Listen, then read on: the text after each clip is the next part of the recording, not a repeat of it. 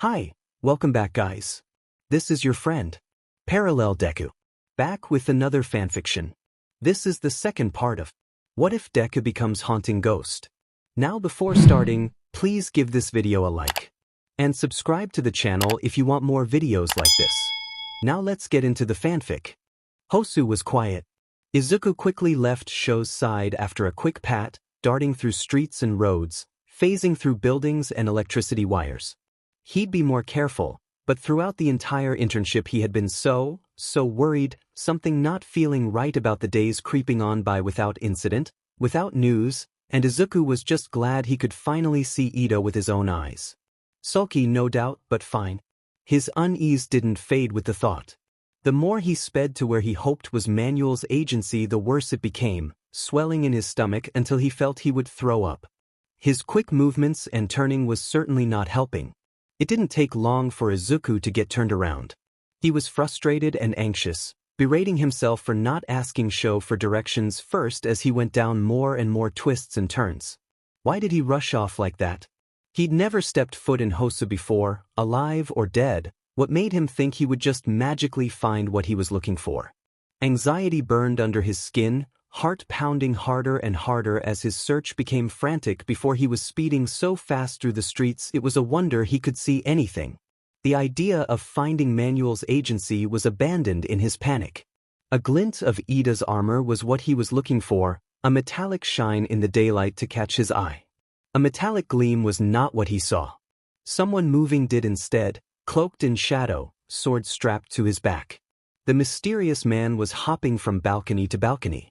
Izuku recognized the weapons, the red mask. He had been with Aizawa when the news of Ingenium's injuries was released. The broken and battered hero didn't get a picture, understandably. The man he was seeing, however, did, front and center with a stare that turned even Izuku's BLD to ice. His stomach went from full and nauseous to an empty void, sinking never-ending, down and down past his shoes. His heart followed without pause, until all he felt was a hollow nothingness. Even as he went towards where the man was exiting from, his body felt empty, and he tried to hope, tried to wish that Ida hadn't been so stupid in his grief, tried to be optimistic and think that Ida had just missed the hero killer and another life wouldn't be taken. But he had seen the BLD on the swords. Even if it wasn't Ida, he was about to walk in on someone else's resting place. But he had to see. He had to. What if it was Ida? Tucked away in the darkness and shadows, Izuku saw a glint of metal, softer than it normally was. He headed straight for the secluded alley. Already this was such a perfect spot for murder. No, stop thinking like that, and he floated down until he was close enough to see. Someone was nearby, but he paid them no mind for the moment. He approached Ida's figure instead, armor caked in a layer of dust, laying on his back. BLD a dark red puddle around his body. Izuku floated up to him, eyes already brimming with tears as his heart squeezed. He couldn't hold his hands still, they were shaking so hard. He could see a knife, maybe a dagger, who cares, it didn't matter, protruding from his shoulder. A gash, pressed deep into his skin, marred not only flesh but the chest plate as well. The only thing that spared Ida was the lack of his ghost. There weren't two Idas, just one. But that wouldn't last. He didn't have to stand close to hear Ida's struggled, rattling breaths, barely there, barely clinging to life. He sobbed, covering his mouth with his hands as the tears blurred his vision. His arms and leg twisted and cracked, painful and throbbing and sore, but it was nothing compared to how badly his heart burned with fear. Ida wasn't conscious, that much was obvious, and waking him up was out of the question. Every hero film he'd ever watched, every documentary and interview he'd ever invested his time in said not to move the body. It might make the injuries worse, but what choice did he have? If he left Ida in the alley, even to get help, it would be leaving him to die. If he moved Ida, how could he? He still couldn't even pick up a cell phone for very long, let alone someone twice his weight. But Ida couldn't stay there. Just debating his options was ticking away precious time, snuffing out the candle of Ida's soul in his belly. Izuku could feel it dimming. A presence he hadn't known was there until it was being taken away. There was only one other way, something he knew could be done but had thought it villainous to do. Possessing the Nomu creature's thoughtless, opinionless body was one thing, but possessing a person against their will was a thought that had him queasy. Only villains forced others to their will like that, but he didn't have another choice. He couldn't lift Ida up, there was no way. Ida would never forgive him for it, but if he had to choose between Ida living to be upset or dying with a casket full of what-ifs, he would rather Ida hate him for the rest of his life. "I'm sorry, Ida," he sobbed. "I'm sorry, I'm sorry, I'm sorry." In one quick motion he stepped into Ida's body. No alarm coursed through Ida, no recognition or confusion, his soul was silent and still. The Nomu creature, on the inside, had been an empty husk with no thought or feeling, no mind to resist Izuku's demands. It was a shell and nothing more. A vessel. But it was capable, strong, and stable. Izuku's breaths were BLD-free with the Nomu's lungs, clean, and the muscles had no problem doing what Izuku commanded. Ida was the opposite. He had to share the space with Ida's own soul, so afraid of what would happen if the small candlelight was kicked out. Ida's body felt so fragile, so weak from BLD loss. Pain shot through everywhere, and Izuku held back more sobs as he wondered if Ida had been just as scared as he had been. He didn't know where Shudo was. He had been in such a rush to find Ida that keeping track of landmarks and signs was the last thing he thought of. Now he was paying for that too, and Izuku swore to himself that no matter what, he would always have a path to follow after this. For now, Izuku had to pick the general direction of where he'd flown from and go that way. It was the best bet he had, even finding Endeavor was better than no one at all, occupying a dying body and unable to do a thing about it. Izuku started walking. Every step felt like walking on glass, Ida's battered lungs resisting every breath in and out. It felt like Ida wasn't even helping anymore, Izuku the only one keeping the body functioning. He wondered hysterically if he had somehow taken over without meaning to, but when his vision blurred so badly with tears he could no longer see, he told himself to stop thinking about it. The only thing he should be focusing on was getting Ida somewhere that could help him. He would go straight to a hospital, but he didn't know where, and his helplessness was suffocating. Minutes felt like hours. The longer he kept walking, the more Ida's body was refusing to cooperate at all, and after only 5 minutes it felt like Ida's legs were boulders, almost unable to lift his feet off the ground. He was in so much pain, his lungs hurt, his eyes were sore. It was bringing back memories, and the frustration and helplessness of it all made Izuku want to kick and scream and sob. But he forced the feelings back through gritted teeth and burning eyes. He didn't have time for it, he didn't have the time. When he finally, luckily, blessedly found Shudo's bicolored hair, Izuku almost collapsed from relief alone. Instead he demanded Ida's body to keep moving forward, to keep breathing. Shudo turned to face him with a patient smile, swiftly melting into horror and shock. Izuku ignored it, guiding the body forward. It was chest to chest with Shudo. Then he finally let go, Ida's body slumping against Shudo, who instinctively adjusted to hold the weight. Izuku left the broken body. He couldn't stop crying, halfway drowning in memories and phantom pains. "Savim," he sobbed. "Savim. Savim. HESDNG, Savim, PSE." Shudo froze for just a moment, a brief pause of shock and an attempt to process everything. Then he was moving, laying Ida down carefully on his side. Izuku could only watch and sob as Shudo ripped up his shirt to use as bandages, wrapping what he could of Ida's torso and grabbing his phone with shaking, BLD-smeared hands. He clicked a few buttons and held the device up to his ear, staring at Ida like he couldn't believe what he was seeing. Izuku couldn't believe it either. "Someone's dangerously injured," Shudo was saying, but Izuku could barely hear him, breathing hard and shaking just as bad. He couldn't lose himself now, he had to be there for Ida. If Izuku felt as though he blinked and Endeavor was there, crouched next to Shudo, heat coming off of him in waves, and Izuku fought the urge to violently shove the man away. The flames might hurt Ida even more. What if he was uncomfortable? Could Ida even feel them wherever he was?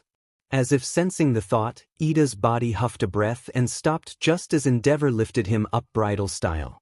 No one else seemed to notice, but Izuku did, seeing Ida's soul, his ghost, leave his body to float nearby, disoriented and confused. Izuku screamed. Shudo would never in his right mind command his father to do anything, but Izuku let out a wail of complete and utter despair and Shudo could officially blame the adrenaline. He shoved Endeavor's backco. He shouted, to get his old man moving for FS sake, and was a step behind his father all the way to the hospital. Ida was admitted to emergency resuscitation and surgery and taken to the back, and Shudo was left to wait in the sterile waiting room on pins and needles, exhausted and confused. Endeavor left, almost casual, saying he would report the incident, and Shudo had never been so close to punching his father in the face than right then. Endeavor left, and with him went Shudo's remaining spikes of adrenaline. He only felt numb. He couldn't believe he was standing in a hospital's waiting room as one of his best friends fought for their life. A best friend that was always calm, rational, had just made a mistake that might have cost him his life. Slowly, he walked over to a seat and lowered himself into it, staring at the tiled floor, empty. Something was building in his chest, tight and heavy that made him want to cry, reminding him of when his mother was first admitted to the hospital permanently. God, he hated hospitals. Tenya floated above his body, lying prepped on a hospital bed for emergency surgery. He couldn't stop staring. Never before did he think he'd have an opportunity to have an out-of-body experience, but here he was, watching as the nurses and doctors fought to keep him breathing, keep him alive. He couldn't quite comprehend what was happening, struggling to take in the consequence of his behavior. His stupid, childish behavior. He couldn't believe that this was what he had to be faced with to snap out of his vengeance-filled stupor. Arguably, he had already fulfilled his wish, even if it hadn't gone the way he had envisioned it. What else did he expect to happen? Avenge his brother as a first year at you. Take home a golden trophy and walk away scot-free. His dying body laid in front of him, he only thought of how absolutely foolish he'd been. This was exactly what Izuku Midoriya had warned him about, what Aizawa was trying to avoid. What Uraraka and Todoroki had tried to coax him out of doing. Midoriya. He was the first thing Tenya had seen since the start of his out-of-body experience. A child twisted and broken and sobbing with a never-ending well of tears. It made him wonder if this was something else. But Tenya refused to think that way. He would wake up. He couldn't abandon his family and friends and classmates, not after such a stupid mistake. He had to apologize, make it up to them somehow, beg for forgiveness. Midoriya wouldn't let go of his torso. He was crying so hard it was almost screaming, eyes leaking blood and tears, arms so twisted and mangled Tenya avoided looking at them directly. No matter what Tenya said he wouldn't calm down, and no matter how many times Midoriya would attempt to say something, it was inevitably lost in his sobs. Tenya's throat closed just listening to him, horror bubbling in his stomach as his heart pounded. He wondered if the doctors could hear him, it wouldn't be surprising. Tenya learned that day, sobbing and a pulsing heart monitor, metallic tools scraping and doctors talking quickly to one another, sounded like heartbreak. This was all his fault. He should have gone to Ida's side instead of Shudo. No, he couldn't say that.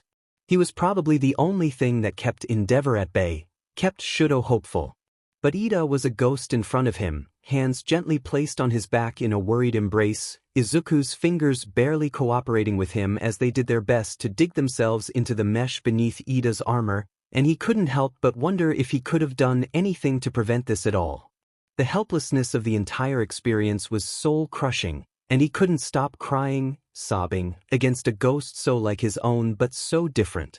Ida was so young. He was so young and it wasn't fair. He did all he could do. He talked to Aizawa, talked to Ida himself, warned Shudo and Uraraka to keep Ida company. He did everything right, except he didn't. One mistake was all it took, and now Ida's life was in the balance. What would Aizawa say? Would he be disappointed in him for not doing enough? For losing a student? Would he hate Izuku for it? The idea of Aizawa avoiding him, the class inevitably following his lead and submerging back into solitude horrified him. Sobs tore through his already hoarse throat, arms spiking with pain. He choked on his breath, gasping, clinging to Ida while simultaneously begging any force that was listening that Ida would disappear back into his body. Panic was an old friend, creeping down his spine and making every muscle in his body tense in preparation of his heart beginning to P&D. His hands shook even buried in fabric. Ida grunted, moving his hand to rest soothingly on the top of his head. He didn't feel it. Everything was numb, he couldn't move, couldn't breathe. Invading Ida's privacy had been for nothing. It was a waste of time and effort, a student was going to die, and it was all his fault. He should have been there. Midoriya was shaking the hospital room, a tremor that made the table full of surgical tools rattle. His body was warping and phasing in and out, unstable, panicking. Tenya had no idea what to do. He was scared himself about it all. How was he supposed to calm someone just as horrified as he was? But he was a hero, wasn't he? He hadn't been acting like it lately, but maybe this was a chance to restart. Heroes were selfless, worried about others, did what they had to for civilians. He could start making it up to Midoriya by helping him now. Maybe Midoriya thought he was upset with him. Should he reassure him first? Tenya took in a deep breath to steady himself, watching the light fixture wobble dangerously. Midoriya, he said, internally cringing at his echoed voice. It sounded transparent, if that was even possible. Look at me, please. The kid looked up, hiccuping. The picture Bakugo had shown was stark in his mind as he drew comparisons and differences from then to now. His eyes were still big and green, bright, despite the BLD leaking from the corners. Freckles peppered his cheeks, mouth a wobbly line. Tenya felt guilt tear at his heart from the realization that he was the one to make Midoriya so upset. Thank you. Midoriya's eyes widened. Thank you for trying to stop me. I'm sorry I didn't listen. When I wake up, I promise to make you and Aizawa-sensei proud. When not if. He would wake up. He would. He had to. Tamura was seething, settled in bed and glaring daggers at the wall across from him. The glass of water was held in his loose grip, pinky finger raised to avoid activating his quirk. A major concussion from his own demon Nomu. His nausea made him miserable, wreaking havoc on his stomach and making it much harder to keep food down. Not only that, but a loud, high-pitched ringing in his ears came to him in waves, followed by a crushing sense of exhaustion.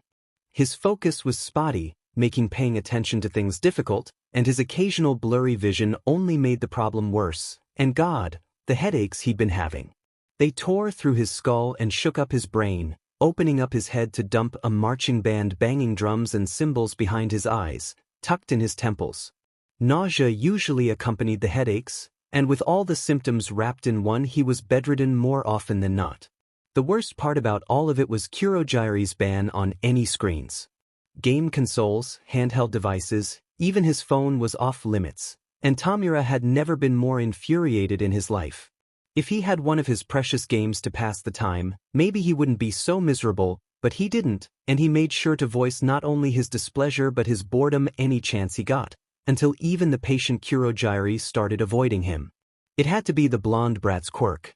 He had been the only one around other than himself and Kurogyari, and the fear and disorientation had happened shortly before the blonde revealed himself. How the brat managed with a quirk that seemed to just be explosions was beyond him, but it didn't really matter how he did it, just that he did. He would lie in wait now, heal up as much as he could, and then wreak havoc on the little sheet for making him out to be the fool. If he could hurt All Might in the process, it would certainly be a bonus. Trying to keep up with the unforgiving number 5 hero was a challenge, but it was a challenge Katsuki was suited to attempt. Mirko refused to slow down for him. She charged ahead with her rabbit legs and kept him scrambling after her, and as frustrating as it was, he was thankful for it. Mirko wasn't pulling any punches for him, it was either sink or swim. Katsuki would not sink. He refused to, and he relied heavily on his quirk to keep him afloat. If he didn't, there was no way he'd keep up with her consistently. When he had a minute to breathe and watch her work, however, it was eye-opening, and he certainly understood why Deku had recommended her so favorably. Mirko was aggressive and forward with her fighting, but her style had been refined to be smart while she did it. Watching her plow through villain after villain was mesmerizing, and Katsuki finally understood what it was like being in Deku's shoes, furiously taking notes and keeping track of every move a pro hero made. Deku had warned him about Mirko's independent behavior and that she might not accept his internship request at all. He had a backup pro just in case, but thankfully the plan B hadn't been needed. Deku had voiced his surprise and well wishes. Katsuki stubbornly told him he didn't need it. He had stepped off the train and went straight to her agency. The moment he walked through the doors, Mirko was on him, loud and abrasive, demanding, and he found himself bouncing off her personality excellently. It excited him, mini pops of explosions crackling in his palms. She laughed, said she liked his gumption. The attitude, amazingly enough, didn't mellow out in the field either. She never toned herself down for her work, and he admired her a sheet ton for it. Flying over rooftops and chasing her speeding form, Katsuki couldn't be any more hyped up than he was. Katsuki took to automatically wrapping his forearms before going on his runs with Mirko. She pushed him to his limits, forced him to learn workarounds he normally wouldn't think of. He wondered if he should incorporate a Suthant in his hero costume for situations like these, when he had no other choice but to power through the pain and create blast after blast. He knew what Mirko was doing. The students weren't allowed to participate during internships, just shadow hero work, so she was training him the only way she could, endurance. It was working, he had to give her that. Having to constantly use his explosions, making him take the pain, was building up his tolerance to it for sure. It wasn't the only thing that improved though. Whether it was Mirko's intention or not, it also made him aware of how big the explosions needed to be to keep his momentum and conserve energy, instead of what his instinct wanted to make them, combined with learning what explosions were essential and what he unintentionally did for show, a habit formed by his prideful upbringing. It stripped his quirk down to its bare necessities. He needed to, she was so effing fast with her rabbit feet.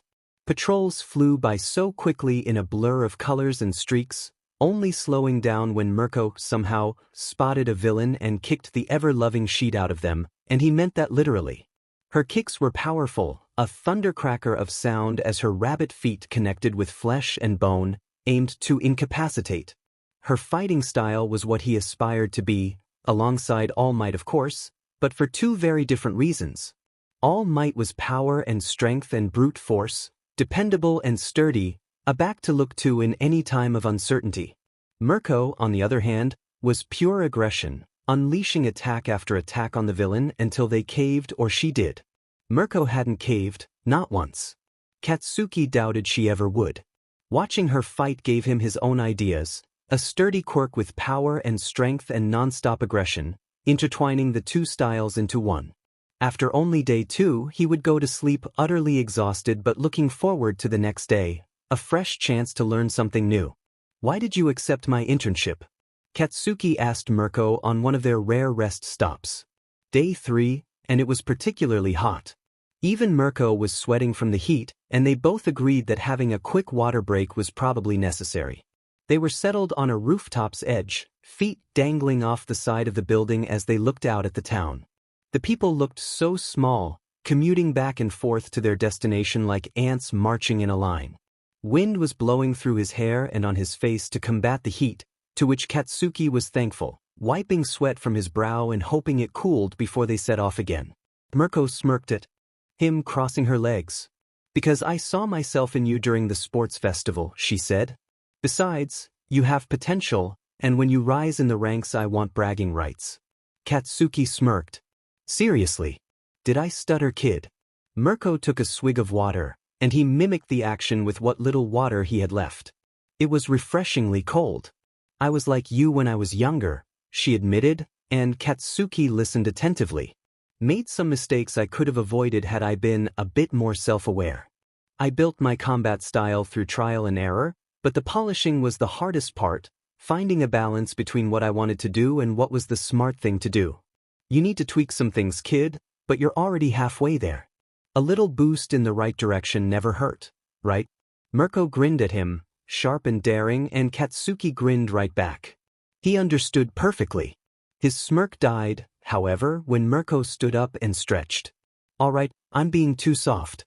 Break time's over, kid, you ready?" Katsuki was still sweating his butt off. Frankly, he had chugged the water bottle dry and still felt a bit thirsty. His arms were killing him, his back was straining, his ankles weren't all too happy either. He stood, determination straightening out his aching back. "Absolutely," he said, and Mirko hopped off the rooftop with a holler, Katsuki a step behind. Day 4, and Mirko was taking a slow patrol. Katsuki was immediately suspicious of it. She snickered at his squinted eyes and ready posture. Praised him for it, sure, but waved a hand and explained the patrol that day was mostly just for socializing, greeting fans and signing things. He believed her reluctantly, still partially sure it was some kind of test. She hadn't been slow once the whole internship, why start now, but they had been on the patrol for an hour without a mishap. Fans did indeed greet her with stars in their eyes, backpacks and t-shirts and caps to sign. Young girls that gushed over her strength, swearing to be just as cool as she was, a sentiment Katsuki shared wholeheartedly. Teen boys with bright red faces and stuttering words that he scoffed at, adult men and women alike that greeted her like an old friend, kindly asking for an autograph and thanking her for her work.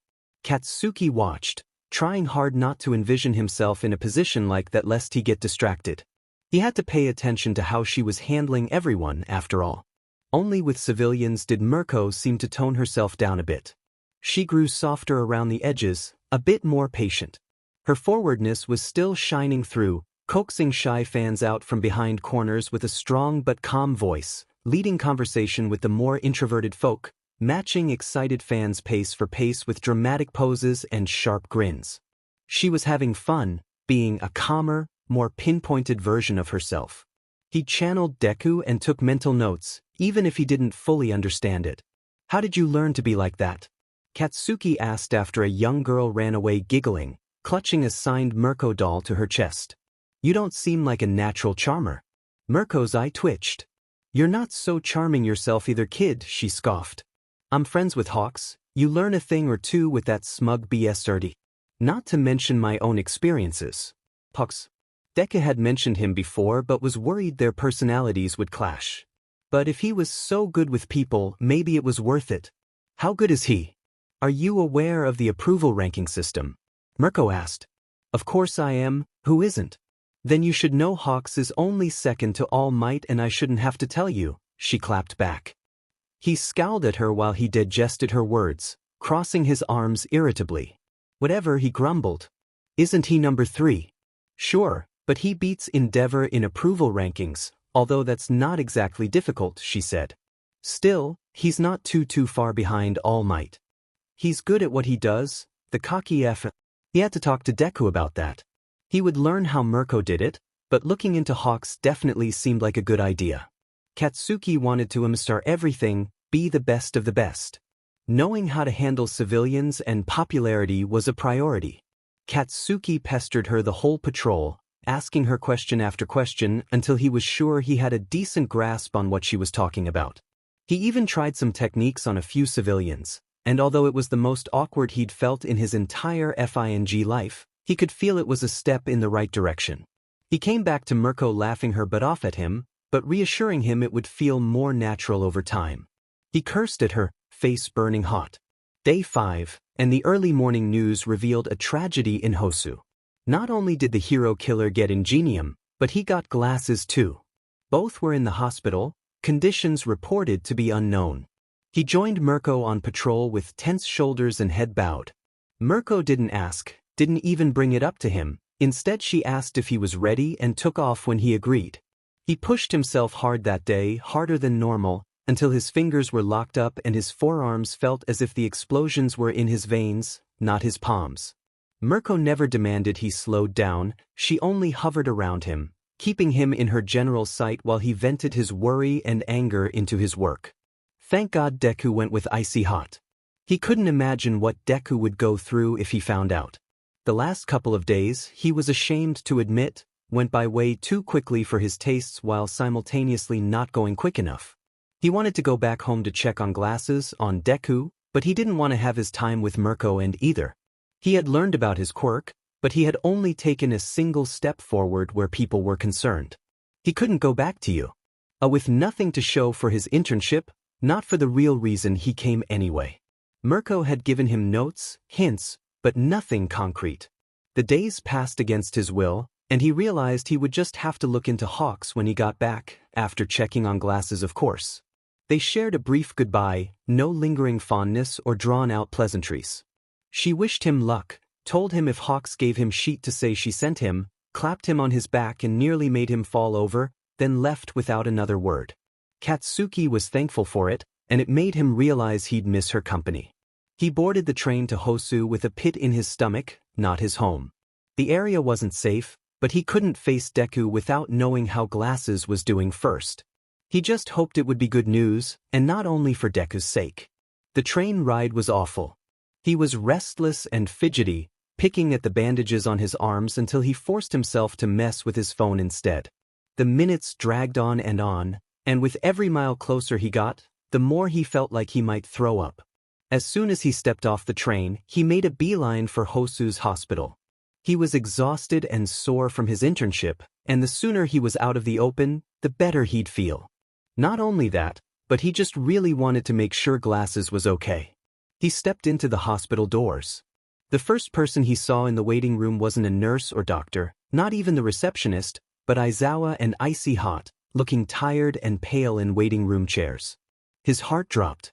The sight of grieving people, friends, was familiar, and not in a comforting way. Neither of them noticed him at first, and Katsuki stomped up with acid in his throat.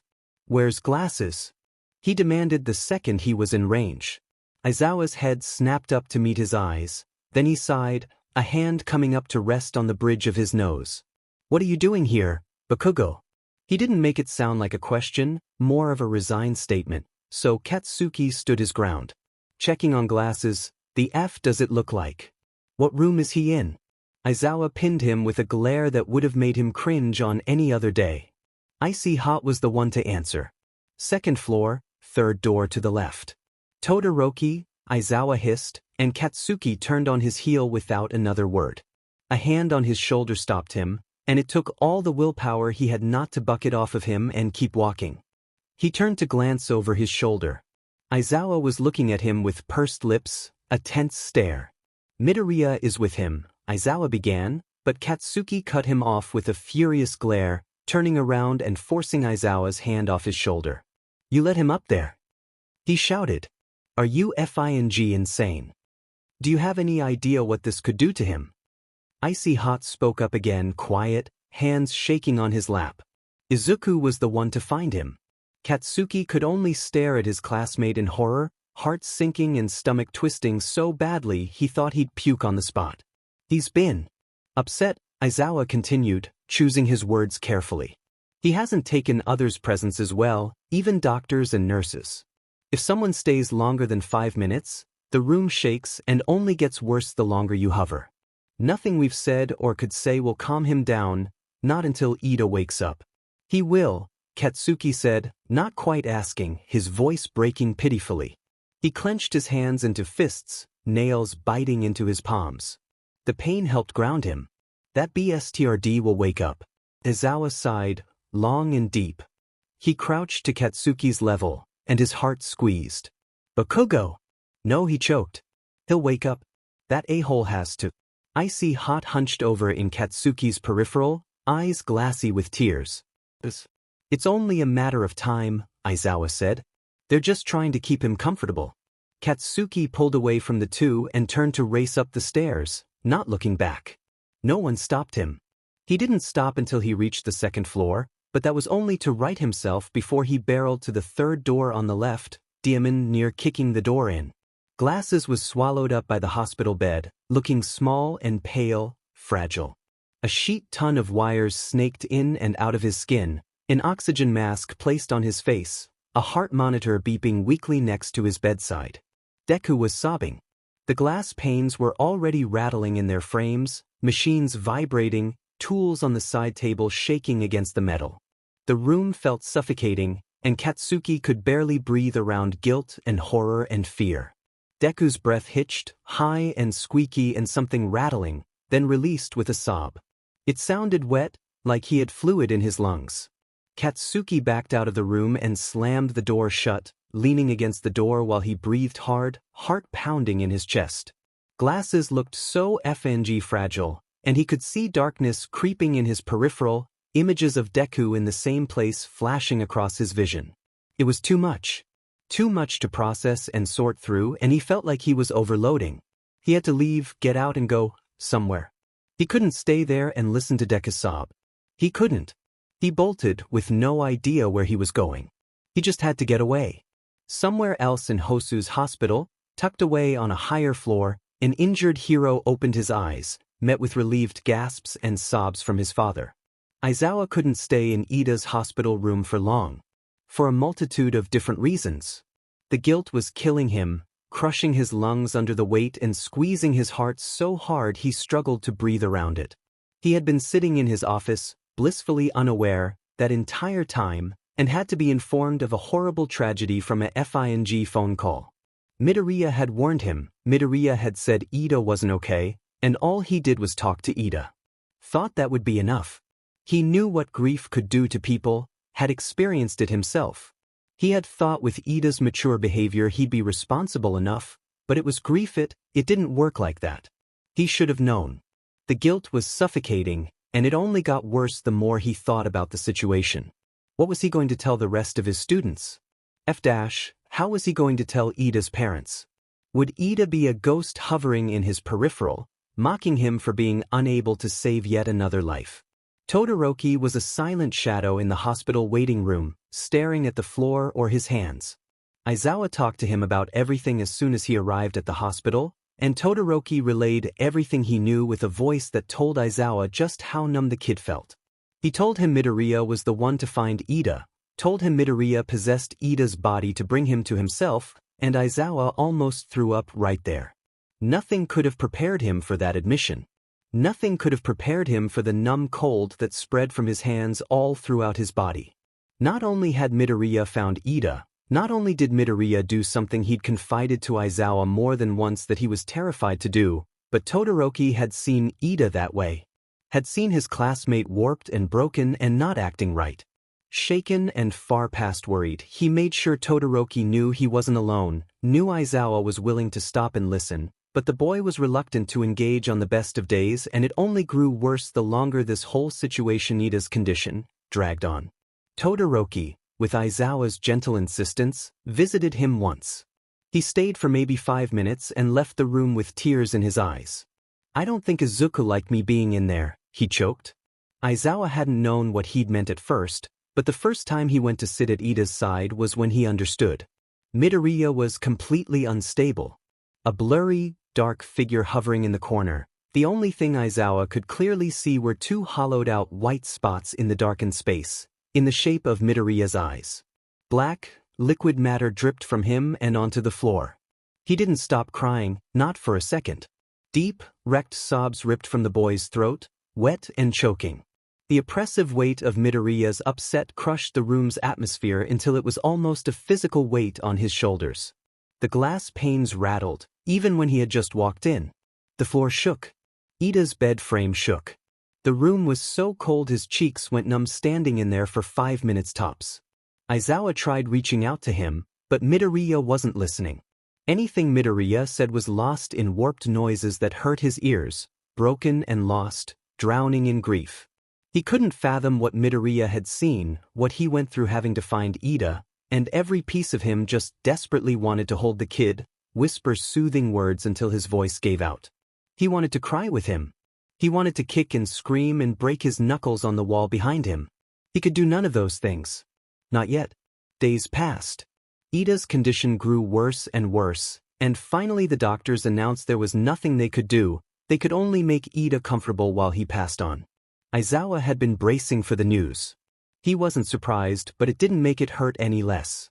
A hole was carved into his chest at the statement, all the air is out of his lungs as he swallowed hard. It was the first time he had ever seen Todoroki cry. It was the first time, in a long time, Aizawa cried himself, tucked away for a break in his home, to change clothes and grab necessities. He crumbled the second the door was shut behind him. When he went back to the hospital a few hours later, eyes red and face pale, he realized things had gotten even worse. Midoriya grew so upset he lashed out. Anyone, even Aizawa, even doctors and nurses, couldn't be in Ida's hospital room for more than 5 minutes until whispers bled through the walls, chilling, the feeling of eyes watching when no one was there making their hair stand on end. The noises started to turn painful in their ears, claws scraping through their eardrums until they couldn't take it anymore and left, pressure solid at their back like Midoriya was forcefully hurrying them along. The only exception Midoriya made was Ida's parents. The room was silent and still for them, mourning, and more often than not the mother and father were bouncing back and forth between their two sons' hospital rooms. Aizawa couldn't even stand to think what it must be like for them. Bakugo's arrival was a surprise. He hadn't told any of his students what had happened or what to expect, had barely enough time to register it himself, and their Bakugo was loud and abrasive and demanding. He tried to warn him, but Bakugo had made up his mind and refused to listen. He didn't blame the kid, it was horrible news no one could absorb right away. Bakugo ran off, and Aizawa didn't see him for a long time after that, hours. He wondered if Bakugo was another exception to Midoriya's no visitors allowed rule, but the idea was tossed out the window when Bakugo, his strongest, most stubborn student, stumbled back into the waiting room in a mess of tears and hyperventilating breaths. Aizawa and Todoroki had to help him through the panic attack, and he wondered bitterly when these kids would catch a FING break. Never before had he had a class so drawn to chaos and bad luck, and he just hoped with every breath in his body they would just get a chance to breathe. All of them waited, days, for the inevitable, silent and teary-eyed. There was nothing else they could do. Aizawa knew the moment it happened not from the doctors or nurses, not from Ida's parents, but from Midoriya. The sobs they could hear even faintly from the first floor reached their crescendo, wet and rattling, crying Ida's name over and over until it seemed to be all Aizawa could hear. Bakugo and Todoroki refused to look up from their hands, tears dripping down their cheeks. Aizawa waited, braced himself to see Ida's ghost, another child, a casualty to his carelessness. He almost hoped Midoriya and Ida never left the third floor, just so he didn't have to face what he knew was coming, whether he liked it or not. But they did. It was hours later, Midoriya's crying having calmed down to be unheard now, at the very least, and to Aizawa's surprise it wasn't Midoriya guiding Ida, it was the other way around. Ida was just as transparent as Midoriya, floating unsteadily, dressed in the dark blue bodysuit he wore underneath his armor. Gashes and stab wounds peppered his body, BLD smeared along his torso and shoulder, and a bit of BLD lingered at the corner of his mouth. His hands were settled on Midoriya's back as the kid clung desperately to his torso, soothing, guiding, a big brother hugging away his little brother's tears. Midoriya still didn't look stable. His body was fuzzy, flickering, tears and BLD dripped down his cheeks as his injuries twisted and popped. Ida didn't look as upset as Aizawa thought he would be. Maybe Midoriya was upset enough for the both of them. Maybe Midoriya was just a good distraction for the moment and it would hit him later. Maybe both. Aizawa swallowed hard at the sight, his eyes burning as he inhaled shakily. Every breath in felt as though he was skin and nails. Ida saw his gaze and brightened, saying something, but Aizawa couldn't hear him. Not even the static, warped mess Midoriya produced exited his mouth, it was just silence. Midoriya said something back, sniffling, mouth blurring, and the warped speech made Todoroki and Bakugo sit up straight, rigid and nervous. Todoroki sniffed. "Is he here?" Aizawa paused, debated on whether or not to out himself before Todoroki spoke again. "We know you can see Izuku. You're not subtle," Bakugo huffed, voice hoarse. "Which one?" Aizawa asked, and a surge of anger slammed into him at the thought that now he actually had to clarify which dead child they were talking about. It was so effed up. It infuriated him. "Glasses," Bakugo said. "Is he here?" "Yes, they both are," he admitted quietly, shooting the pair another look. They seemed to be having a pretty serious discussion, by their expressions. Bakugo and Todoroki looked absolutely broken. Aizawa had no reassurance to offer. Ida may still be there, but it would never be the same. Everything around him was dragging him down, underwater and crashing waves of grief and old memories. Ida's now constant presence was nothing short of a slap in the face. Ida's parents were the worst of it. He floated just underneath the ceiling, watched as Ida's mother sat with him, hand clenched tight around Ida's as he slipped away, and Izuku did his best not to fall apart, to keep as much to himself as possible. Ida's parents deserved their time, he couldn't ruin it with his out-of-control feelings. They didn't need a ghost throwing a tantrum while they went through the process of losing a son. It was hard though. Flashes of his time spent in the same place, in the same situation almost to the letter, had his transparent form crackling and pulling apart, fuzzy, everything was a blur. Not even Aizawa could ground him. Not even Kaken. He didn't want to see them anyway, not with how he was. Ida was his only anchor now, his only reason to keep his head above water. After all, he was Ida's only teacher, and the thought of leaving Ida to wallow in his grief and fear and worry while he dealt with his own problems left him so sick he wondered if he'd throw up. Could ghosts throw up? He wasn't sure. But he couldn't do much in his state, not really. Every breath rattled so fiercely it was more of a choked gasp. He couldn't stop shaking. Even thinking of letting Ida go had him a sobbing wreck, a horrible fear of Ida slipping away, clawing at his insides and ripping his heart to shreds. So he did what he could do and stayed by Ida's side, clung to him, even with how much the sight of grieving family and friends did to him. He couldn't leave Ida alone, just like he couldn't leave Aizawa or Kaken. Being alone was so horrible. Dealing with death was horrible. Dealing with death, alone. Izuku would rather die twice than leave Ida to such a fate. It was his fault regardless. He wasn't quick enough. Wasn't strong enough, and Ida was the one to pay for it. The least he could do was be there for him. Ida led them both down to the first floor as Izuku sobbed broken, barely intelligible apologies. Unable to see past the blur of tears and BLD in his eyes, he didn't bother wiping away, and to his growing horror he wasn't sure if the BLD on his cheek was his own or Ida's. Unknowing of Izuku's plight, he was sure Ida was a gentle guide, talking slowly and carefully, soothing, but the sight of Aizawa, of Kaken, of Shudo, oh God Shudo, wasn't a comfort. Not now. They were just streaks of color in his vision. Ida's torso was much more solid, much more real to him, and he desperately wished it wasn't.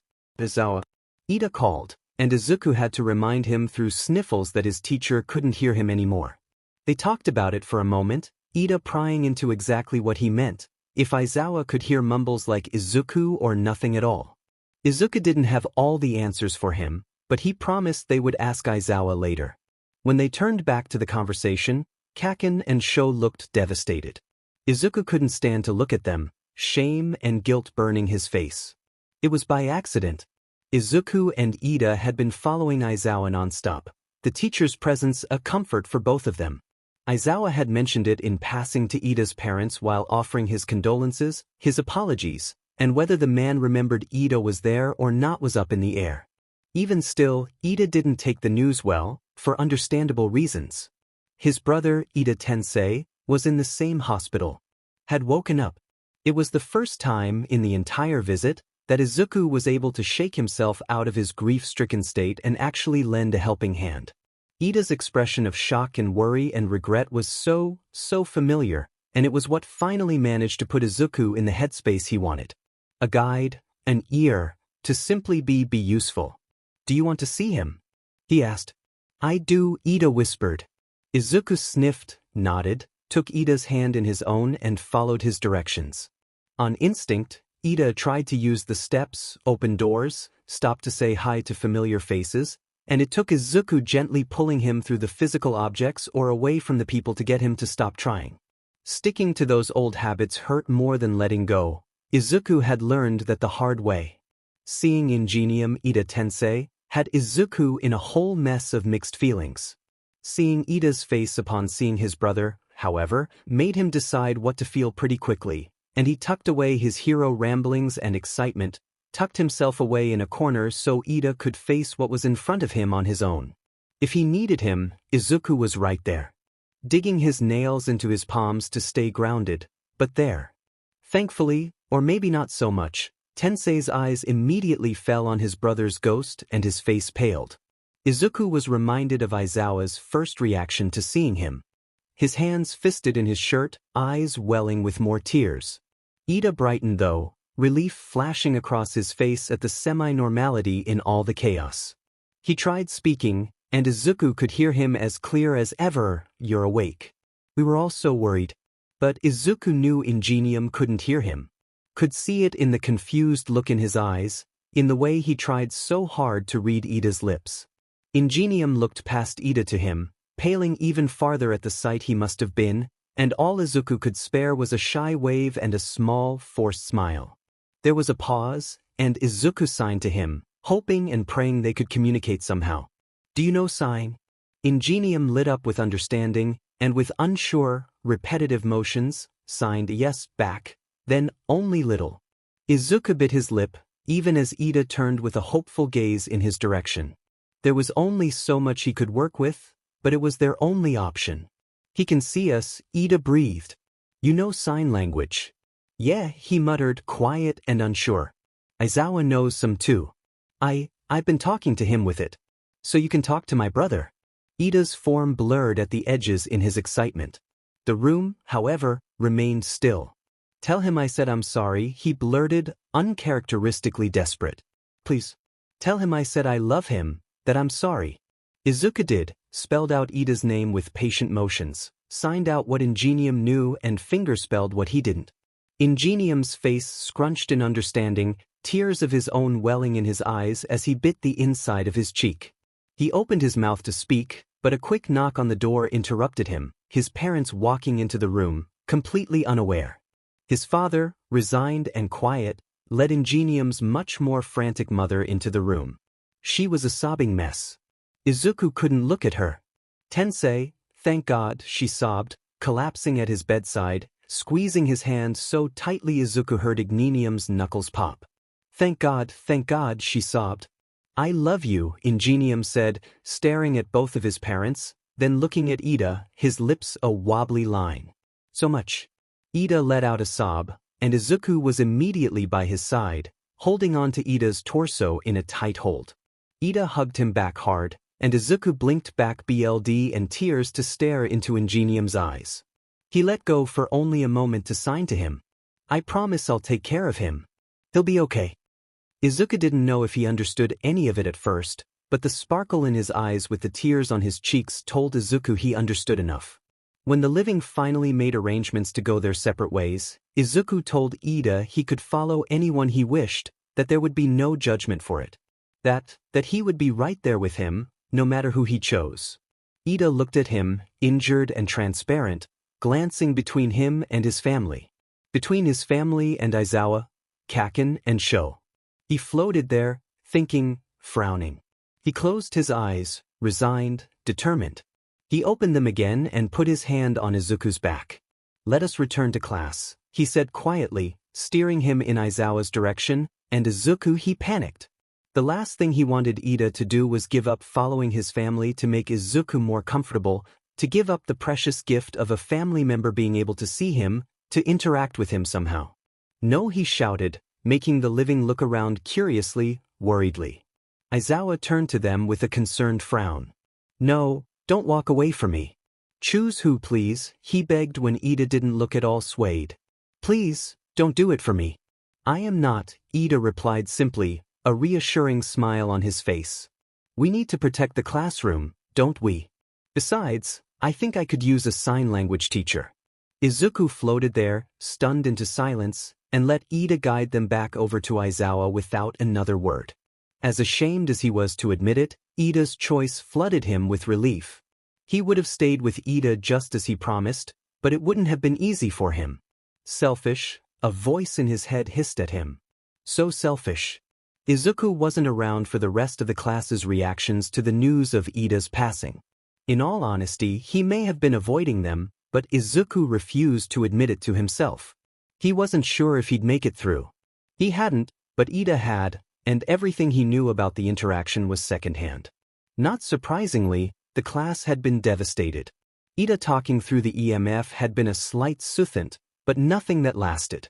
Tears had been shed, even through Ida insisting he'd stick by their side through hell and high water. Izuku wondered silently to himself if that had brought on the tears on its own. Ida had been so patient through it all, and Izuku wondered why Ida hadn't had his meltdown yet like he had when he'd first experienced it, but he wasn't in any rush to point it out to Ida.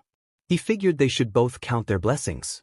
Ida never complained about Izuku's close proximity, hands careful on his back in a comforting half-hug, and when Izuku managed to pry himself off of Ida's torso again, the worried look he was shot made his heart squeeze. "Are you alright?" Ida asked, a frown passing across his face at his voice, both present and not. Izuku swallowed back tears, feeling as though he was staring one of his worst nightmares in the face. He forcefully shook himself off, scrubbing at his eyes. Ida wasn't supposed to be comforting him, it was supposed to be the other way around. What was he doing? What was he doing, sobbing like a child? Ida needed his help, needed him to be strong. He nodded fervently, sniffing for what he promised himself was the last time. Ida was put into this by Izuku's hands, and he needed a teacher, a guide. Izuku would be one, he swore it. Class 1A did their best to settle back into routine. It wasn't easy. News of Ida's death had spread not just to the school, but throughout the world, and news reporters and paparazzi had made it very clear the heroes weren't their target for interrogation. The students were. They couldn't make their usual commute to school without being harassed at least once by reporters and two eager journalists. Most days at least half the class came to school automatically upset. Aizawa, furious upon learning his students were being harassed about the tragedy, took it upon himself to SRT as many kids as he possibly could. He would ask Midoriya, but he worried about the kids' stability. Midoriya had barely improved, and he was in no hurry to introduce nosy reporters to the kid. Yuye had made a public announcement about the death of one of their students, and to soothe concerned parents, revealed the plan of dorms at the school to reduce risk. The building was halfway built. The moment it was finished was the moment the students would move in. The idea flooded him with relief. A place to keep a close eye on his students was exactly what they needed. It calmed a few rustled feathers, but the general outcry was massive, not just for you, but for the hero killer. He had been popular and gathered his own following of a morally gray audience, but after the death of a child, that popularity had been rescinded at top speed. The hero killer was labeled crazed, unstable, and his warrant grew larger, more urgent. It helped no one in the class with their grief, least of all Ida, himself, and Midoriya, but it was a small comfort, knowing the F'er had no more support, nowhere to run. When he wasn't dealing with his class, setting up for finals, learning more and more sign language, and attempting to reach both Midoriya and Ida, he was using his hero hours to mercilessly seek out the hero killer. More often than not, he came home and collapsed in exhaustion, but it was more than worth it to him. He couldn't have that what if on his shoulders, and if he ever did manage to catch him, hero or not, he would show the hero killer no mercy. Not after what he put his students through. The classroom felt and looked much more somber, even more weight added to the heavy air until it was hard to breathe around. Ida's empty chair was glaringly obvious. His voice and presence missed terribly by not only himself but the other students. It was painfully obvious they were struggling to adjust, students turning to address him only to be faced with an empty seat, the entire class waiting for Ida to tell them to take their seat for class. Even Aizawa found himself waiting for Ida to insert himself, especially since he could see the kid right in front of him. Having him there at all helped, but not by much. If someone wanted his opinion, needed help with a question on homework, they couldn't turn to Ida's spot anymore. Instead, they had to go to the back of the class and grab the EMF, had to hear Ida's voice through minor static as the machine picked up on words they could no longer hear. It was another face to distract Aizawa from the classroom. Floating in his peripheral dripping Diayorozu was elected class president from Ida's absence, something he apologized profusely for when he could, and she took the new position with grace and patience. He shared her workload in the beginning to help her transition into the tasks, something she thanked him for, but it was a relief and weight off his shoulders when she finally felt capable enough to take on the position in its entirety. He already had so many things on his plate.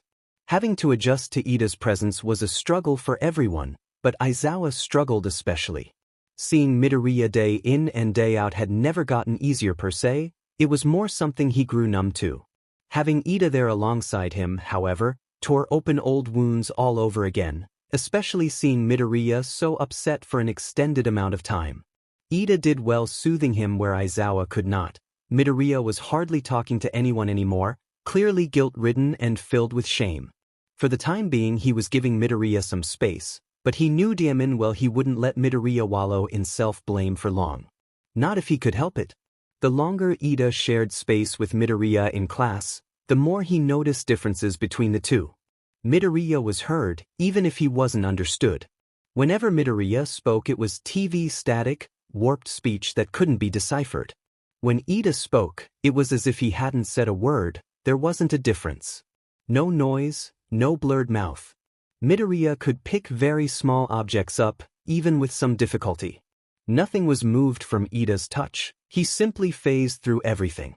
Whenever Midoriya spoke through the EMF, there was noticeably more static between his words and silences than when Ida spoke, sounding almost crystal clear.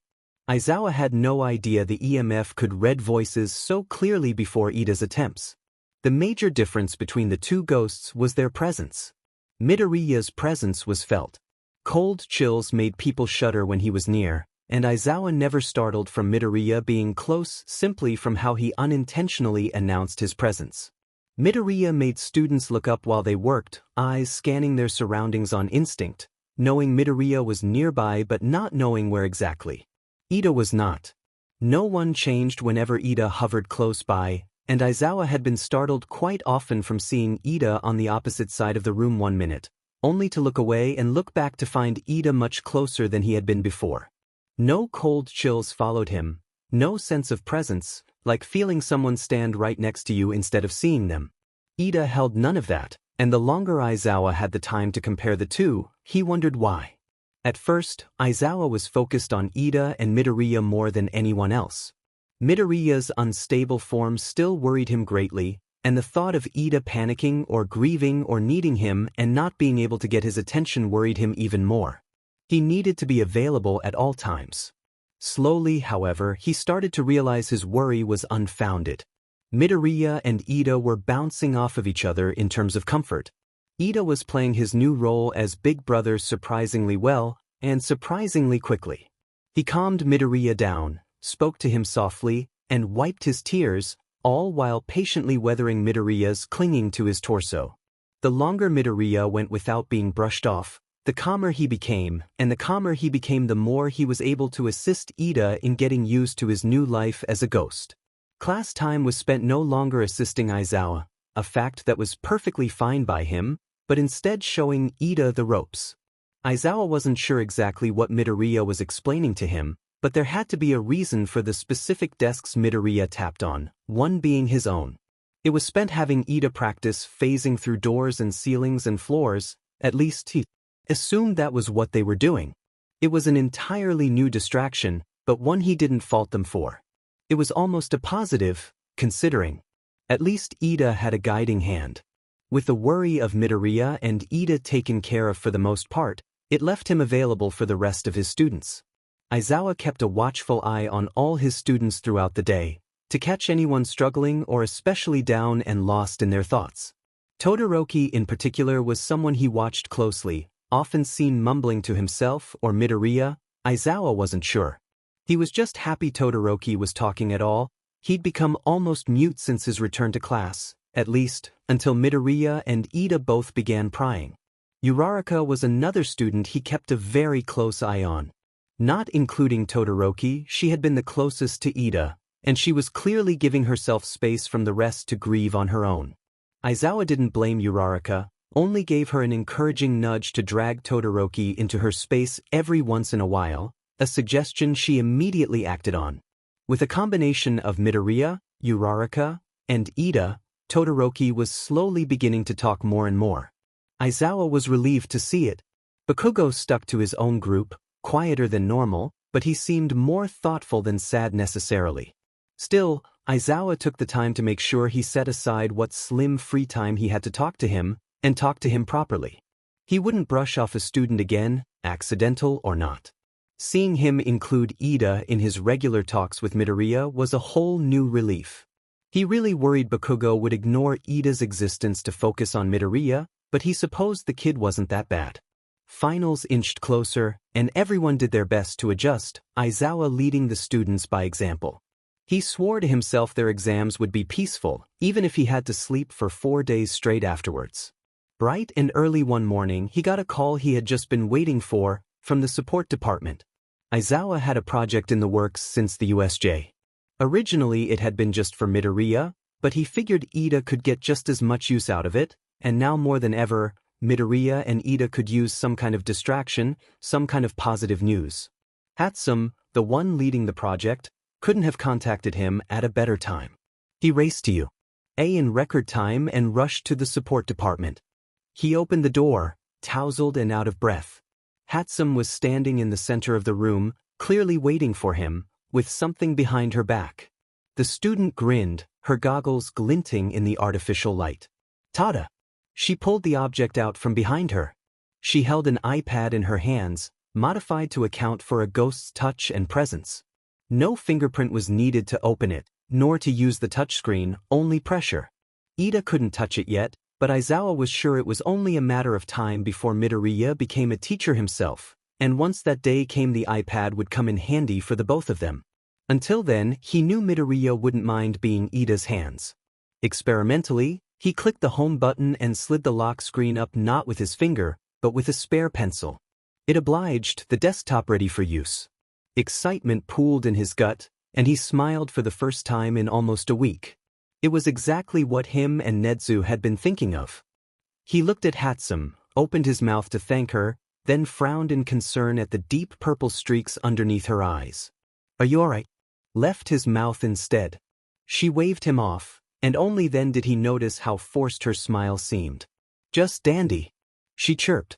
Does it work? Perfectly, he said. Thank you. She paused and her smile faded a bit. Sure. Tell Izuku and Ida I said hello. I will. They'll know who this came from. He left, giving the young girl some privacy to stop sniffling. Toshinori had heard the news of Ida's passing, saw the market left on Class 1 as occupants, and shared their grief in solemn silence. The kid had been bright, shining with potential, and he too was ripped from any possibility of being able to flaunt his talents, live his life and grow. He announced the dorm idea to the class before the news released the information, and he had expected some kind of intrigue, some kind of curiosity or wonder or excitement for the idea, even during the grief. Instead, the students watched him with serious frowns and worried, but warily optimistic murmurs. How tight do you think security will be? They whispered. Do you think this will work? Will Izuku and Ida be with us or here? It's you. This has to work, right? Toshinori watched them and realized something. The kids in front of him were in for years of hardship. He only hoped it wouldn't change them. Shinso felt it in the air, the difference in the classroom. Having Ida still, in any sense, was a soothing balm of sorts, and kept most of his fellow classmates from slipping into complete sorrow, including himself. Shinso had a talk through the EMF that ended with him choked up, both Ida and Izuku rushing to reassure him they were doing as okay as they could be and not to worry. He knew most of the class had stayed after school to touch bases with the two ghosts as well, a coping strategy he was sure. As morbid as it felt, it did its job in keeping them, and himself, out of the claws of pure grief, and he could visibly watch them all adjust, slowly but surely. Preemptively looking towards the back of the classroom when mentioning Ida, catching themselves mid-turn to his seat and standing to grab the EMF instead. It was a slow process, but it was happening. Ida's name was brought up with Izuku now, reluctant and tentative at first, growing in occurrence and confidence the more they did it. It was especially bizarre having Ida as a presence with finals creeping ever closer. Not having the class president constantly chewing him out for wasting time was noticed plainly. Instead, worried chats were held often before class and during breaks about studying and how well they thought they'd do, something Shinso indulged in rarely. Yaoyorozu suggested in class study time and Aizawa was quick to agree, so they all hunkered down in their usual groups to prepare as much as they could, and it was the first time Shinso felt normal in almost 2 weeks. His desk shifted to squeeze next to Bakugo and Siro's desks as they all formed a tight circle, papers, textbooks, and office supplies scattered everywhere. He was sure the bright purple highlighter Kaminari was using was his, but Shinso couldn't muster being indignant about it. Especially since he was pretty sure the dark red pen he was using was either Bakugo's or Kirishima's. With a mess their workspace was in, it was a wonder they had found anything to write with at all. He sat for a moment, listened to the murmur of talking and the gentle scraping of chairs against the floor, as his classmates arranged themselves to group up and settle down. His shoulders relaxed. He took a deep breath. Bakugo had volunteered to tutor them, And usually Bakugo came with Izuku in some form or another, a horrible pair when everyone was trying to focus in particular. Izuku was muttering non-stop these days, and although it was easy to assume he was just talking to Ida, it also served as a very clear distraction. He was so used to focusing half on Izuku's jargon and half on school that when he attempted to pour all his focus into studying, he felt as though he was missing something important, as if Izuku would suddenly be speaking clear sentences the moment he stopped listening. Not just that, but Izuku kept poking them. Actual, solid pokes to their upper arms and back with a very painful clarity. Shinso could feel an actual finger press into his bicep, but when he turned no one was there. Bakugo swatted at the air 5 times in the same amount of minutes, and Kirishima kept ruffling his hair, like Izuku was messing with it. No one told him to stop. They had all heard from not only Aizawa, but Bakugo and Todoroki how poorly Izuku had taken everything, and they were all just happy to see him animated again. He had been quiet and subdued for far too long. The last thing he and the rest of them wanted to do was discourage the welcomed behavior. With Izuku muttering every hour of the school day, the classes with All Might were even more poignant in their silence. He had been so busy with everything that had been going on top of all the unusual scheduling to fit the homeroom meetings they needed to organize themselves, he had completely forgotten Izuku's strange and worrying behavior surrounding All Might. Now that class schedules had started to carry on as usual, it shoved the problem right back into his face. Before, he only had his fuzzy mental image of Izuku to make sense of his age, but after Bakugo brung in the photo, Shinso had a clear idea of the context. Most importantly, it solidified that the kid was, indeed, a kid. It hadn't set in before the picture, but now that he understood just how young they were talking, it made Izuku's behavior around All Might even stranger. He couldn't think of a single child that age who hadn't been obsessive, die-hard fans of All Might to the point of absurdity. He really didn't want to pry. It wasn't any of his business, and Bakugo was obviously uncomfortable talking about his dead childhood friend, for what Shinso felt was more than understandable reasons. But the questions he had only grew louder and louder after each class with the number 1 hero. So loud that it drowned out the teacher's lecture, leaving him staring at All Might in confusion, wondering why. Why Izuku was a chatterbox before class, tapping desks and muttering nonsense, giggling weakly as his presence shifted around the room, not fully okay but certainly getting there. Why when the second All Might opened the door and announced "I am here." With his regular grandiose nature, Izuku silenced, not even as if SW had been flipped, but like he'd never been there to begin with. On a day just after All Might left, the class taking a short break before the next teacher came in, Shinso finally relented to his wish.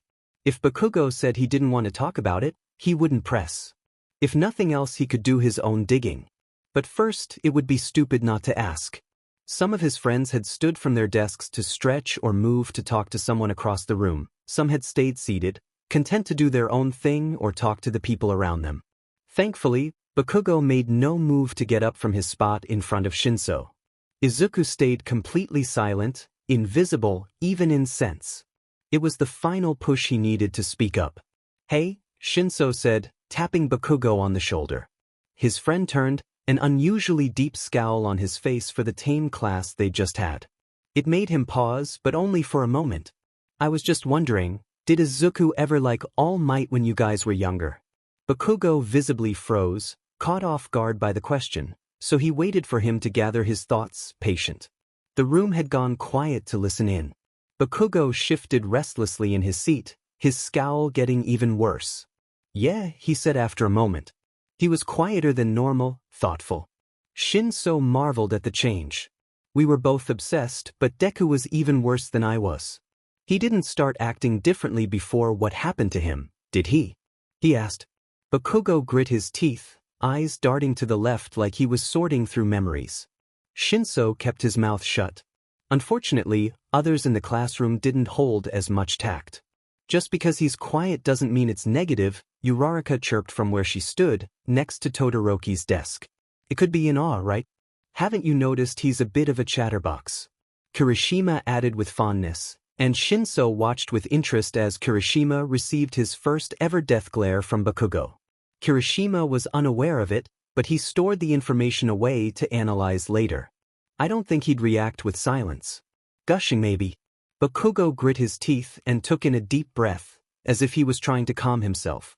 Shitty hair's right, he'd be gushing. I've been trying to think about what the F his deal is. He did say All Might brought up bad memories when we asked him about it, Yaoyorozu added, tentative, and Shinso frowned. He'd forgotten about that completely. I doubt the reason is anything positive. She trailed off, and there was a moment of silence. Bakugo had to slam his hand against the table to break it, and Shinso nearly jumped at the sudden crack of flesh on wood. But what? Bakugo snapped. The little sheet, Deku adored him and never stopped. Why is he acting like this out of nowhere? He frowned as his thoughts churned. When did you guys meet him? Bakugo scoffed. We never did, he said. Not until he started teaching at UA. It was always shitty documentaries and movies. Shinso stared at him, confusion making him pause. He had just assumed from the way Izuku acted, and the subtle ways he spoke about All Might on the rare occasion, that Izuku at the very least met All Might when he was alive. What? Are you sure there isn't anything you're missing? Obviously. There was an unsure waver in Bakugo's voice though. Deku would have never shut up about it if he met All Might in person. But the way he talks, I just assumed. A tense silence suffocated the rest of Shinsu's sentence, everyone watching Bakugo and each other warily, understanding washing over all of them one by one. Bakugo himself looked a bit nauseous at the unspoken possibility hovering in the empty space of their silence. Shinso understood, his stomach sinking into his chair. If Izuku had, he kept it to himself. Why would he hide it if it had gone well? No one brought it up again after that, especially with the look on Bakugo's face. They let the topic drop, the implications of it all being a bit too much after everything they'd gone through in such a short amount of time. It wouldn't stay off the table forever, Shinso knew, but he also knew they couldn't deal with another tragedy so soon. The questions lingered in their gazes to All Might instead, suspicious and curious, but too afraid of the answer to voice their thoughts. Days swept by in blurs of study sessions and cram nights. Yaoyorozu took over the majority of class time while Aizawa tapped away on his computer or scribbled furiously at documents, weathering Izuku's giggles and brushing papers with a grace Shinso both admired and found hilarious. He and Bakugo nearly cackled when Aizawa's papers fluttered in a random breeze, swiping a little less than half of the pile to the floor, and Aizawa's expression didn't change a bit from his deadpan stare. One morning, Ashido brought up a group talk with the EMF, and everyone jumped onto the idea. They set up their desks in the usual circle and placed the EMF with Yaoyorozu, clicked on and whirring softly. The antennas immediately snapped in two different directions, one pointed sharply to his left and the other pointed right at an angle. The antennas bobbed. At different times, shifting independently. So Ida is here, Todoroki mumbled quietly, something like relief and guilt on his face. The EMF clicked on by itself, and Yaoyorozu jumped in surprise as Izuku began to mutter away. Kaminari and Kirishima exclaimed in unison, Kirishima continuing the thought. Izuku had paused his talking. Izuku, was that you? Izuku muttered again, cheerful and bubbly with clear excitement. The EMF stopped recording and played it back on its own, Izuku's ghostly giggles making the whole thing even more surreal. I'm happy yoyu wana tlk, worried you old nt dash Izuku stopped, and Kirishima and Kaminari's voices crackled through the EMF. Izuku started again, excited. Wait, why that was me. I've been prac and showinji ida so hisin do it2. Seal huh. The EMF clicked on again, but Izuku didn't speak. They stayed silent, knowing Ida was most likely speaking now. Izuku murmured once, then the EMF played the silent words back. Midoriya has been a big help, Ida said, voice fond. I would not be adjusting ly as quickly if he wasn't assisting me. I have to admit, the difference between us is a bit frustring, but I am sure I will be up to speed in no time. Izuku spoke up, the static increasing. Plus ultra. Izuku cheered, with Ida's laughter shadowing his voice. Shinso avoided looking at anyone, trying to hide his teary eyes. It was such a relief to know Ito wasn't struggling any more than he absolutely had to. How close was I? Bakugo asked, crossing his arms on the desk. Does the pipsqueak look like I thought he would? There was a pause as Ida talked. Very accurate, Ida said, but Shinso frowned at his subdued tone. I have TOAPPLAUDU, Bakugo. Bakugo seemed to notice his tone as well, since the smug look that had been forming dropped slightly. Aizawa walked into homeroom then, slamming the door open and making all of them jump. One of the antennas floated over to Aizawa, and only then did Shinso turn to look at his teacher. He was carrying an iPad and charger in his hands. He looked almost excited, and it only grew when Izuku muttered curiously, tapping at it, and squeaking in surprise when the iPad lit up at his touch. He had everyone's attention the moment Izuku wandered from the EMF settled in the center of the room. Shinso himself was curious. It took a lot to pull Izuku away from a group talk, doubled knowing it was partially for Ida as well. Midoriya, he said, come. I have a surprise for you.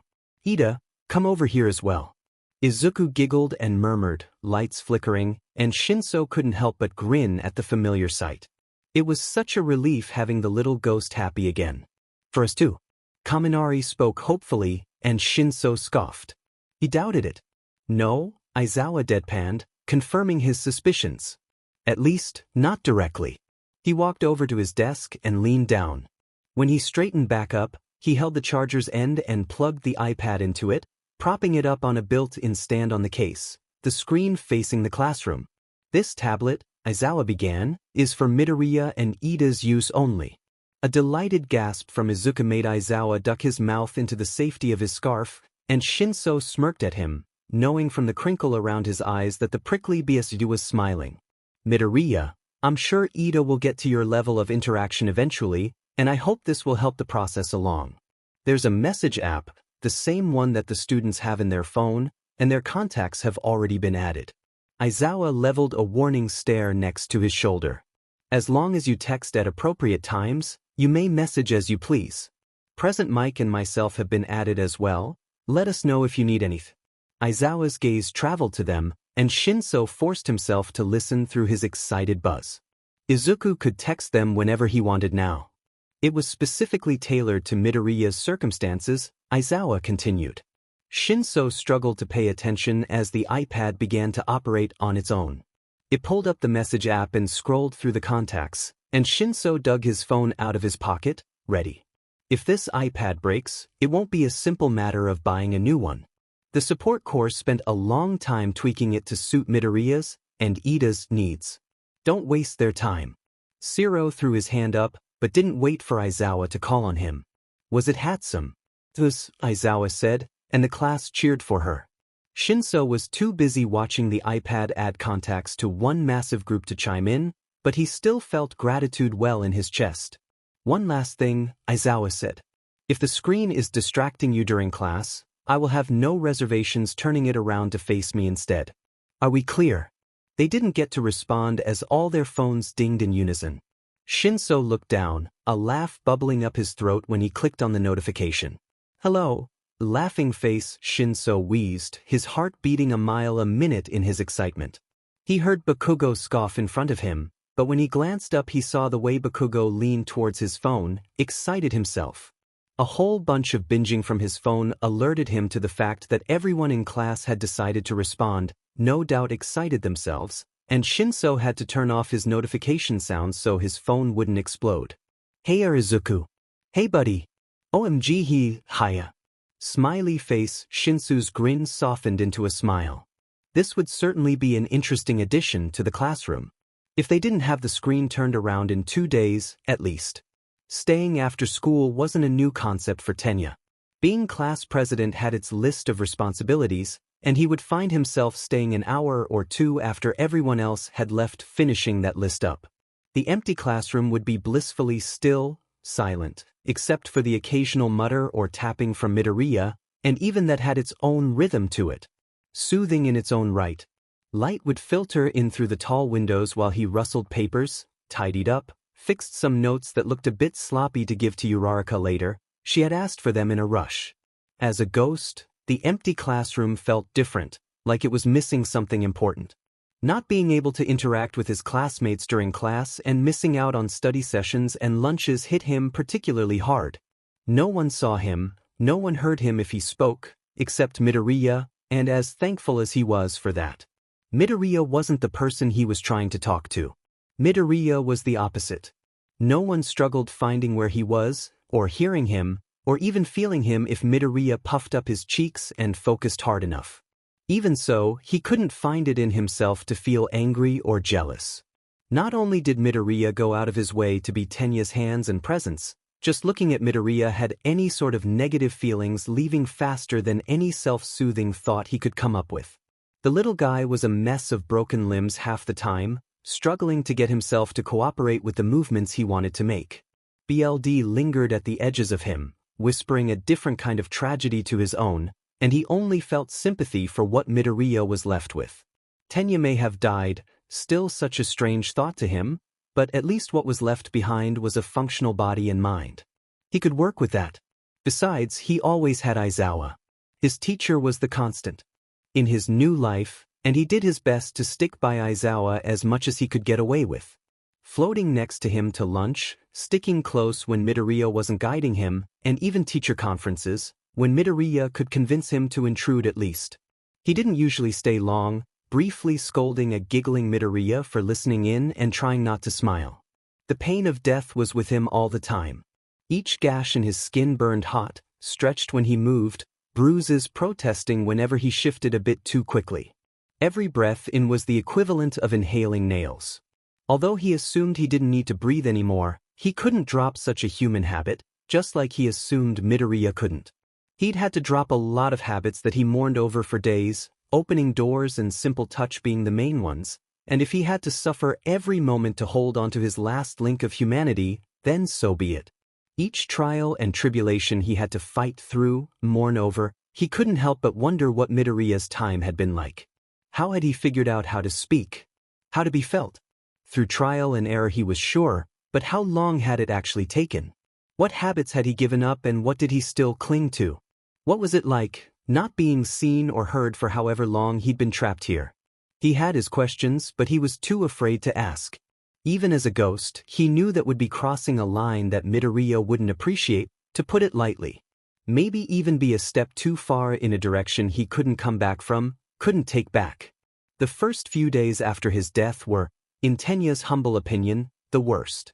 Midoriya was taking it even harder than he was, that much was clear, and he had to juggle his own grief with making sure Midoriya was okay. It was a good distraction in the end, but Tenya wished he had Midoriya's giggles instead of his tears. The poor kid seemed to have a never-ending well of them, droplets of regret and helplessness, mixed with BLD and pain and rattling breaths that Tenya did his best to soothe and clean up. It wasn't hard to keep an eye on him since Midoriya refused to leave a 5-inch radius of his person, preferring to cling to his torso with twisted arms and teary eyes. It made Tenya think of the brief moment in the hospital room. He got nauseous just thinking about it. He never wanted to see Midoriya that upset again, because of him or anyone else. Midoriya never left him alone, and he was extremely grateful for it. Not even All Might could chase him off in the beginning. He would only squeeze his eyes shut and hold onto Tenya's torso tighter, a quiet little package of sorrow attached to his stomach. Thankfully, to Tenya's immense relief, the more he acted calm and natural about it, all the more Midoriya seemed to take things in stride as well. He began to talk again, interact with him in the class, and something felt odd yet very satisfying about finally hearing what Midoriya truly sounded like, without his words being corrupted by the barrier of the living and the dead or through the EMF's fuzzy static. He sounded as young as he looked, and he found that he was quickly growing protective and watchful. He knew if Tensei could see him he'd call him a helicopter mom with a teasing glint in his eye, without a doubt, but he just couldn't help it. Mentally, he was sure Midoriya was much older, maybe as old as they were, but it was hard to keep in mind when he looked at the kid. His injuries didn't help either, and he struggled with finding a balance of coddling Midoriya and giving him space, especially when Midoriya couldn't get his arms and hands to cooperate. At least Aizawa seemed relieved Midoriya was finally getting assistance. It helped, of course, that it was taking a burden off of Aizawa's already loaded shoulders. The longer he spent as a ghost, the more he learned how to listen, and he'd heard from other teachers how strung out Aizawa had been lately. Saw how closely Aizawa watched Midoriya, even in a safe setting like their classroom, so he took it upon himself to watch over the little ghost. Not just for his own sake, but to help out his teacher in the only way he could anymore, at least for now. It was easy to do anyway. Midoriya wasn't poor company, curious and talkative and mischievous, and he only grew more animated as the days passed by. During class he talked to Tenya quietly, cautious of his voice as a distraction, tapping the desks of students who could sense him better than others, Bakugo being one of them, and hovering over the ones who were the worst at it. They tried different methods of getting his classmates' attention, from Tenya tapping their shoulder, and phasing through it, to focusing on pushing his presence out and forward. Midoriya hovered around Bakugo's friend group and poked them repeatedly, and Tenya would have scolded him for it if Midoriya hadn't been explaining how he was making himself physical. He followed Midoriya around during lunch as they practiced floating through walls, ceilings, doors, anything and everything. He learned how to better control his body now that he was floating in the air, not walking on solid ground. After school was the most freedom they had. The building was theirs to do as they wished, and although at first Tenya was reluctant to intrude in others' spaces, Midoriya insisted it would be good practice and they wouldn't touch anything. He had given in, and unsteadily followed Midoriya's much more even speed. Sometimes they stayed in the classroom to practice picking things up, and he might be bad at it but he knew it was just a matter of practice. Sometimes they stayed in the room after school just talking about anything and everything. How they were both feeling about what had happened and how they were adjusting, what to do to improve their practice, his classmates, even just casual conversations. It was a different kind of homey feeling than he was used to, but he realized that the classroom didn't feel like something was missing anymore. Deku muttered on and off, pausing and starting as if he was having a conversation with someone they couldn't see, and Katsuki wondered what glasses and Deku were talking about. He kind of got an answer a moment later when the iPad screen lit up. Katsuki watched, half listening to Aizawa speak, as the internet was pulled up and Deku typed, "Do chinchillas really bathe in ashes?" into the search bar. He had to duck his head into his palm to hide a grin from Aizawa, chest swelling with repressed laughter. What the F were they talking about? Was Deku arguing with glasses? The iPad, Katsuki would never admit out loud, was a major distraction for him. It served as his first physical proof that Deku hadn't changed, even after so much time, and the way Deku interacted with it had a ton of childhood memories rushing back to him, both good and bad.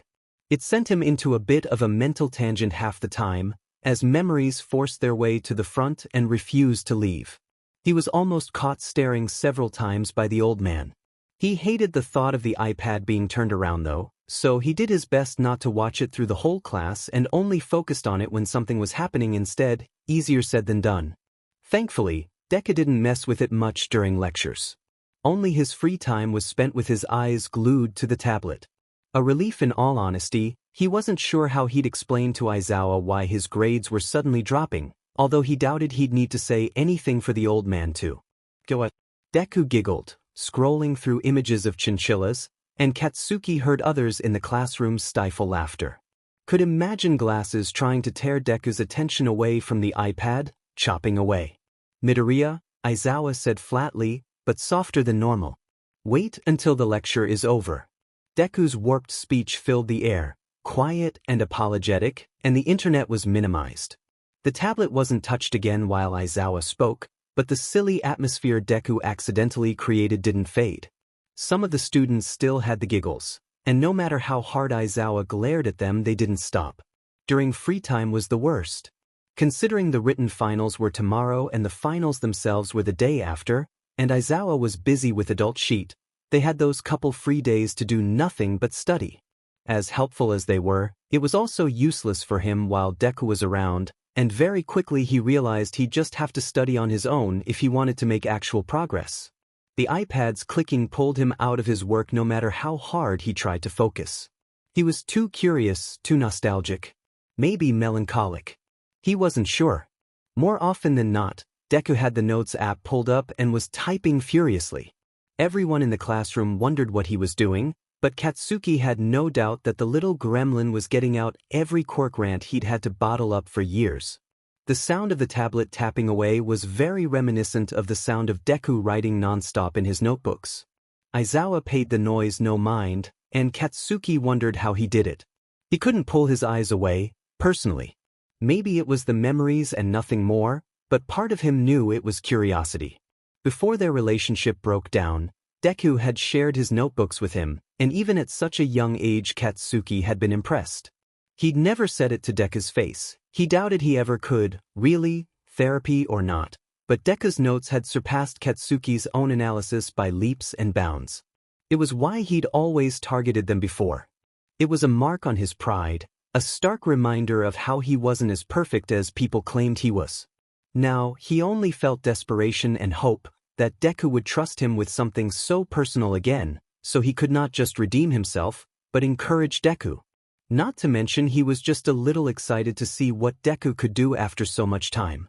He had to have gotten better, no question. Another distraction that was added to the long list of them was Deku's texting. Since Deku had a voice with no delay and easy access, he went wild with it, especially in the beginning, and Katsuki didn't have it in him to blame the little sheet. He still avoided texting during lectures, Aizawa's flat stare being more than enough discouragement, but the moment they had free time, Deku was texting anyone and everyone.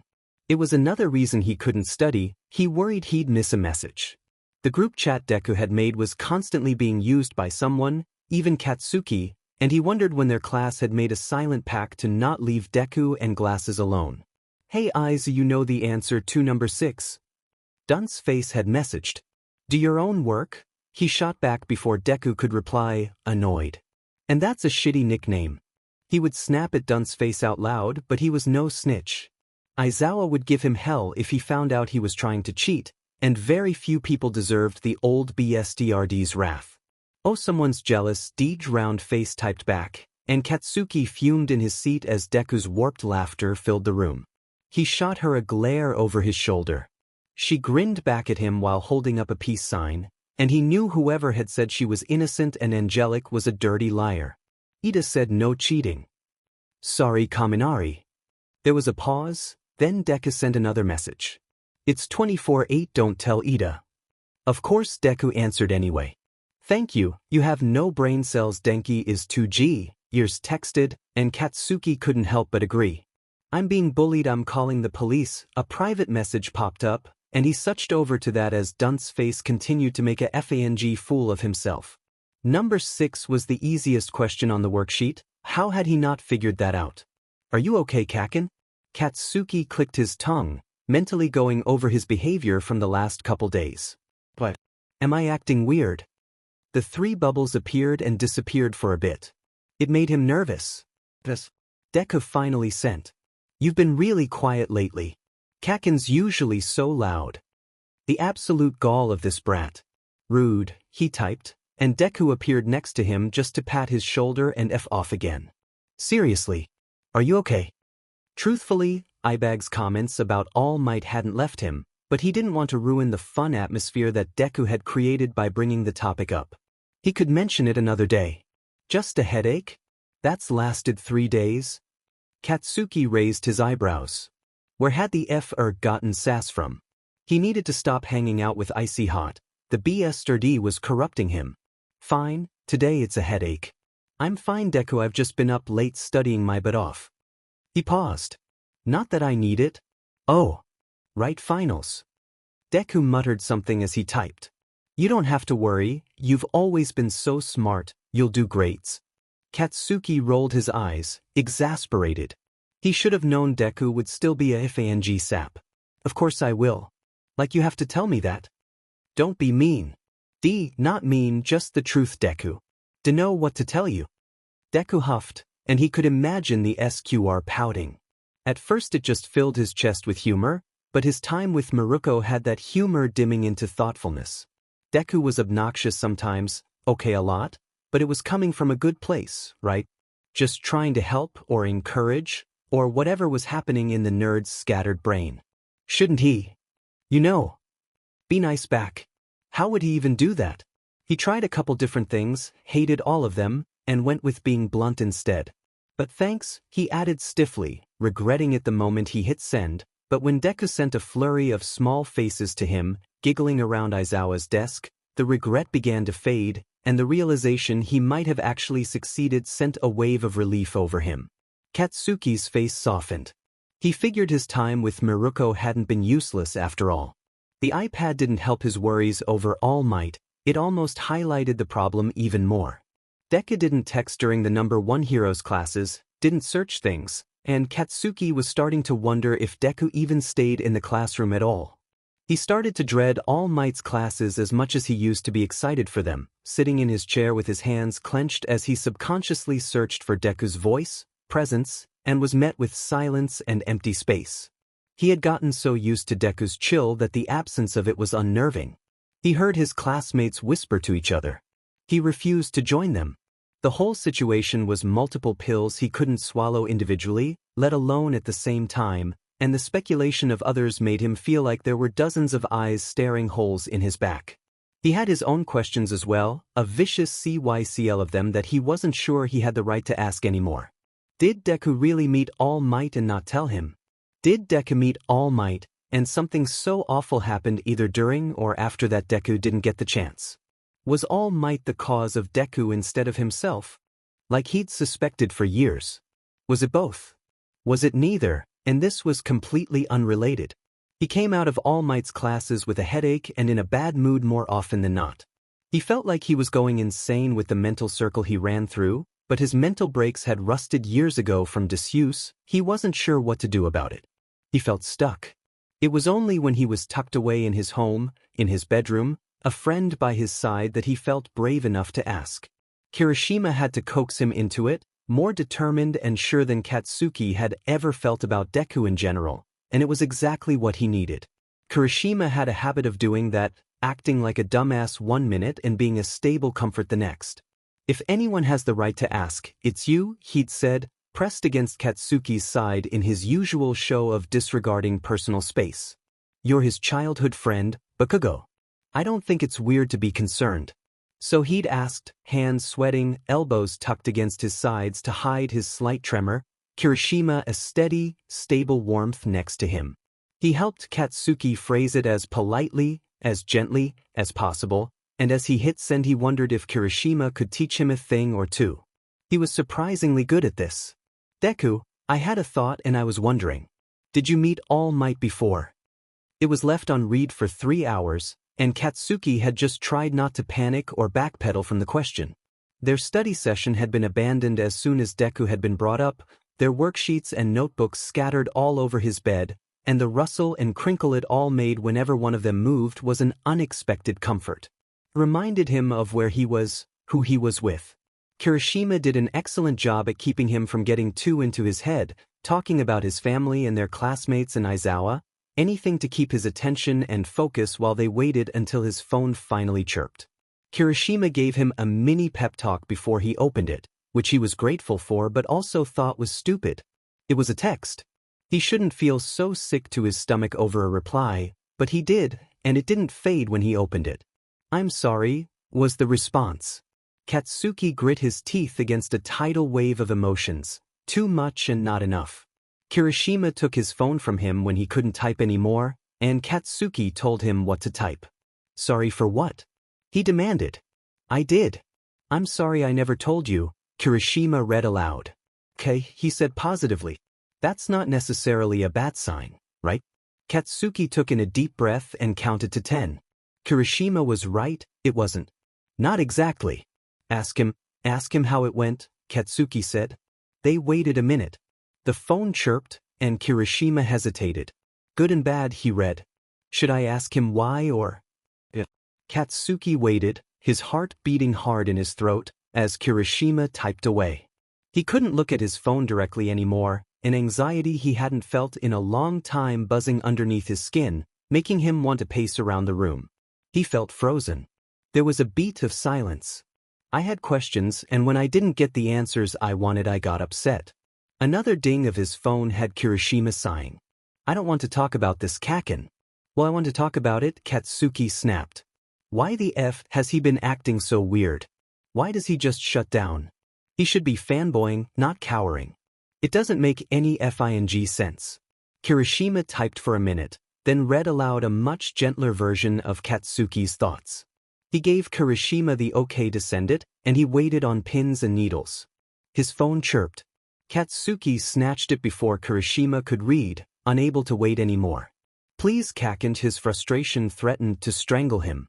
Why, even now, was that putting his own sheet below Katsuki's? He didn't care if the answer hurt, he just wanted to know, needed to know. He just wanted to help him. He just wanted to be his hero for once instead of his own personal villain. Katsuki started typing, but Kirishima put his hands on his own to stop him, hardening his skin when Katsuki set off an instinctive explosion. Don't you FNG dare, he snapped, hating how desperate he sounded. I'm not letting this a-hole destroy himself in the afterlife too. You can talk to him, but you need to chill first, Kirishima said, hands up, pleading, and Katsuki was quietly relieved that Kirishima hadn't commented on what he'd just blurted. If you just start spitting out words he's not gonna want to. Just take a second, man. He did, breathed through gritted teeth, setting the phone down to let pops of mini explosions crackle along his fingers and palms, a soothing feeling and noise that he could focus on properly. Kirishima hovered worriedly, and it took everything he had to not bat him away. This was all too new. Too much, but he couldn't back down now. Okay, he grumbled when his frustration was a simmer instead of a detonated grenade sending shrapnel up his throat. What should I say? Why, Kirishima said with a shrug. Why do you care to begin with? Why does it upset you, you know? He doesn't know why you're prying to begin with, right? He had a point. Katsuki picked up his phone, thinking hard. He was good at antagonizing, at being blunt, not being all mushy. Maybe he'd just stick to being blunt. Look, he started. I don't get the double standard you always set with people, it's FING annoying. You can ask if I'm okay, but I can't ask you. What kind of sheet is that? He hit send. Hesitated. You're not acting right. You've done a complete 180 and it's weird - she deleted that. And it's worrying, okay? I just want to know what's wrong, I want to help. Kirishima patted his back. Good job, man. Don't patronize me, he mumbled, but there was no heat in it. He felt emotionally exhausted, and he was, admittedly, proud of himself. Although he knew Kirishima was mostly the reason that all hadn't gone south. He should buy the others sushi later. The 3 dots appeared and disappeared for a while, and Katsuki watched it, feeling strung out. Christ, if that was what people regularly went through to talk about their feelings, Katsuki would rather be known as a cold-hearted BSRD. Okay, Deku sent. Type some more. Kirishima hovered over his shoulder, waiting with him, and Katsuki felt slightly nullified that all of it at least hadn't been a waste of time. They waited and waited. His phone dinged twice. I asked All Might if I could be a hero, even if I was quirkless. It was years ago, Deku had sent. He said no. Toshinori was not having a good week. Technically the last month or so had been rough, but ever since he learned about Midoriya the bad days had started to blend together into one long stretch of time. Deserved, he knew, but miserable all the same. Something had happened. He didn't know what and didn't have the guts to ask, but something had happened in Class 1A. Every PRD he had with them was spent in complete silence, all eyes on him, and it would have been a good thing if not for the accusations in their eyes, questions they had but, for some reason, they didn't ask him. Their faces were twisted in concern, suspicion, worry. To a level it was normal, but it had been extreme for a few days now and he was beginning to realize they knew something he didn't. Admittedly, his bigger concern was them knowing something he did. He had been trying his hardest to get a minute alone with Midoriya since the internships had ended, that is, until he heard the news about Ida Tenya's passing. He had backed off for almost a week after that, but after questioning the teachers and hearing the students of 1A were doing all right, and seeing it for himself during class, he tried again. Again and again and again. Aizawa wasn't having it. Toshinori often had his PRD after Aizawa's, and when he didn't he was on a tight schedule and couldn't dawdle. Normally having a class right after Aizawa would have been a good thing, but Aizawa didn't exactly have his back anymore. Toshinori couldn't make things better if he wasn't even allowed to talk to the boy, but every time he arrived early to Class 1A, Aizawa was settled at his desk, looking in no rush to leave as he tapped away at his computer. No matter how many hints he gave his coworker, Aizawa didn't leave until the bell sounded for the next class. Aizawa was a busy man, and he didn't want to kick the other out of his own homeroom class.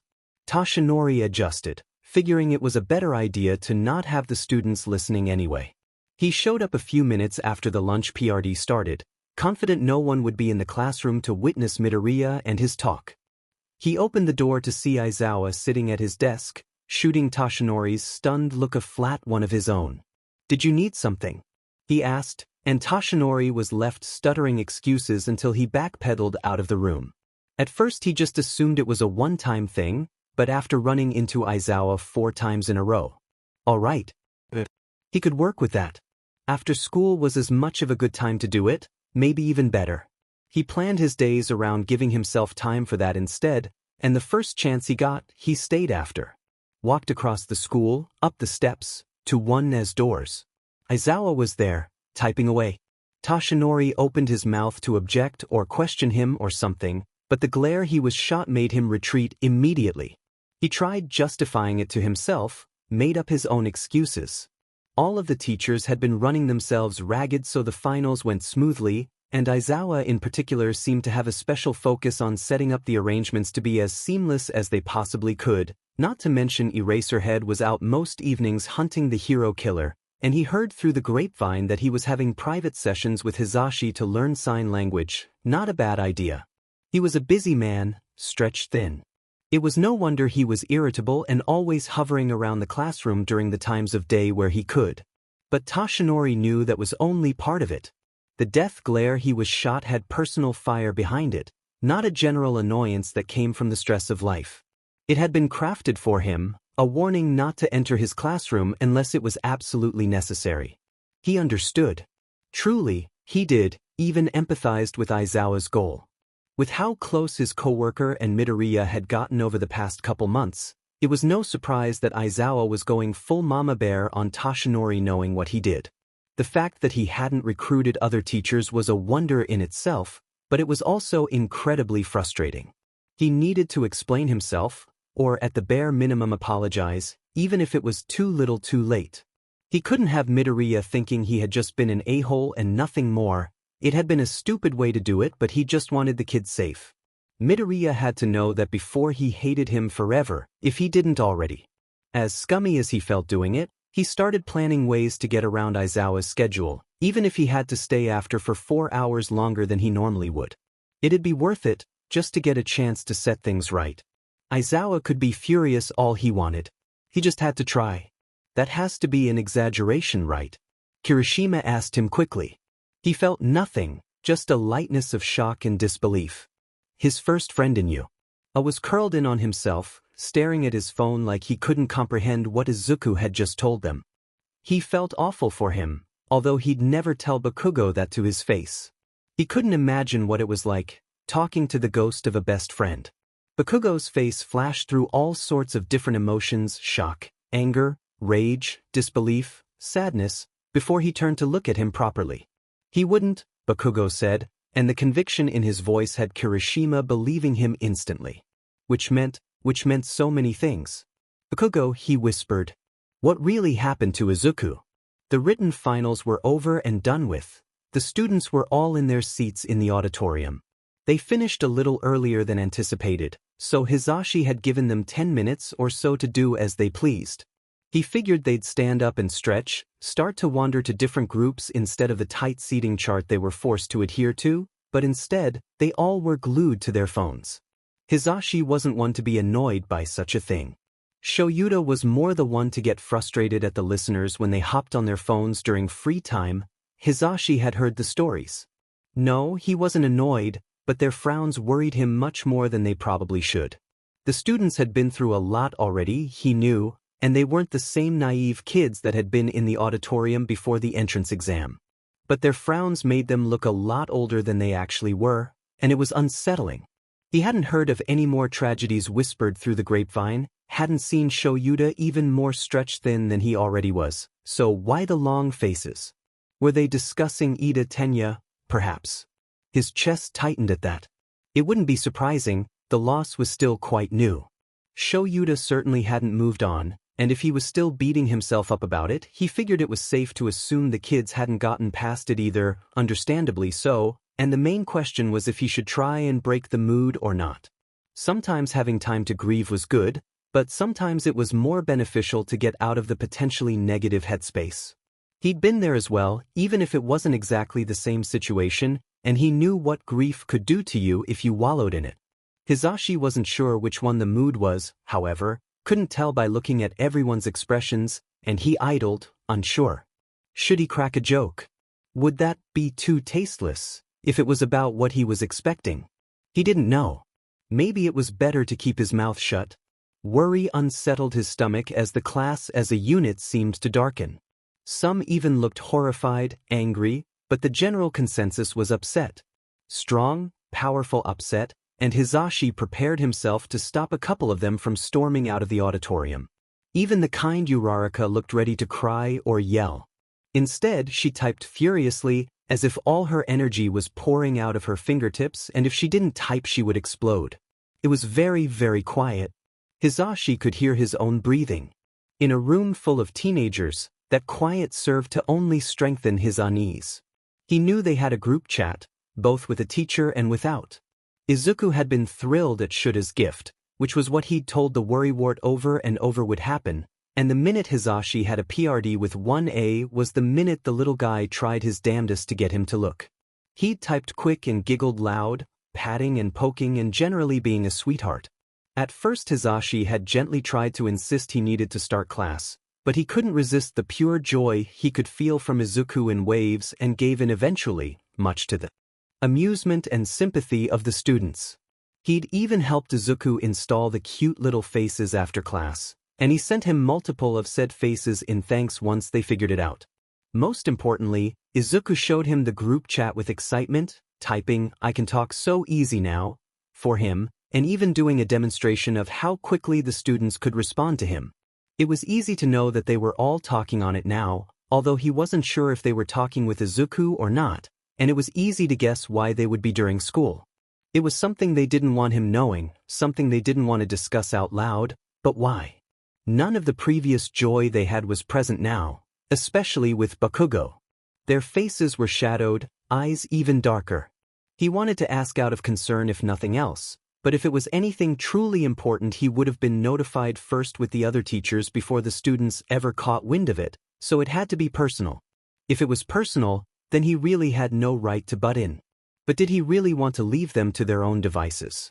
He figured it wouldn't hurt to at least insert himself. Such gloomy faces, he sighed, and multiple students jumped in shock at the unexpected noise. Maybe reading the news isn't a good idea right now. Everyone hesitated, looked at one another unsurely, but Hizashi's words had broken their stillness and they began to group up like he'd initially expected. At first he was filled with relief at the sight, but it quickly vanished when they grouped together, in one large bunch in the center of the auditorium, and started whispering furiously. His hearing wasn't the greatest. He had no idea what they were talking about. Yaoyorozu looked up from the group huddle after a minute, looking indignant. Presently, "Yes, listener." He smiled at her, open and approachable. "Has Izuku ever acted strange around you?" "Quite." Hizashi paused, just to mentally process the question. Admittedly, it hadn't been anywhere close to what he was expecting, and it threw him off. "Quite?" he asked. No. Izuku is anything but." His concern mounted, red flags everywhere. "But has Izuku been quiet lately?" "Figures," Shinso scoffed, surprisingly bitter, and the class began whispering even more heatedly. "Listeners," he called. No one turned to him. Bakugo looked up and shot him a nasty glare, made even more dark by the black eye he sported. Everyone followed suit, much kinder. "I hate to pry, but I hate to see my listeners so down even more. Maybe I can help." Distrust was everywhere he looked, and it shocked him with how unwarranted it was. He was almost insulted. What had he done? A few of the figureheads of the class shared looks, silent communication of frowns and shrugs and raised eyebrows. Hizashi didn't have much context, but from what he could follow it seemed to be in his favor, and he was proven right when Todoroki began to speak, a relief in itself. He'd been so quiet lately, even more so than usual. Izuku behaves a certain way with most teachers, Todoroki said. But there's one teacher he treats differently, and not in a positive way. We didn't know why, but Bakugo and I were told yesterday, Kirishima finished. Izuku gave the okay to tell everyone else. That's what we were doing. Hisashi's mind raced, heart sinking. He wasn't in the classroom for long enough to notice something like that, and the idea upset him. Izuku, quiet and unfriendly around a teacher. Was there even such a thing? Their reaction stood out like a sore thumb in context. They had truly looked horrified, in disbelief, and he knew he couldn't write it off as Izuku just being shy, and as selfish as he felt, he almost didn't want to know what happened or the reason. He wasn't sure he could keep his cool, knowing which teacher at you. I had garnered such a harsh response in not just the students, but Izuku. Okay, he said slowly, trying to catch up to all the theories and possibilities that were clashing together in his head. And that would be. Another wary look was tossed around. Bakugo spoke. It'd be none of your effing business, he snapped, teeth bared, and Hisashi's stomach sank with his heart. Why were they on the defensive, like they didn't trust him anymore? Had it really been that bad? Gave the rest of the teachers in you a no credit all of a sudden. In the back of his mind, he wondered why Bakugo hadn't gotten his black eye healed by Recovery Girl. What he means to say, Yaoyorozu said, interrupting before Bakugo could lose his cool completely, is that Izuku doesn't wish for this to be knowledge that's spread school-wide. He gave the okay for the students to know, but no one else. As sweet as it was that she was trying to spare his feelings, he knew for sure it was more than that. Their eyes betrayed them. They gazed at him like he was a stranger. I see. Is there anything you can tell me? Everyone looked at Bakugo. He grit his teeth, and Kirishima put a hand on his shoulder. There was a moment of silence, and Hisashi wondered if Izuku had joined them without him realizing it. The air was so heavy. What they did, Bakugo said, slowly, quietly, was effed up. Hisashi didn't know what to say to that. The written test portion of the finals had Aizawa not only away from the classroom, but away from you. Itself. Half the teachers were out and making sure the practicals were set up properly and everyone had a partner. Toshinori had already done his setup, purposely disjointed from Aizawa, and the rest of that day was only focused on his regular teaching and work. Which meant, to his immense relief, that he had all day to talk to Midoriya. The sooner, the better. His first opportunity was lunch, and he was going to take it. We need to address this, Yaoyorozu insisted quietly. The auditorium was big, and they all worried their voice would echo. Like with Izuku? Kaminari asked, and Shinso felt that his wariness was fitting. Even a bit underreacting, considering the circumstances. You realize that probably won't go over well, right? He could barely talk to Bakugo about it. Whether we address it with a teacher or Izuku himself doesn't really matter, does it? Shinso piped up. It'll all be the same result. He didn't know what to feel, but he found that bitterness was making itself home at the back of his throat. He had to be careful with his quirk since his emotions were all over the place, keep a tighter leash on it than he normally would, or a normal comment would turn into an order. Didn't All Might say before anyone could be a hero? Didn't he say he'd save everyone with a smile? Was Izuku just an exception to that, or could he pick and choose now? The symbol of peace, his butt. What FING joke? That's not true, Uraraka said. A teacher might do something about it. The might rang in the following silence. That had never been slander before, but right then, everyone outside their group was suddenly foreign and untrustworthy. We should just talk to Izuku, Todoroki said, a frown on his face. Going to an adult would be a waste of time. Shinso blinked, a thought crossing his mind, and he wondered why he didn't think about it before. Wait, what about Aizawa? I thought you said it didn't matter, Bakugo snarked, and he shot him a glare. I thought it was obvious I meant any other teacher, smartest. This is Aizawa, he can do anything. Almost, Yaoyorozu intercepted gently, but Shinso ignored her. If anyone can do something about this, it's Aizawa. At the very least we should go to him before Izuku. But Aizawa isn't at school today. Uraraka chimed in nervously. Right, he's preparing for the practical? Ojiro frowned, tail twitching uneasily in Kaminari's hands. Maybe we should ask Present Mike for help. Or we could just ask Izuku, Todoroki insisted. We can stay behind during lunch and ask him. This is about him, we shouldn't talk behind his back. Or we could ask him and he loses his sheet icy hot. Think about what you're suggesting. Kaminari raised a hand uneasily. Guys. I don't know. I'm having a hard time believing all of this. Bakugo shot him a furious glare, his left eye a dark purple, teeth bared in a hateful snarl, and Kaminari shrank back in his seat. He didn't fault Kaminari for thinking so.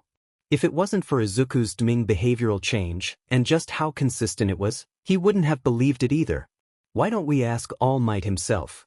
Jiraiya asked. 5 resounding, simultaneous no's shot her down, and she huffed, irritated. That's a stupid idea, he said flatly.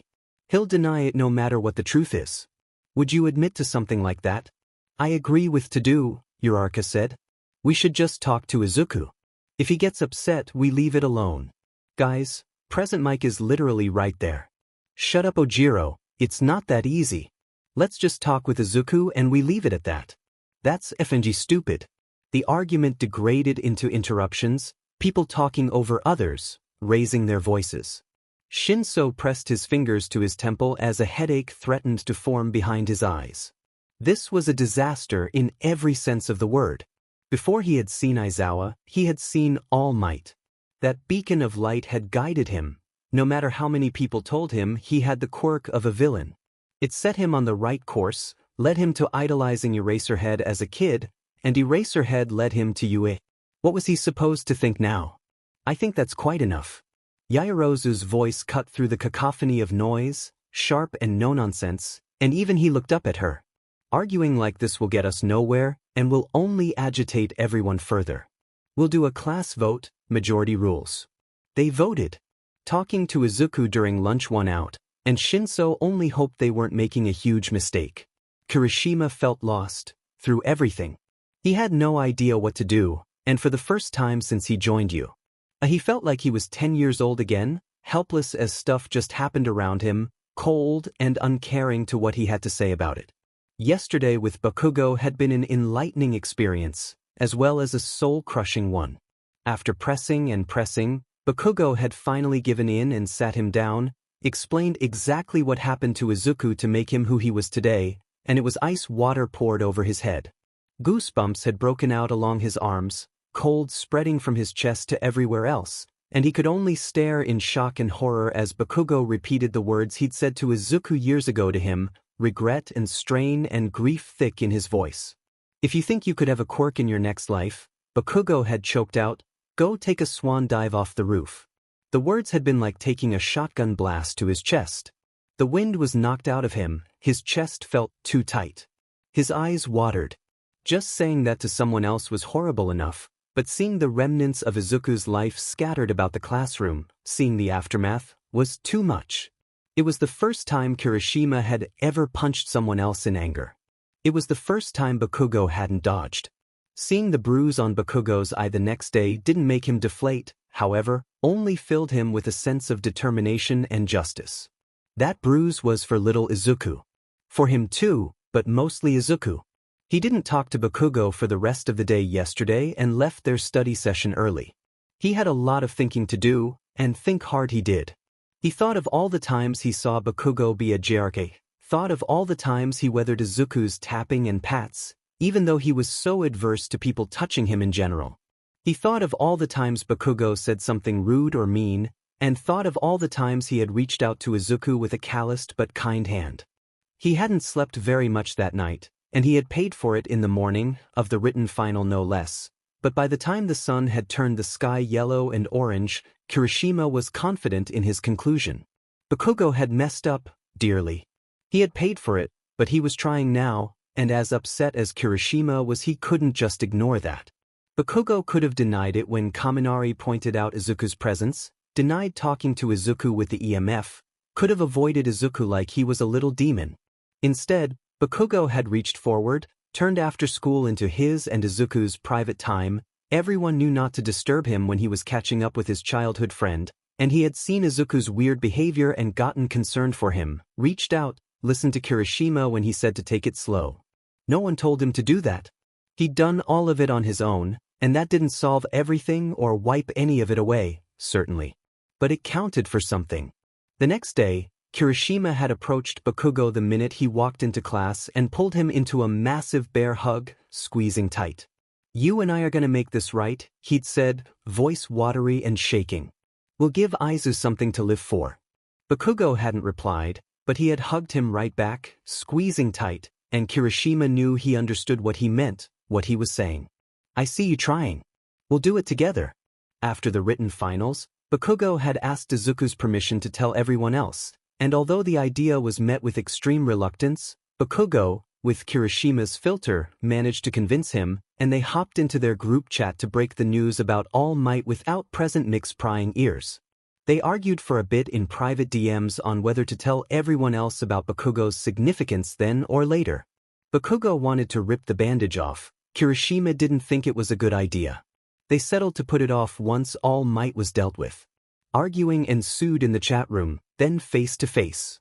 Yaoyorozu put a stop to it, and then they all voted. It was decided that they'd talk to Izuku during lunch. That was where they were headed, the whole group of 1A walking to their classroom to have a conversation they knew wouldn't be well received. It almost felt like a death march, but Kirishima figured he shouldn't be so dramatic about it. He looked around.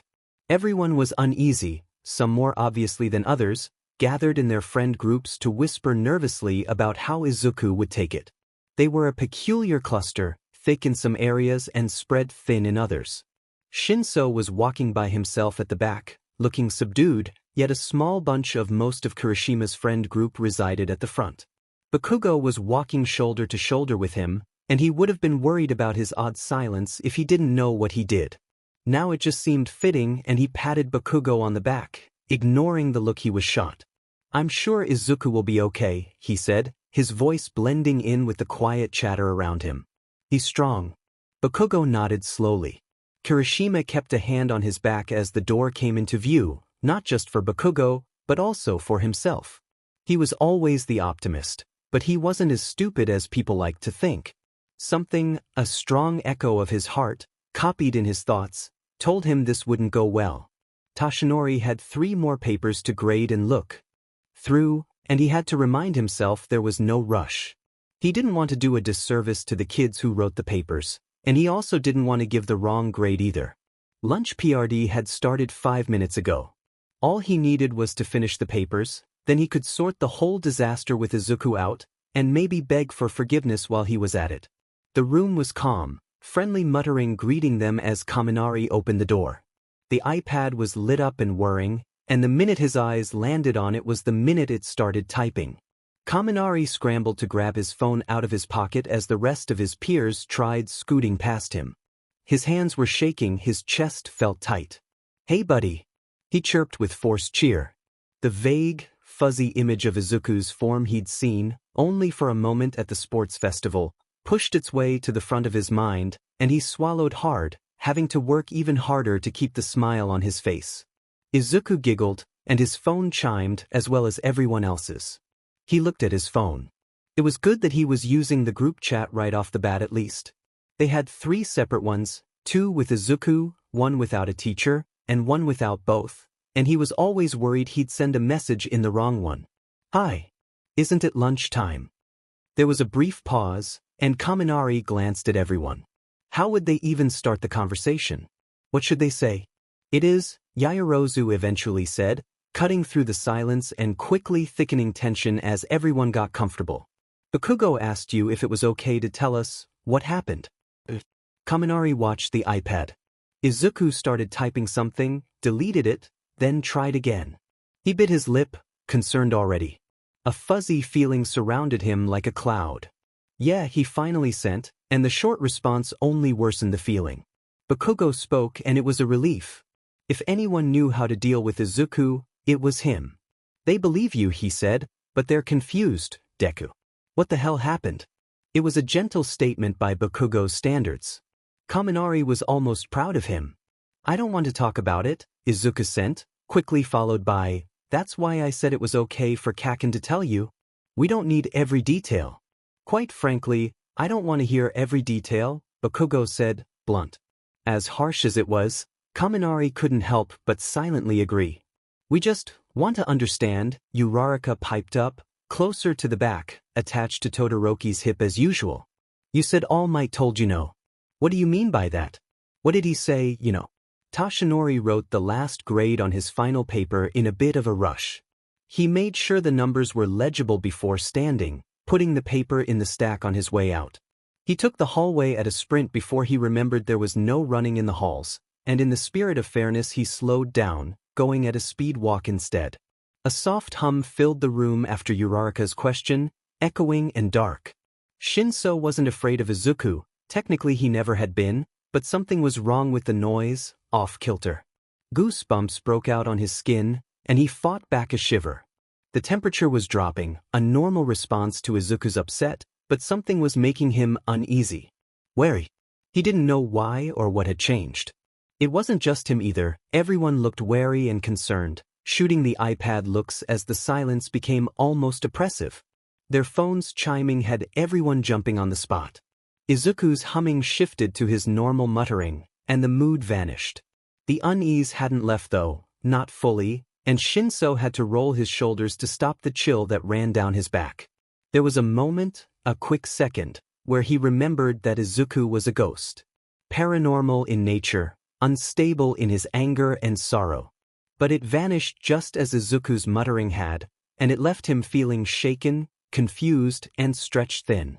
He knew they should have waited for Aizawa first. This was a horrible idea. Shinso looked down at his phone, resting face up on his desk. What he said is what I told you. I'm not sure what you're looking for. No one responded immediately, and Shinso didn't blame them. Izuku was acting strange.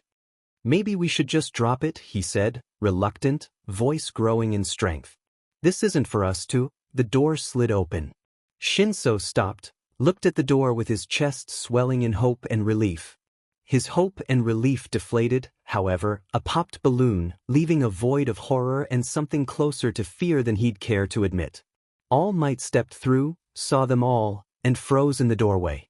Izuku silenced his absent chatter immediately. His stomach dropped, he felt cold. No, not now. He was already anxious and upset, and something dark was tugging at his stomach, the same darkness that pulled at him when he had scared Endeavor, when he'd scared the girl who forced his hands to pulse and hurt. Before it had been intentional, before it had been beneficial, but he didn't want anything to happen now. Even to All Might, but especially not to his friends. He swallowed, floated up to the ceiling and buzzed. He couldn't leave, they had been talking to him, and the iPad was in the classroom. He couldn't pick it up yet. The room felt frozen in time. No one moved, barely breathed, locked in a staring contest of shock and wariness and confusion and anger. Izuku could see it on all their faces. He hadn't wanted this. He didn't know this would happen. He wanted Aizawa.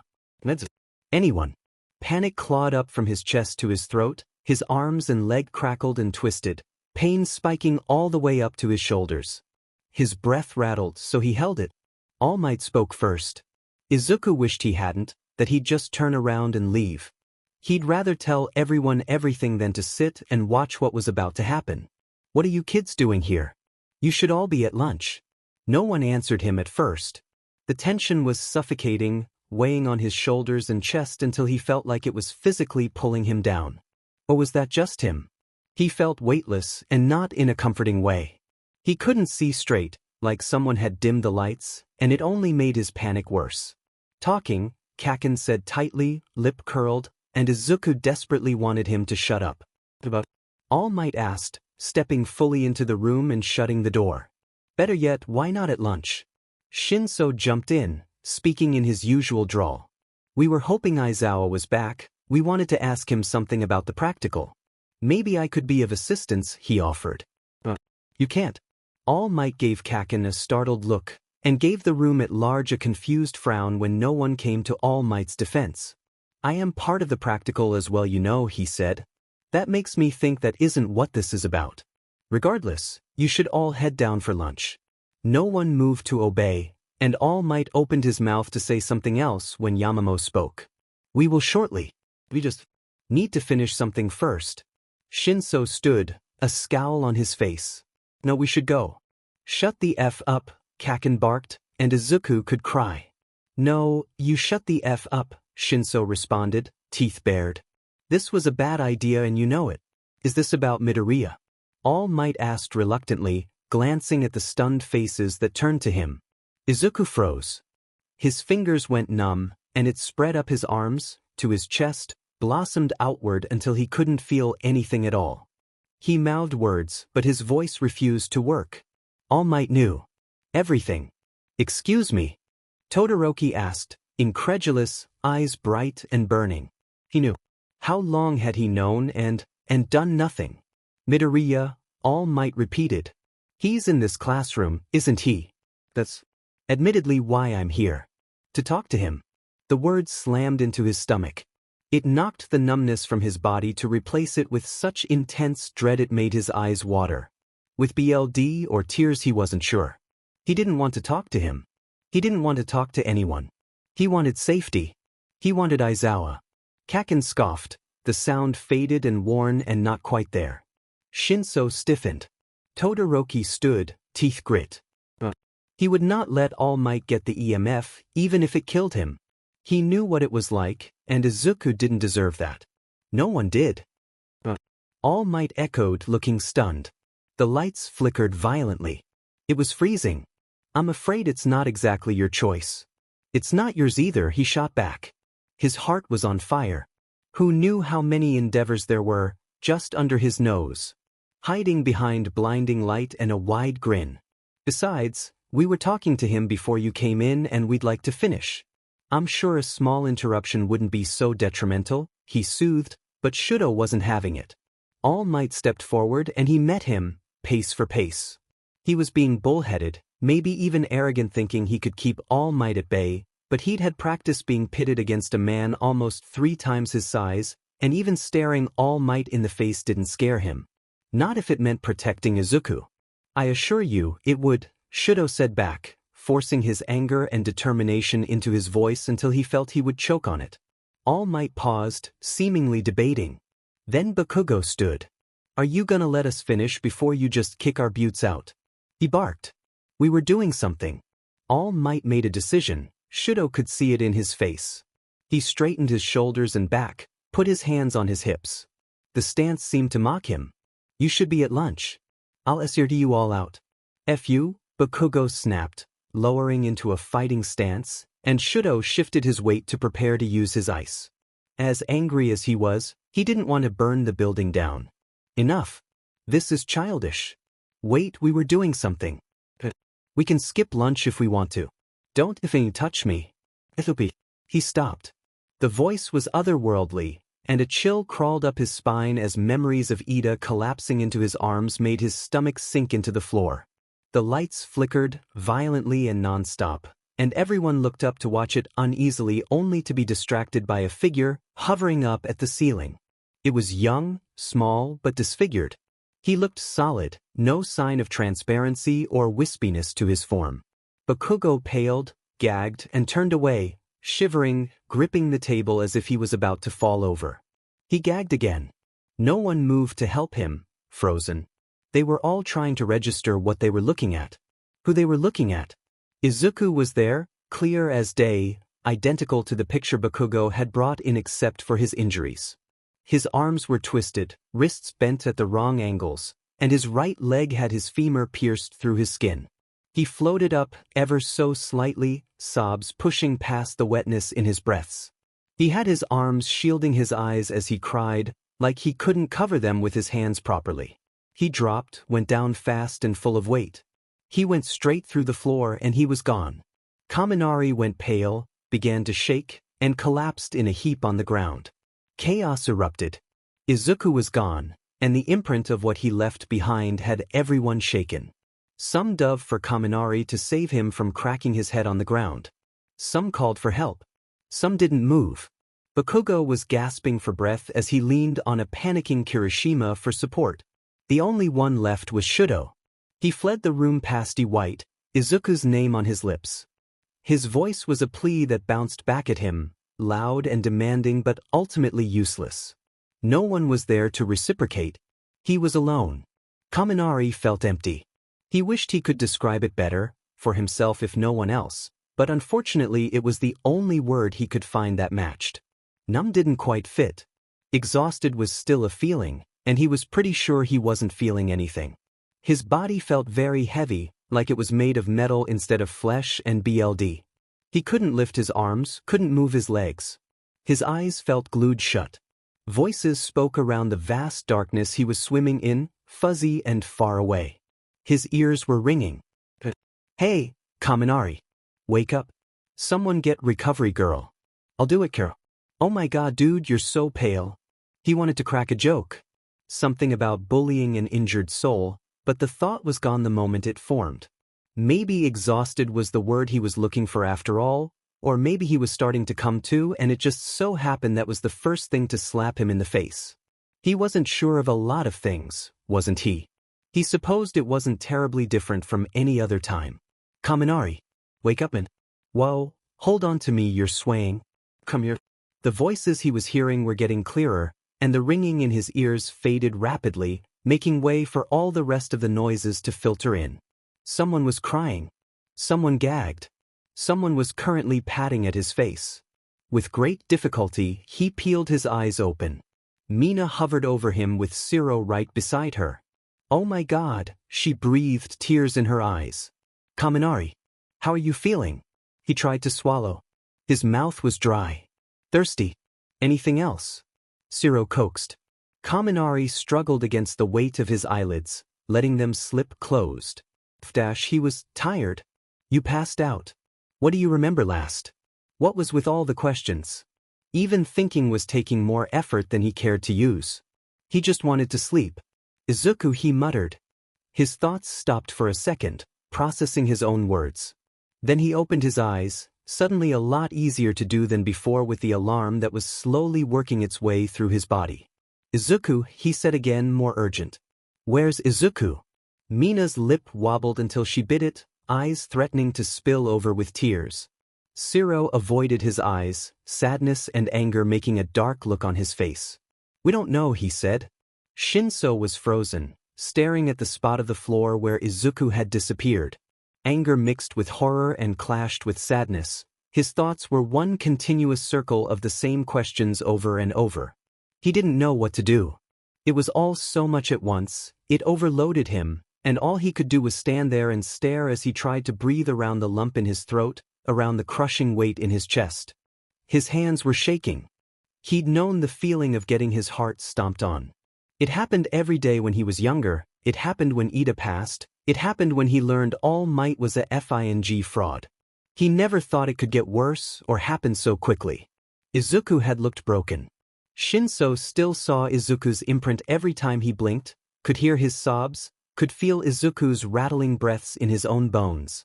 Those breaths had created the tremors in his hands, had left Shinso falling apart at the seams. He'd had no idea. Every day, Izuku greeted them with cheerful pats with broken arms and giggled with pierced lungs. It had to be pierced lungs with the way he was breathing, and his arms and hands looked crushed. He blinked rapidly, shook his head in a vain attempt to clear it. He couldn't think about that or he'd lose himself forever. Shinso looked helplessly around the room. Todoroki had vanished. Tsuyu had left to grab recovery girl. Bakugo had been moved by Kirishima into a corner to ride out a particularly bad panic attack, and the sound of his gasping breaths mixed with Uraraka's sobs created an awful symphony. Kaminari was struggling to stand up, Ciro and Mina chewing him out for not resting. All Might stood close to the doorway, frozen like he himself had been, staring with wide eyes. Something simmered in his stomach, mild at first, but the longer he looked at All Might's towering figure, the more that feeling boiled into something nasty and hateful. His heart hammered in his chest, and words piled against his lips, so many things he wanted to say not just for his sake, but Izuku's. You, he hissed, hurled his words at All Might's figure and feeling no remorse at the way the man recoiled. Why you just standing there? All Might inhaled. His quirk lit up, a mental SW. All Might went slack and Shinsu's tongue was coated in deceit. Control tasted bitter, sour. He'd always wondered why people sought after it until now. Get out, he whispered. For the soul who couldn't rest. Get out and don't come back. All Might obeyed. Aizawa stepped through the gates of U. Exhausted, but feeling a mixture of relief and accomplishment. The practical was as prepared as it could possibly be, and all that was left for him to do was take a 12-hour nap. Of course, he was a part of the practical itself, so the idea was a fantasy at best, but the idea was reassuring if nothing else. His body was unusually cold. Every move he made threatened to be his last. Every blink was a game of knowing how to get his eyes open again. But if the extra sweat and BLD and sleepless nights gave his students a little less burden, it would all be worth it. They'd been through so much. If he could give them any peace of mind, he'd do it, no matter how laborious, no matter how tedious. They deserved it, every one of them. He entered the building proper. His footsteps echoed in the quiet hallway, and he squinted, breathed through the headache that was slowly bleeding from behind his eyes to his temples. He could feel his heartbeat in his chest, in his wrists, faintly in his neck, and he knew if there was ever a time to get some rest, it would be after he checked in with his students and coworkers. If it wasn't mandatory, he would have headed straight home to crash instead, in all honesty. He walked to class 1A on autopilot, not paying attention in the slightest to where he was going. He ran into the corners of walls more than once on his journey, and he cursed his lack of focus and coordination. On his way, he was stopped by Todoroki darting into the hallway from the staircase he was about to go up. They almost collided, and if it wasn't for Aizawa's natural reflexes and Todoroki's quick thinking, they would have. Aizawa blinked slowly. Todoroki. His student looked up, and one glance at his face had all of his exhaustion seep out of him. He straightened, alarm pumping renewed energy into his body. Aizawa, Todoroki gasped in relief. We don't know where Izuku is. He was so upset. He disappeared, but we don't know where. Aizawa stopped him by putting a hand on his shoulder, bent down slightly to look in his wide eyes. Start from the beginning. What happened? We saw Izuku. His heart stopped. We saw Izuku, Todoroki repeated quickly, his words coming out in a rush. He was so upset. We were just trying to talk to him about All Might. That is not your place to ask, Aizawa scolded, having to grit his teeth against chewing the kid out too harshly in his panic. Out of all the things they could have gotten curious about while he was gone, that was it. Of course. He had to find Izuku and make sure he was all right. I know. Todoroki shook his hand off, and he let him. Clearly he was distressed. Aizawa could remember the first time he'd seen Izuku himself and decided he could give Todoroki more leeway to be short, snappish. The reaction was only natural. But he didn't react well. We were trying to figure out what to do, and All Might showed up in the middle of it. Rage made him dig his fingernails into his palms, and he did his best not to let his face shift with what he was feeling, lest he set Todoroki off. Tashinori just didn't know when to quit, and it was going to be the end of him. Aizawa would see to it. That was his classroom that the BSRD kept intruding in, his students he kept messing with and causing grief, and he was getting very tired of it. Izuku got even more worked up, Todoroki continued, swallowing hard. Aizawa could only think of one other time he'd seen him so upset. Things devolved quickly, everyone was talking and All Might was trying to make everyone leave. I think it overloaded him and he just exploded. Exploded how, he demanded. We heard him talk, sir. The lights started flickering and when we looked up, Todoroki's already pale face grew even more white. He looked broken. Aizawa's teeth were clenched so hard it physically hurt to relax his jaw. His teeth pulsed, and his headache worsened because of it. But he couldn't focus on any of that now, not with Todoroki looking so shaken. Okay, he said, keeping his tone purposely calm, and Todoroki continued to stare at him with wide, confused eyes. He almost looked afraid. Breathe and think. Did you see where he went? Down, Todoroki replied. He phased through the floor. That's why I'm not on the floor of the classroom. Go to the principal and tell him I sent you. He has cameras of the school, he'll be able to find Midoriya if he didn't leave the building. Report back to me when you find him.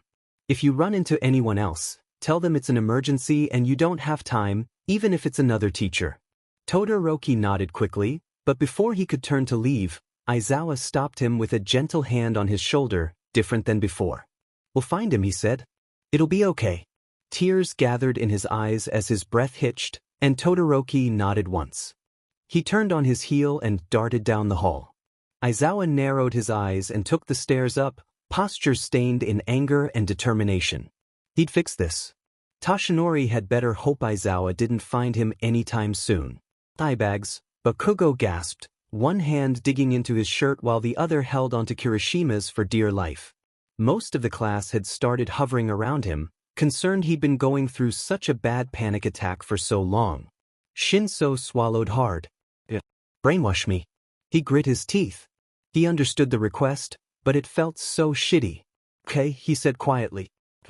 It took a moment for Bakugo to choke out a response. Right now. The reply was all he needed. Stop, he commanded, acid coating his tongue and making him mentally grimace. Bakugo stopped everything, his face was blank. Breathe normally, he said, and hated the way it was closer to a plea than anything else. Thankfully, Bakugo obeyed, and his soft, calm breathing made everyone in the room sigh in relief. Kirishima finally relaxed, giving him a warm, relieved look. His hand stayed in Bakugo's. There was a moment of silence as everyone relished the calm. Shinso didn't know where to go from there, was scared of releasing Bakugo and sending him back into a panic attack, but he was just as scared of his slack face. It wouldn't bother him too much in normal circumstances, but this was Bakugo. How are you doing, Kaminari? Sato asked, glancing over his shoulder. Vincent turned, just to look away from an unresponsive Bakugo, to see Kaminari, Shiro, and Mina all huddled on the floor, looking lost. "'Tis better," Shiro said, sounding anything but confident in his answer. Awake and responsive, if nothing else. Another beat of silence passed. So should we? Jiro interrupted Shiro. Just don't. We can't just ignore that, he whispered. Shiro was right, that wasn't something they could just sweep under a rug and forget about. That was a person, ghost or not, in such tremendous pain. Shinso pursed his lips. But what could he even say? What could they do? Mina sniffed on the floor. He looked mangled, she said, voice watery. I had no idea, he seemed so happy all the time. I just can't believe it, Shiro replied, then his eyes widened in alarm. He's not in pain, is he? Guys, please, Kirishima said. Bakugo may be controlled, but he can still hear us. They went silent again. Everyone was at a standstill. Anything they could think to do wasn't enough, anything they wanted to fix was too much. So they did nothing at all. Footsteps echoed in the hallway and everyone tensed. Did he come back? Kirishima whispered quickly. I had to release it to control Bakugo, he admitted. But you'd think he'd get the FING point, right? He wouldn't dare. Uraraka spoke from somewhere behind him. He tried talking to Izuku even after everything. Maybe he did. Get ready then, Shiro said darkly, and the class tightened together, readying themselves. Shinso broke apart from the larger group to hover around a still dazed Kaminari, acid on the tip of his tongue. The tension rose, suffocating them all in the knowledge that they were about to fight someone infinitely stronger than them, infinitely more experienced. The door slid open, and they braced themselves. Aizawa stepped through, and Shinso gasped just as the class burst with relief and stress. Aizawa. Oh, thank God you're here. Kaminari, sir, did you find Izuku? Where's All Might? Did you see him on your way up? Was he on his way? Aizawa held up a single hand, and everyone silenced immediately. His eyes scanned the room once, and Shinso tensed at the anger he found. Had he actually ran into All Might on the way up? Did Aizawa even know about All Might and Izuku's past together? Where is Azui? Yaoyorozu spoke, taking charge as everyone else seemed too relieved to speak. She went to get Recovery Girl. Kaminari fainted. She hesitated, and Shinso took over for her as he felt the acidic taste melt away. Now that Aizawa was there, he felt like everything wasn't falling apart as fast. Everything felt manageable.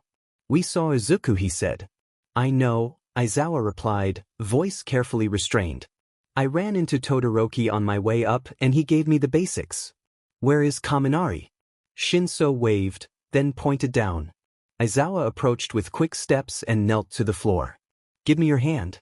Kaminari obeyed, and everyone was silent for the couple of seconds it took for Aizawa to check Kaminari's pulse. How are you feeling now? Tired? Kaminari mumbled. And thirsty. Shinso, help Kaminari over to the outlet. Does anyone have a charger on them? Any kind will do. Multiple people chimed in with affirmation as Shinso helped Kaminari stand. They walked unsteadily to the wall, right next to the outlet, and Shinso helped him sit back down. Kaminari was still shaky and weak. What's happened to Bakugo? Shinso gulped as he felt eyes stare holes into his back. Before he could defend himself, however, Kirishima jumped to his rescue.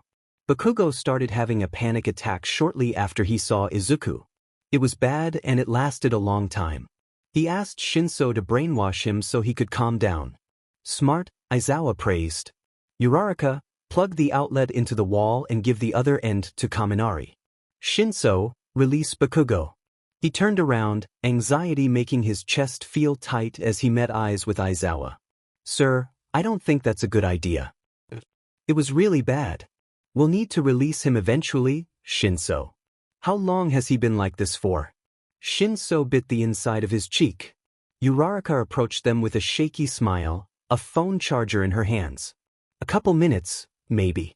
If he's not calm now then it wouldn't be enough regardless, Aizawa said.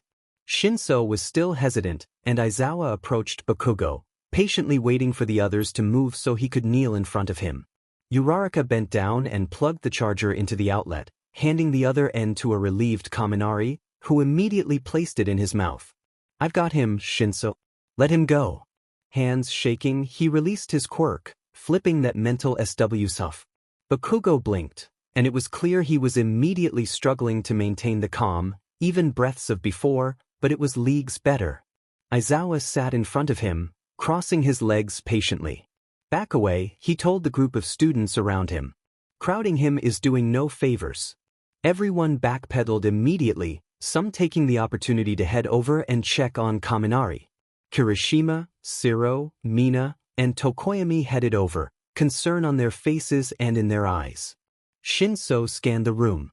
Uraraka was talking quietly to a nervous Satu, eyes red-rimmed, and Bakugo was following Aizawa's deep, calm breaths the best he could. Kaminari was humming softly next to him, charging up and gaining color back in his cheeks the longer he sat there. Most everyone was quiet, dark looks on their faces and sadness lingering at the corners of their eyes and lips, but things felt better. More solid. Shinso took in a deep breath. Aizawa was here, everything would be okay. Shudo was trying very, very hard not to panic, and he wasn't sure he was succeeding in any capacity. His heart was an erratic, painful pulse in his chest, creaking against his ribs until he feared they would burst. Izuku's crying was on loop in his head. His arms, his leg, the images of them were burned behind his eyelids. He'd had no idea. The entire time Izuku had helped him walk, while he reached a helping hand to pick Shudo up off the floor, that hand had been riddled with scars of its own. Izuku had a backstory, a gruesome one at that. It was so easy to forget. So easy. He hit it so well. Shudo's shoes skidded along the floor at the turn in the hallway, barely grazing the far wall with his shoulder before breaking back into his sprint. He almost ran right past the principal's office, but he managed to stumble to a halt in time and slam the door open. Principal Nedzu sat at his desk, his expression giving away nothing as usual. He filled him in on the goings-on in a rush. I see, Nedzu said when he finally took a breath. Let me pull up the cameras, he couldn't have gone far. He really could have was the problem. Izuku could float through walls and doors, it wouldn't be hard for him to simply leave the building. He felt nauseous. What if Izuku was all alone somewhere, upset, hurt, and crying? He was practically vibrating in front of the principal's desk while the creature pulled up the cameras, restlessness making him jittery. Being alone and in so much pain was miserable. He didn't want Izuku going through that, not ever. I believe I found him, the principal said, and Shudo straightened, a jolt going down his spine. Where? The basement floor. Shudo barely had time to thank him before he rushed out of the room, heading right back to the classroom. His chest was growing tighter the longer he ran, lungs spreading fire. He kept running, his desperation keeping him upright, giving him strength. Izuku hadn't let Shudo down. He wouldn't let Izuku down either. When the youngest Todoroki burst through Nezu's door while he and Ida practiced signs, he was worried. When he was told the situation, however, that worry morphed into heavy concern. Ida hovered over his shoulder nervously, determination already bleeding into his posture. Ever the hero, even then. He tapped away at his computer, getting to the camera footage faster than he'd ever done before, and he was pleased that he could give Todoroki the answer he needed right away. He wasn't pleased, however, with what he saw. All of the cameras looked perfectly normal, except one in the basement group. The camera was showing nothing but black, except for 2 white holes in space, white liquid dripping from them and onto the floor. The inky blackness of the room was moving somehow, shadows fading in and out, and something dark and sick twisted in Nezu's gut. Ida darted down through the floor and vanished. "I believe I found him," he said slowly, and Todoroki seemed to snap out of his thoughts, straightening. "We're in the basement," he began, but Todoroki was already flying out the door, barely making time to shout a thank you over his shoulder before he was gone. Nezu stared at the screen. He hoped, with everything he had, that the youngest Todoroki wasn't the one to find him. Aizawa was furious. The first thing he should never see when he walked into his classroom was his students, knitted tightly together with fire and spite and rage in their eyes, ready to tear the intruder apart limb from limb. Uraraka should not look prepared to float someone into the stratosphere. Shinso should not look prepared to tell someone to jump out of the window. Even as he breathed deep with Bakugo, settled on the cold ground with his legs already going numb, rage was making his chest burn with fire so potent he thought he could spit it out if he tried. His mind was buzzing, tingles of restless energy making him want to stand and punch the nearest wall as hard as he could just to release some of it. It took all of his willpower, all of his strength, to stay seated, to keep that fire in his chest no matter how badly it burned him. They needed calm, and that is what he would give them. "Where's to do?" Kirishima asked, wide-eyed and worried. He hadn't moved from Bakugo's side. From concern or the tight grip of Bakugo's hand, he wasn't sure. With Nezu, attempting to locate Midoriya. He'll arrive when they find him. Kaminari. Feeling better, he called back from behind him, voice stronger than before, and Aizawa huffed a quiet sigh through his nose, barely controlled. "Tell me what happened," he said to the room at large. "Everything." His students looked at one another warily, worry creasing their foreheads and around their mouths, but Yaoyorozu stepped forward and began to speak. The moment Nezu had found where Midoriya was, he had shot like a bullet through the floor and raced to the bottom of the building. For the first time, he thanked the state he was in for its lack of solidity as he raced through walls and doors and floors to get to Midoriya. He had no context for why Midoriya was so upset to begin with, but it didn't matter. He knew the second he was in the basement simply because of the lights. Midoriya's upset was affecting the entire floor's lighting system, and Tenya felt panic and alarm race down his spine at the sight of all the light fixtures flickering in eerie, quick unison. His injuries pulsed, cuts burning, but he ignored it point-blank in favor of racing through the hallways in a desperate attempt to find the child. It didn't take long with how fast he was going. He knew what to look for, and he was pleased to know he could still use his quirk when he attempted it, even in death. A room at the very back of the maze-like basement was pitch black. Tenya couldn't see anything inside. The light refused to get farther than the doorway, any more than that was an inky blackness that Tenya was sure he wouldn't be able to see his hand in. The only thing visible were 2 white eyes, just like the camera in Nezu's office had shown, tucked in the corner as high as Midoriya could possibly get without phasing through the ceiling. His eyes were leaking, quartz-white tears that dripped down the curve of his face and stopped where Tenya assumed his chin was, falling to the floor in small stars against the void. Tenya tried to enter, and the eyes quivered. "GOAWY." Midoriya's voice was borderline intelligible, barely pushing through warped radio static and fuzz, layered over with so many voices he didn't know where Midoriya's was anymore. Tenya froze just before the doorway, his hands going numb in seconds from the cold. Goosebumps broke out on his skin, and he swallowed hard with a dry throat. He had to breathe through the storm of terror that crashed into him for a second, then 2, then 3. "Midoriya," he called when he was sure his voice wouldn't shake. "Do you recognize me? I am Ida Tenya, from Class 1A. I want to help you." The shadows writhed, moved somehow in the darkness, and the eyes glowed. Goaway goaway goa. Way goaway goawa. YGWI Tenya should have felt afraid, and on some level he was. Midoriya was acting borderline hostile, but Tenya knew who he was dealing with, and his heart was breaking more than his hands were shaking. "It's okay if you don't want to talk to me," he whispered into the darkness, stared at the eyes, trying to soothe the small child as much as he could from a distance. "Can I help you in any way? Get you anything?" His tears came more rapidly, splattering the floor below in decor of a night sky. Tenya heard a sob rip through the fragile silence even as the eyes didn't move. "AIZWA. IMISS. AIZWA. AIZWA. PSE. You Miss Aizawa," Tenya breathed, sadness making his already sunken heart sink even lower. "Okay, I will send him down here and be right back." Midoriya didn't answer, and he hadn't expected him to. He braced himself, then darted up into the ceiling, his engines propelling him faster than he could fly on his own. He was thankful the roaring of his quirk drowned out his quite depressing thoughts. Momo trailed off, finished with her explanation, and waited anxiously for Aizawa's reaction.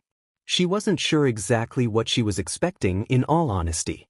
When she was met with Aizawa's still, rigid back, something jittery and bitter turned her stomach. Kirishima, who could see Aizawa's face, went pale, and she winced. She wasn't sure what she was expecting, but a dangerous stillness, wasn't it? He wasn't moving, was barely breathing, and she knew the sight of someone desperately trying to contain themselves. Momo didn't blame him for his temper, not that time. It was such an awful situation. "He dropped through the floor and vanished," Aizawa said, and Momo held her breath, her heart pounding. She could hear the blood rush in her ears. The memory was on repeat in her head. She was sure that's what happened. She wouldn't forget it for a long time. "Yes," she nearly whispered, then cleared her throat, tried again, and she was thankful when her voice came out a lot stronger. "He just dropped. We don't know why he went down. I thought he was more likely to find you with how upset he was." Aizawa didn't speak for a moment, very still and very quiet. Momo bit her lip nervously, only just managing to stop from fidgeting on the spot. "I believe," Aizawa said slowly, "he may have been having a flashback." He had said the words calmly, but that didn't stop the meaning behind them from cracking into her heart like a WHP. She held her breath against the well of tears that came unbidden, the stinging in her eyes and throat so powerful she had to swallow the sob that pushed against her lips. The only thing he could be having such a response to was his death. Didn't he mention? Was he really? Any thought she tried to start she couldn't finish, even to just herself. It was too painful to think about, and it hurt all the more to think it was still affecting him so much even then. Her stomach rolled, bow rising to the back of her throat. When she thought of his injuries, it painted enough of a gruesome picture, but now she had an idea of how he'd gotten them. A flashback. Shinso breathed from somewhere to her left, and Momo closed her eyes as the tears wormed their way past. She inhaled a hitched breath, covered her mouth to keep quiet. Would my quirk work? To help calm him down?" "I'm not sure," Aizawa said. "It's always worth a try." He turned to look at her, opened his mouth to speak, then paused, his gaze flitting past her to look at something over her shoulder. She could feel a presence, a cold chill down her spine, and she felt relief flood her chest. Izuku was back, he must be, but when she looked at Aizawa again her teacher appeared the most alarmed he'd been the entire time and the good feelings vanished. At the same moment, the door crashed open, and Todoroki stood gasping in the doorway, red-faced and clearly exhausted. "Izuku's in the basement," Todoroki choked out, wide-eyed. Aizawa stood up quickly, barked a quick "everyone stay here," then bolted out the door, saying nothing when Todoroki turned right back around to follow him out. Momo watched him go, wiping away tears. She shouted in alarm when Shinso darted after them. He'd turned to Yaoyorozu to focus on her and say something, but he was met with Ida's transparent form instead, coming through the floor at a bolt and screeching to a halt midair. "It's Mito," Ida signed quickly to him, face scrunched in an emotion Aizawa didn't have the patience to decipher. His signs were sloppy with inexperience and uncertainty, and he had to have Ida repeat one or two. "He's angry." Upset? Follow me please. He needs you. Todoroki confirmed a location, and he didn't need any more than that. Aizawa stood, told everyone to stay put, and darted out of the classroom. Ida didn't hesitate for a moment, speeding ahead of him and stopping right at the stairs, dropping through the floor the moment he was able, and Aizawa nearly broke his ankle in his rush to stop his momentum and speed down the steps. He could hear Todoroki's footsteps only a pace behind him, but he couldn't stop to scold him now if Ida's face was anything to go by, and he had no idea how long Midoriya had been by himself. Even a few seconds extra was too long. The time it took to descend the stairs all the way to the basement door took a year off his life with the stress it caused him, the thought of Midoriya panicking and crying all alone making his heart squeeze like a vice in his chest, and coupled with the shortness of breath from running, he could hardly breathe at all. The sight of the basement floor was not helping matters. The lights flickered, similar to a horror movie, and his heart dropped with his stomach and left him feeling weightless when he heard sobs coming from off in the distance. He followed Ida closely, darting through the maze.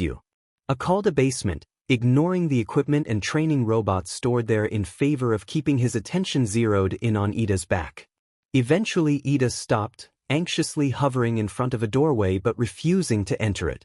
Aizawa didn't give himself time to catch his breath. He power-walked the rest of the way, the sobbing an echo in his skull that made him grit his teeth, and when he made it to the doorway he automatically made a move to step inside. The cold was nothing he'd ever felt before, even on Midoriya's worst days. Just being in front of the doorway had him shivering, his cheeks, hands, feet, and knees automatically going numb just being in the vicinity. He couldn't even see Midoriya in the pitch-black void he was staring into, wasn't sure he hadn't bumped into another unknown ghost haunting you. A's walls, for vengeance instead of curiosity. The pure white eyes staring him down were not friendly.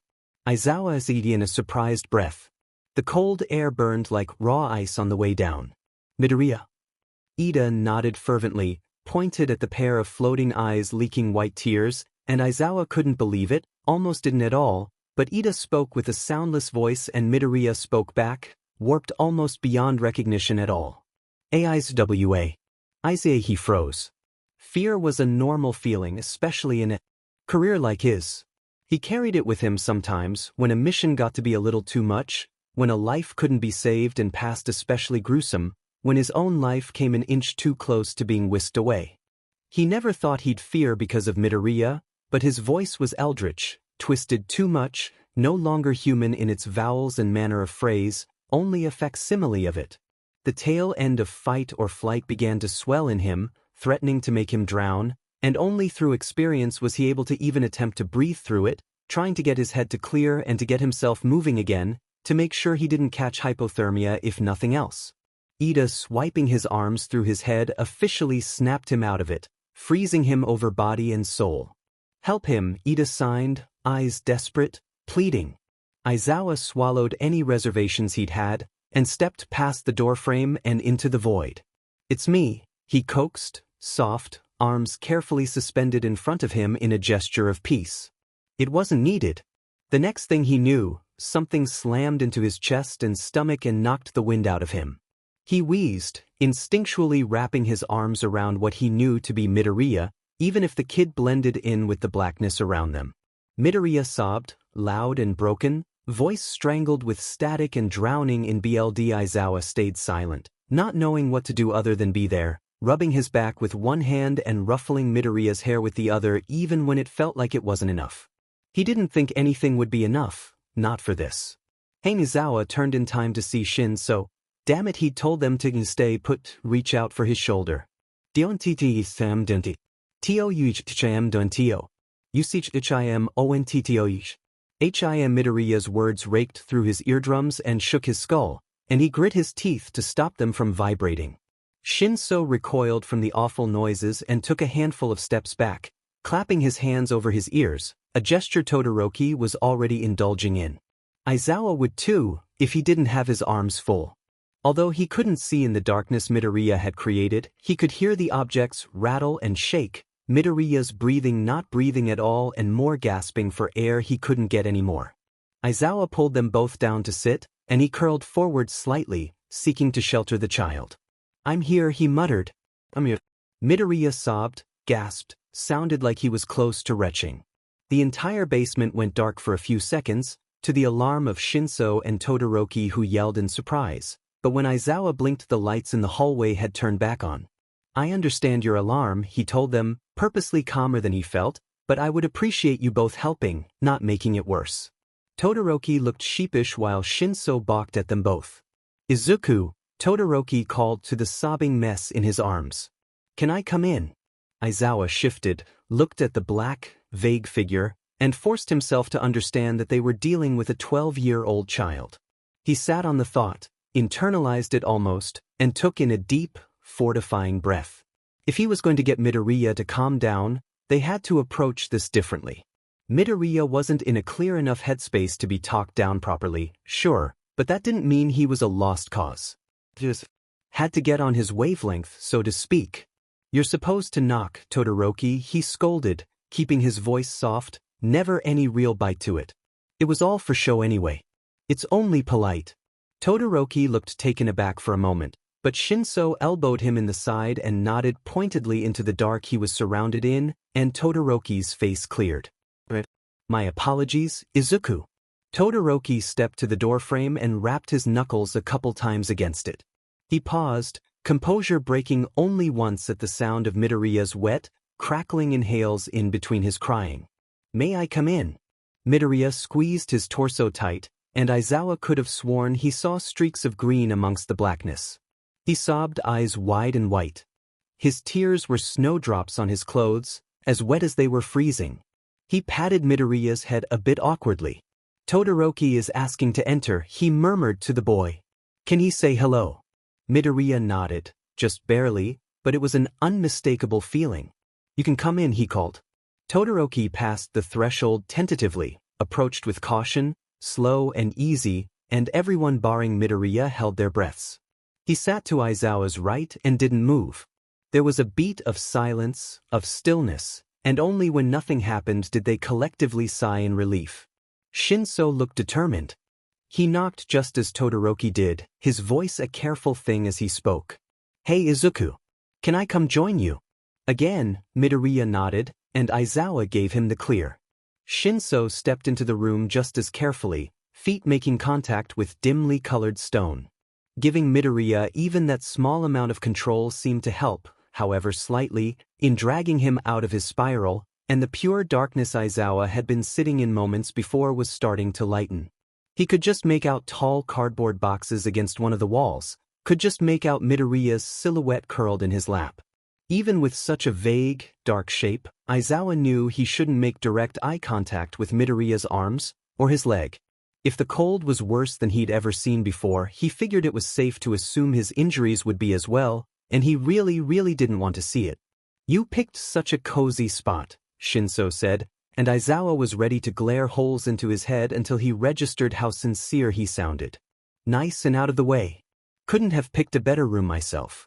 Todoroki looked significantly more out of his element than Shinso did, and he wondered briefly if Shinso had any younger siblings or cousins. "Yes," Todoroki said. "Comfortable." Aizawa blinked, and the room looked lighter still. He could see his hands on Midoriya's back clearly now, could see Midoriya's actual back instead of the black mess it had been earlier. He pulled his gaze back, regretted it almost immediately when he realized Midoriya's head was bleeding from a new wound in his forehead. When had that happened had he done that, but there was no way, oh God don't tell him, but also felt relief so strong he almost fell over when he saw Midoriya's head, could peek around and see the kid's eyes. He was still crying, choking on his breaths, but he was looking around from his position of pressing firmly against his chest and stomach, nestled as close as physically possible. Other than his arms, it felt like an average child was hugging him.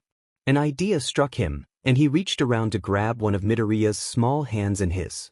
He stopped, cringed from feeling broken bone and a bent wrist, every instinct in him screaming not to purposefully touch the gruesome injuries, but he blatantly ignored it and was extra careful in encasing Midoriya's hand in his.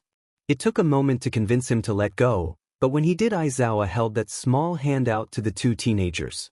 They both paled, and Aizawa understood their hesitation, mourned his reluctance from earlier being ignored so quickly. Midoriya's hand, wrist, arm, did indeed look the worst it had ever, and Aizawa stared at his students instead, swallowing the bile clawing its way up his throat. It was a lot to ask of them. If Aizawa could think of a better way to get Midoriya calm, he wouldn't at all. Just as he began to think neither of them would follow through, surprisingly, or not at all, Todoroki worked up his nerve first. He reached out and took Midoriya's hand in his own. Todoroki looked at the little bundle in his arms and smiled, small, but genuine in its own right. "Hello, Izuku," he said, and his voice only shook a little, eyes glassy. "It's nice to see you." The feeling of another person's eyes on his skin had become foreign and unusual, but he was glad Sho had been one of the first students, the first alive student, to see him. He was glad Aizawa was there too, he just hoped he wasn't crushing the man's ribs with how hard he was squeezing his stomach. Sho was in front of him, smiling, holding his hand in a gentle grip that made him want to cry all over again. Shinso was next to Sho, taking in what a sight he must have been, and Izuku felt the urge to cringe from such a gaze, asking questions he never wanted to face let alone answer. Aizawa's presence stopped him from it, if by a margin. He'd make Shinso back off if he worked up the courage to ask, and even though Izuku knew Shinso wouldn't be so crass, the thought was a comfort regardless. His body had pins and needles, mild but noticeable, oddly warm from his head to his toes, but Aizawa was solid and tangible and warm, and Izuku relished the physical contact. He was squished as close as he could physically get and could hardly see out of his right eye from the way it was pressed against Aizawa's chest. Izuku met Sho's stare, peeking from the fabric of Aizawa's shirt, and his friend smiled a little wider, his eyes kind. Izuku sniffed. He wanted to squeeze Sho's hand, but his own wouldn't cooperate with him, too mangled and injured to do much of anything with it, and a nostalgic sadness flooded his chest and threatened to rip out of his throat in a sob. Maybe something showed on his face, maybe it was his eyes watering again, but Sho rubbed his busted knuckles with the pad of his thumb, smile melting into a worried frown. Izuku sniffed again. "I'm sorry I scared you," he muttered, guilt weighing his chest and twisting his stomach. He shut his eyes tight, tears slipping out, giving Aizawa a one-armed squeeze. "You have nothing to apologize for," Aizawa replied, and Izuku heard the man's voice rumble in his chest. "You were scared and upset, none of that was your fault." Izuku didn't believe him. The whole reason All Might had shown up at all was because of him, the whole reason the class had shown up was because of the secrets he kept. How was that not his fault? He had been cowardly, hiding away from his own mistake, his own poor decision, and it ended up backfiring so spectacularly that everyone in class ended up caught in the crossfire. They had seen him at his worst, mangled and broken and sobbing, and two of them saw him even lower. Inconsolable.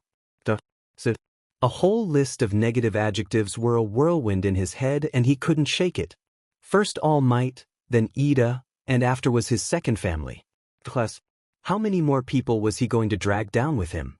Let down. His arm, his leg, pulsed in a very painful reminder of where those kinds of thoughts led him before.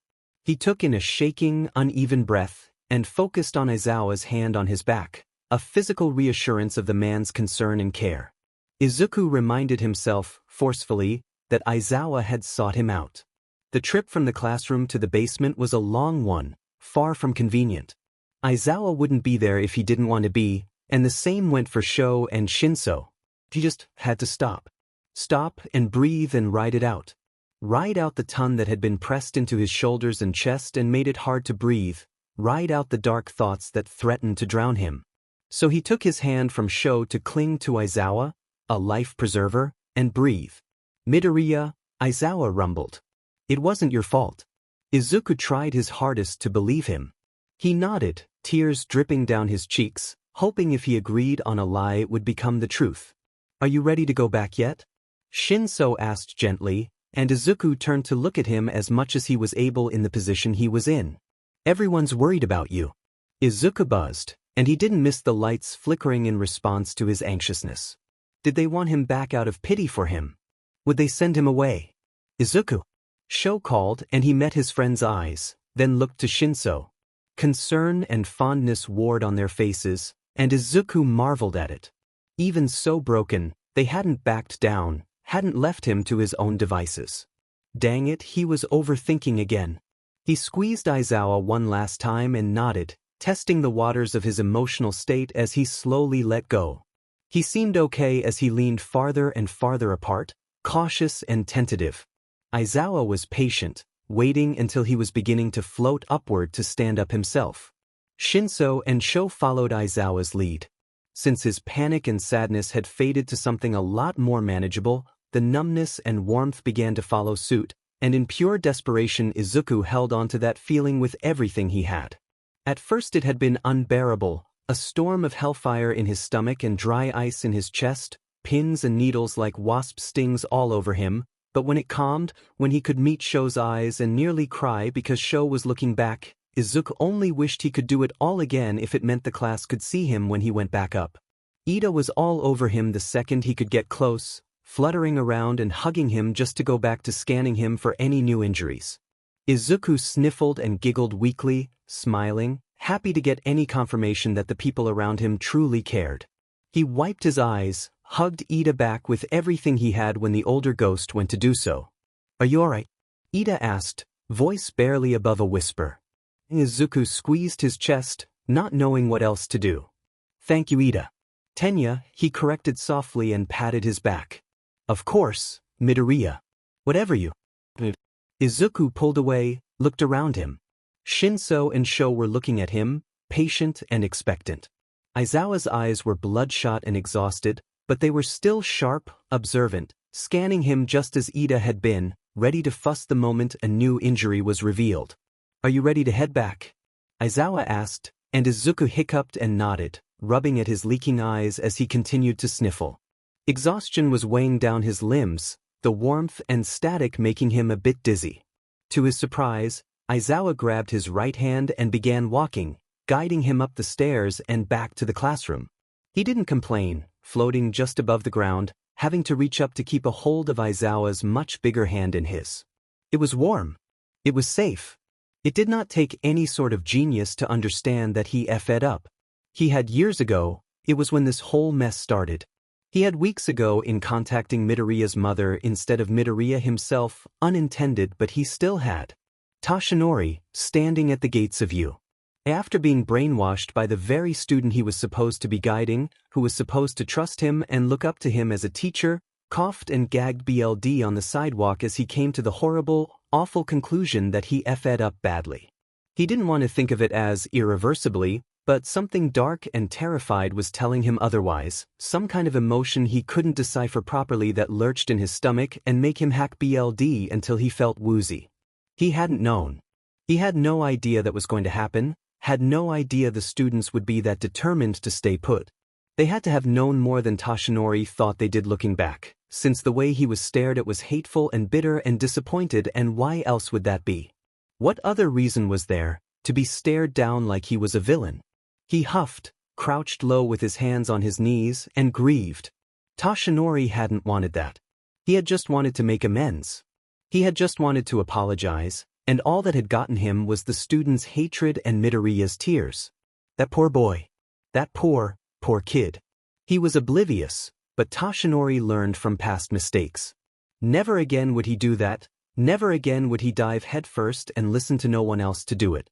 He never wanted to see Midoriya like that again, ever, broken and BLD smeared and hurting and sobbing and dropping through the floor. For the first time in nearly a decade, Toshinori did not feel like the symbol of peace.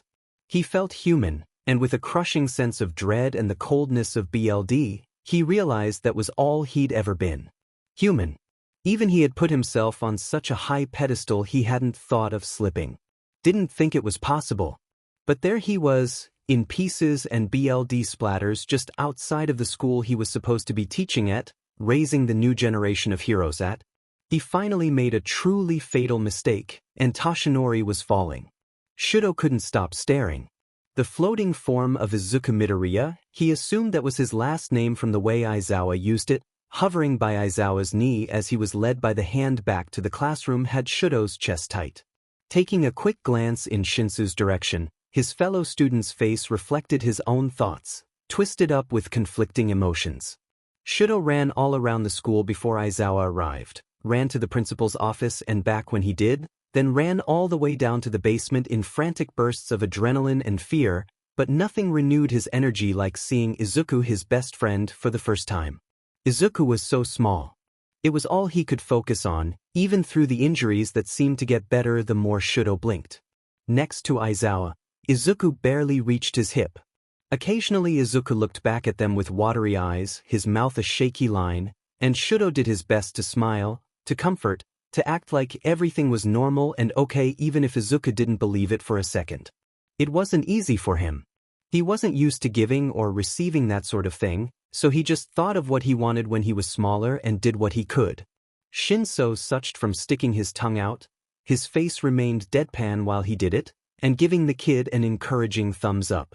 The walk was uneventful even as Shudo held his breath, waiting for All Might to round a corner out of nowhere and give them the scolding of a lifetime, but that time never came. Maybe Aizawa's aura alone warded off the world's bad luck for the time being. He wouldn't be surprised, and he only released his breath when Aizawa made it safely into Class 1 as doors, him and Shinso a step behind them, a little lightheaded.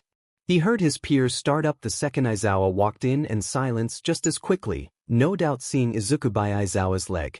When Shinso shuffled past him and he fully stepped past the threshold, the door shut tight behind him. He looked up and saw Izuku clinging to Aizawa's leg. He seemed overwhelmed with all the eyes on him, and Shudo's stomach churned. He knew the feeling.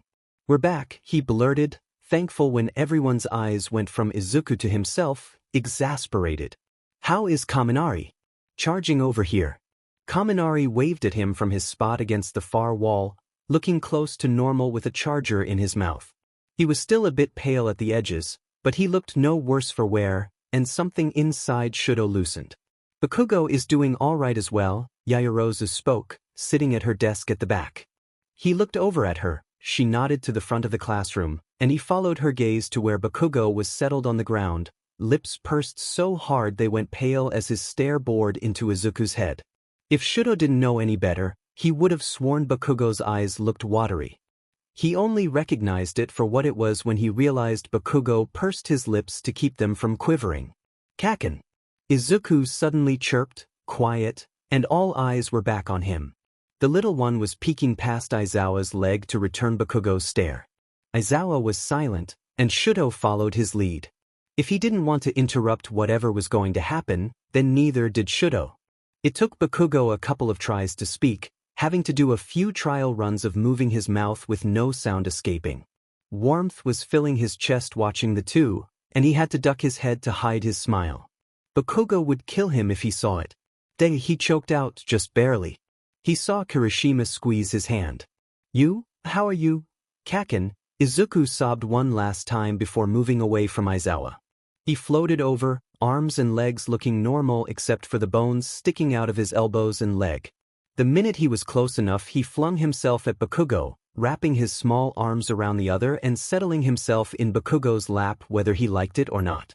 There was a moment where Bakugo froze like that was the last thing he expected Izuku to do, but only a moment passed and Bakugo wrapped extremely hesitant arms around the small ghost in his lap, blinking rapidly, but tears started falling regardless. Shudo looked away from the moment, feeling like an intruder. Aizawa shifted his weight, and it was the only warning they got before he began speaking. "Every single one of you," he said, carefully controlled, "have detention for the last week of the school year." A heartbeat of silence passed, then the roar of disbelief and outrage crashed into his ears. Shudo winced, saw Shinso do the same. His eardrums hadn't fully recovered from Izuku's warped screech. "Enough," Aizawa snapped, firm and demanding, and that one word was enough to silence the classroom. The sudden loss of noise made goosebumps break out on Shudo's arms. That week is going to be filled to the brim with nothing but lessons on trauma and triggers. Not only did you all come in here with the plan to force Midoriya to talk about something I did not inform you all of for a reason, but you did it without supervision and escalated the incident when All Might arrived. You should know better. That's not fair." Uraraka shouted, and Shudo looked around until he found her a little ways away from Kaminari. "We were just trying to help and then All Might showed up and started bossing us around, whether any of us like it or not. He is a teacher, and you are expected to listen," Aizawa continued, merciless. Even if All Might hadn't arrived at all, was Midoriya being cooperative? Did he seem alright talking about any of it? More importantly, did you inform an adult about what you were doing? Did you wait for me to supervise, guide the conversation of asking a young child about his death? The long silence that followed echoed Aizawa's questions back at him, and Shudo's heart dropped into his stomach and sat there. He had been the one to recommend it push it with the rest of the class. If he had kept his mouth shut, swallowed his anger and left, maybe they wouldn't be there at all. You were all emotional and upset, that is understandable and I don't fault you for it. But each and every one of you acted on impulse and incorporated no logic into what you were doing. Things escalated wildly, and every step of this could have been avoided had any thinking went into the impact of what it would do to not only Midoriya, but Bakugo as well. It is clear you are missing an important aspect of teaching that I have overlooked until now, and it is being corrected immediately. This will not happen again. It was not an order, nor a demand, only a simple state of fact with the way Aizawa said it. Still, Shudo shivered. By no means does this mean All Might was in the right, Aizawa said darkly. I won't let his mistake slide either. He grit his teeth and Shudo flinched. The one day I leave. The one day. Aizawa turned, and the anger slowly melted off his face when he looked at Izuku. Shudo spared a glance. Izuku was sitting wedged in between Bakugo and Kirishima like it was something he did every day, looking disgruntled and tear-stained, both of his hands pressed on one of Bakugo's and Kirishima's legs, like he worried they would get up if he didn't. Kirishima looked ready to cry. Midoriya, Aizawa called, and the kid blinked at him, a frown pulling down his lips. Izuku patted Bakugo's knee seriously. Kaken, he introduced, as if he hadn't been calling him that the entire semester, then pointed to him. Sho, Kaken. Shudo smiled at him and hoped it wasn't as shaky as it felt. Bakugo looked lost, glancing at him with red-rimmed eyes and watching Izuku in disbelief. Izuku suddenly lit up, a thought crossing him, and floated upwards back into the air. Alarm sent electricity up his spine as he prepared for the worst, but all Izuku did was zoom over to Aizawa and hug their teacher's torso, muttering, and Shudo's heart pulsed in his throat because he could hear him. Thank you, sorry I was scary. I missed you. Thank you. Aizawa ducked part of his face behind his scarf, watched Izuku with dry but fond eyes, and patted his head. Izuku let go, turned, and hugged Bakugo a second time, muttering softly into Bakugo's shirt, and Shudo would never forget the day he witnessed Bakugo cry twice. Hi Kaken, Izuku muttered. Hi Kaken. Sorry I went away. I missed you. Bakugo sobbed, there was no other word for it, squeezing Izuku's tiny frame in his arms and whispering something in Izuku's hair.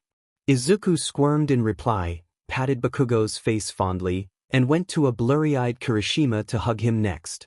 It didn't take long to figure out what Izuku was doing. He was making his way around the class while he had the chance, muttering kind words and giving his signature pats to anyone crying a little too hard, which was most of them to be fair. Shudo was a hair's breadth away from crying himself, and he lost it when it was his turn. Izuku darted to him, buzzing with rampant energy, and slammed into his torso face first to give him a bear hug. Sho, Izuku said, voice echoey and scattered but very much there. You see me? I hoped you would someday. Can you make a candle again? It was so pretty. Thank you. Thank you for helping me when I was scary. Shudo chuckled, sniffling, and hugged Izuku back no matter how awkward he felt. He wouldn't miss the chance for anything, not even soba. Sure, he muttered. Hello to you. Izuku giggled softly, sniffling, and patted his arm in such a familiar gesture, he had to blink against the stinging in his eyes. Shudo watched Izuku make his rounds, watched the class devolve into sobs and laughter and hugs, and he let hope trickle in his heart. Katsuki couldn't pull himself away, couldn't tear his eyes off of the SQR sitting in his lap. As soon as he had finished his little parade of affection, Deku went right back to him, plumped himself down and hadn't moved since. A semicircle had formed around them just so everyone could get a good look. The room was quiet, the only sound was Deku's breathing, a rattle in his lungs that stabbed through Katsuki's stomach whenever he inhaled. Deku's hand, so small, roughly the size of his palm, laid flat in his and he refused to move it. even while the girls cooed over them, snapped pictures that turned out blurry and warped. He refused. His mind kept conjuring the image of Deku's injuries at their worst, kept wanting to linger on it. Every time it surfaced he'd have to shake himself out of it, knowing what would happen if he wasn't with someone he trusted while he went through that particular meltdown. Absently, he tried thinking of the word his therapist had used to stave off the painful beat of his heart. Something specific. Helpers. Keepers. Supporters. Support something. What was it? Deku patted his leg with the hand not in Katsuki's, staring with big eyes at round face, sparkling and bright, so curious. Deku was always curious about anything and everything. Kissithan, he told her, and Katsuki dug his molars into the inside of his cheek until he tasted copper. He was so obsessed with everyone being introduced to him, like he was so FING special. Like he hadn't FING killed him to begin with. Round face giggled, sniffled a bit. Her eyes were as big as Deku's, and Katsuki scoffed at the realization. How long have you known Kaken for? He shot her his nastiest glare. She smiled back at him, warm but teasing. He wished he could give her sparks in warning, but shit, if All Might had upset him like that, what would his quirk do to him? That had been the sound that gave Deku hell every day since Katsuki was 4, that couldn't be good for him to hear. But he didn't know. He didn't know anything about this. Was that a question he could ask his therapist? Maybe? AONGTIM. SOLONG. Deku kicked his legs, and Katsuki had to tear his eyes away from the femur poking out of Deku's skin. It had been worse earlier. WENTTOSOLTO CHURGIRI W up TOJR. Sadness spread like a wave over his classmates' faces, all slowly pointing at him, and he bared his teeth over Deku's head. A clear warning that their shitty pity was the last thing he wanted. Deku didn't seem to realize. He kept plowing along, feet swinging, his hands still resting in Katsuki's frozen-over palm. He couldn't feel it, it was shaking. He didn't care. WEDGT ICE HURRY AMANDGOTOMY HOUSEY ANDWDWATSH MOVES and DPLAY JMES ANDGBIGYUMYDINR. Katsuki's throat closed. Anti-Inko. Her grief played in his head, only the worst of it, and he closed his eyes against the images. SOTIMS WEDGOTOHIS HOSE and DHESEP of R. IT was SOFUN. WJDPOP Corin. Frogger spoke, the calmest one there as usual. My siblings and I always have sleepovers together too. Have you ever built a fort, Izuku? Katsuki opened his eyes just in time to see Deku grin wide, blur at the edges, and the lights in the room flickered. Katsuki blinked with dawning comprehension. IHAV. IHAV. KACCHNANDI. His voice warped into his unintelligible mutters in his excitement, floating up from his lap for the first time in almost 20 minutes. Katsuki's legs were numb. Deku gestured and raved, and by the looks of it no one had the heart to interrupt, even when they couldn't understand him anymore. It was a good thing. Katsuki would have ripped their tongues out of their FNG throat. Shinsu's teeth were chattering, his fingers were numb even though they were stuffed in his pockets. He tried to hide it for as long as he could, but he ended up hovering around Todoroki's left side eventually, even as he stared long and hard at Izuku's small, petite frame. The kid had done a damn good job at freezing him over, he had to hand it to him. Todoroki blinked at him, confused, before realization lit up his mismatched eyes. Todoroki held out his left hand, palm up. Sparks started at his fingertips before it ignited, flames swallowing the boy's hand all the way to his wrist. Shinso curled around the fire thankfully, shivering. How are you not cold? He muttered, watching as Bakugo shot Uraraka a nasty, borderline deadly glare for some reason.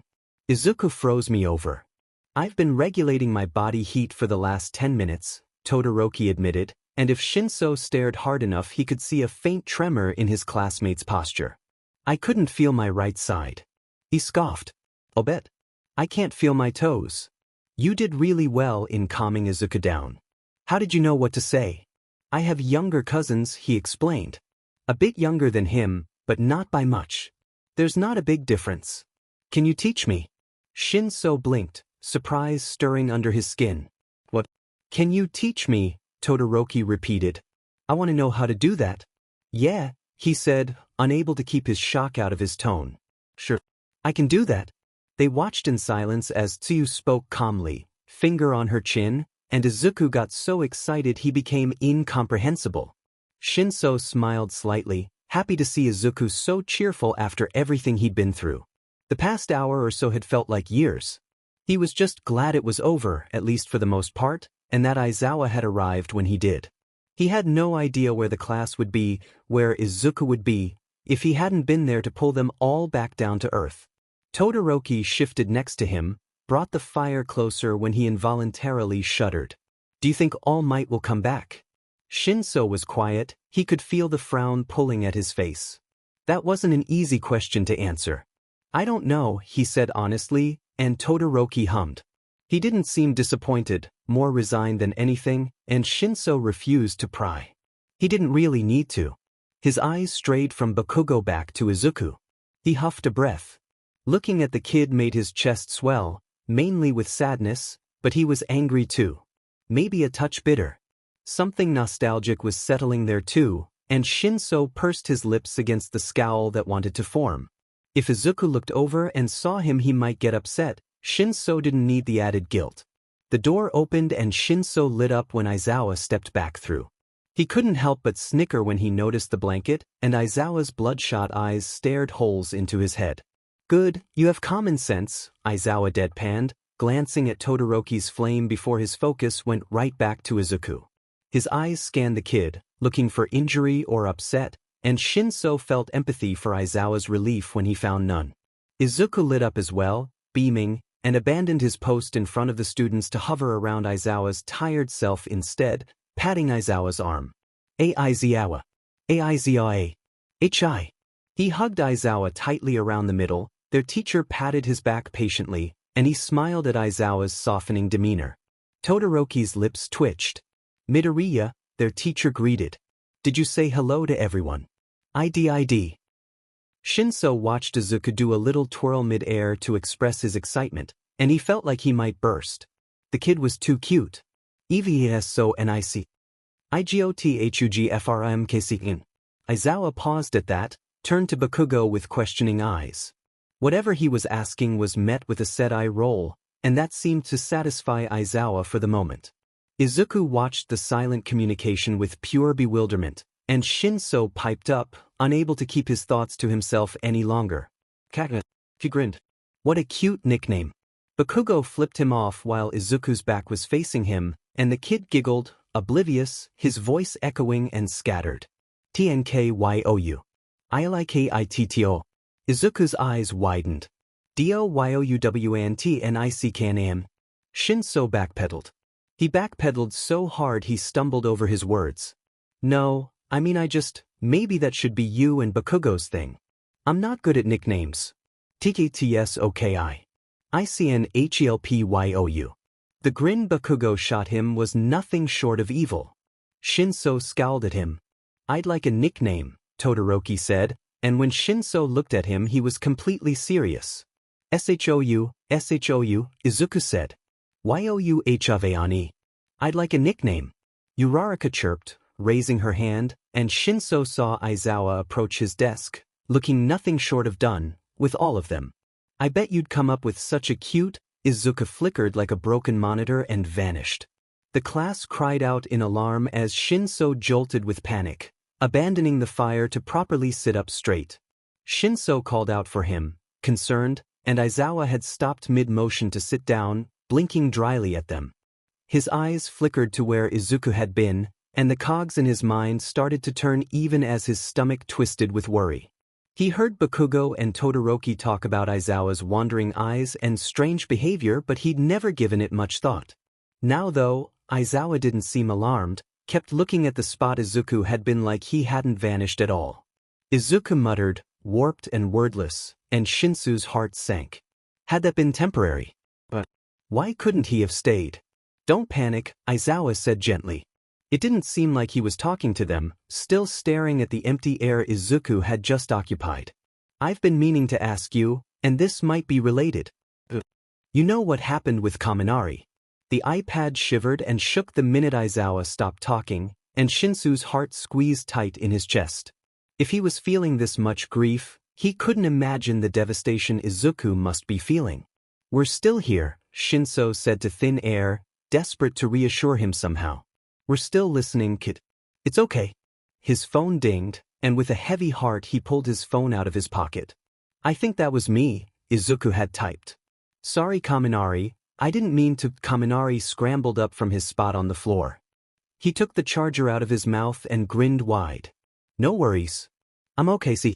He did look much better, the paleness about his face was completely gone and he could stand on his own again. Shinso was grateful for it. Supposedly, Tokoyami began, tucked away in a corner and looking thoughtful, ghosts can draw upon electricity for strength. "Do you think that is what happened, Aizawa?" Their teacher nodded slowly. "I believe so. There's no other explanation for Midoriya showing himself when he couldn't before. I assume Midoriya took too much and it caused Kaminari to pass out." Kaminari frowned, and Shinso frowned back at him, a bit concerned. "I think he's done it before this," he said carefully, and the students all turned to him, betrayal twisting up their faces. "Kaminari. Wait, you saw him already? What the F, Sparky? Why didn't you say anything?" Kaminari waved his hands frantically, looking a touch overwhelmed, and Shinso struggled to find any sympathy. The BSTRD had seen Izuku and didn't tell anyone. What the F dash? Shinso would have shouted that sheet from the rooftops. "Listen!" He cried over the cacophony of voices. It was barely a glimpse. All I saw was like a general outline of him, no details. He huffed. "My point was this has happened before, I think. During the sports festival. He was hovering around Todoroki, I think, and I suddenly felt tired and like. Izuku was flickery and barely there, but I saw him." Everyone relaxed. Shinso could admit he was still a bit irked by it, but he supposed he'd give Kaminari a pass. At least he hadn't seen anything specific. "Do you think him taking energy from the lights all the time helps?" Yaoyorozu wondered out loud, eyes clouded with thought. "He's always messing with them, right? Does that add to it?" There was a moment's pause, then the lights flickered, slowly at first but becoming quicker with each passing second until it was a strobe-like effect. The lights shut off entirely after a moment, and Shinso waited, straining his eyes to see in the darkness. At the front, clinging to Aizawa's shoulder with his cheeks puffed in concentration, was Izuku. He was more how Kaminari described him than he was earlier, faintly visible and transparent, but he was there, and Shinsu's heart leaped into his throat. Maybe it had been temporary, but Izuku knew how to do it again. Shinso didn't want to go back home. He wanted to stay in the classroom and finally get to know the soul that had been haunting their classroom for months, truly get to know the kid. He wanted to stay and chat and do anything. Talk about anything. But Aizawa was clearly exhausted, everyone was still a bit rattled from everything that had happened, and Izuku seemed to be drained after he let go of the lights, breathing a bit hard from focus and strain. Aizawa dismissed the class early and told everyone to get some rest for the practical tomorrow. Shinso had completely forgotten they were in the middle of finals. Who cared about finals? And most of the students were happy for the break. Todoroki, Bakugo, and himself were not, and Shinso was a bit proud to admit that Aizawa had to practically drag him out of the classroom. "If I need sleep and I'm admitting it," Aizawa told the trio in the hall, "then you all might keel over. Go home and rest." Shinso was vibrating with energy, restless and worried. He didn't want to leave Izuku all alone, but there was always Ida, and the thought was just enough to get him to walk away. Aizawa was right, he needed sleep. That didn't mean he'd get any. Once everyone was as settled as they would get, Aizawa was out the door, walking with quick steps to talk to Nedzu about the practical. He was worried for the class, for Midoriya, and he knew the practical couldn't stay the way it was. He wasn't unaware of how close Nedzu had gotten to the kid, his confidence was strong. The conversation went south very, very quickly. Nedzu had a very different outlook on the situation than Aizawa himself did, and the two butt heads horribly until it devolved into arguing. Aizawa brought up Midoriya and his reaction, Nedzu reassured, infuriatingly calm, as if disagreeing was in any way rational, that Midoriya had been coming to him for All Might's classes for months and that wouldn't change. Aizawa argued the students would fare no better, and Nedza stated that the students weren't so bullheaded. Bitterly, Aizawa lashed out and implied he didn't know his own students very well, and he wasn't surprised when Nedza kicked him out, signs of impatience finally coloring his tone and posture. Aizawa would never admit it out loud, but he was glad to finally make the principal react emotionally for once. He often wondered if Nedzu truly felt anything at all. The walk down the hallways and back to the classroom was a heated journey. The argument was on loop in his head, and what frustrated him most was the idea that he couldn't do much else than what he was already doing. In his heart and mind, Toshinori was no longer suited to be in the practical at the least, kicking the BSRD out of you. Wouldn't be much of an exaggeration either, he knew, and Aizawa didn't understand why Nedzu refused to see eye to eye. In the back of his mind, he wondered if Nedzu cared about the students, and Midoriya, as much as he claimed he did. Returning back to the classroom, however, seeing Midoriya properly interacting with his students and seeing everyone's smiles calmed him down. The atmosphere was warm, homely, thawing him from the inside out as hope blossomed in his chest, spread to his numb fingers and frigid toes.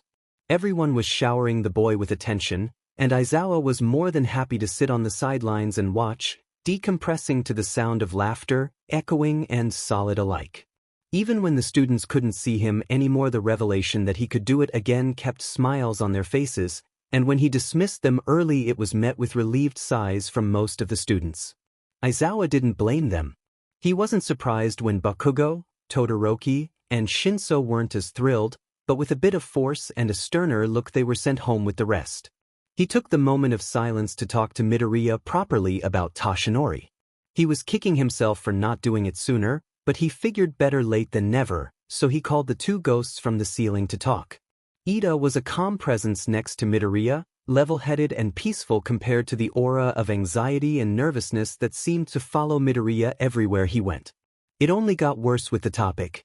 He offered to postpone the conversation, but Midoriya was adamant, stating he just wanted it over with. Aizawa didn't blame him. He asked, tentative and careful, what exactly had triggered him to begin with about All Might, and specifically why he avoided the man at all. "I'm not angry," Midoriya typed, and from what Aizawa had heard about Midoriya's reaction he was inclined to believe him.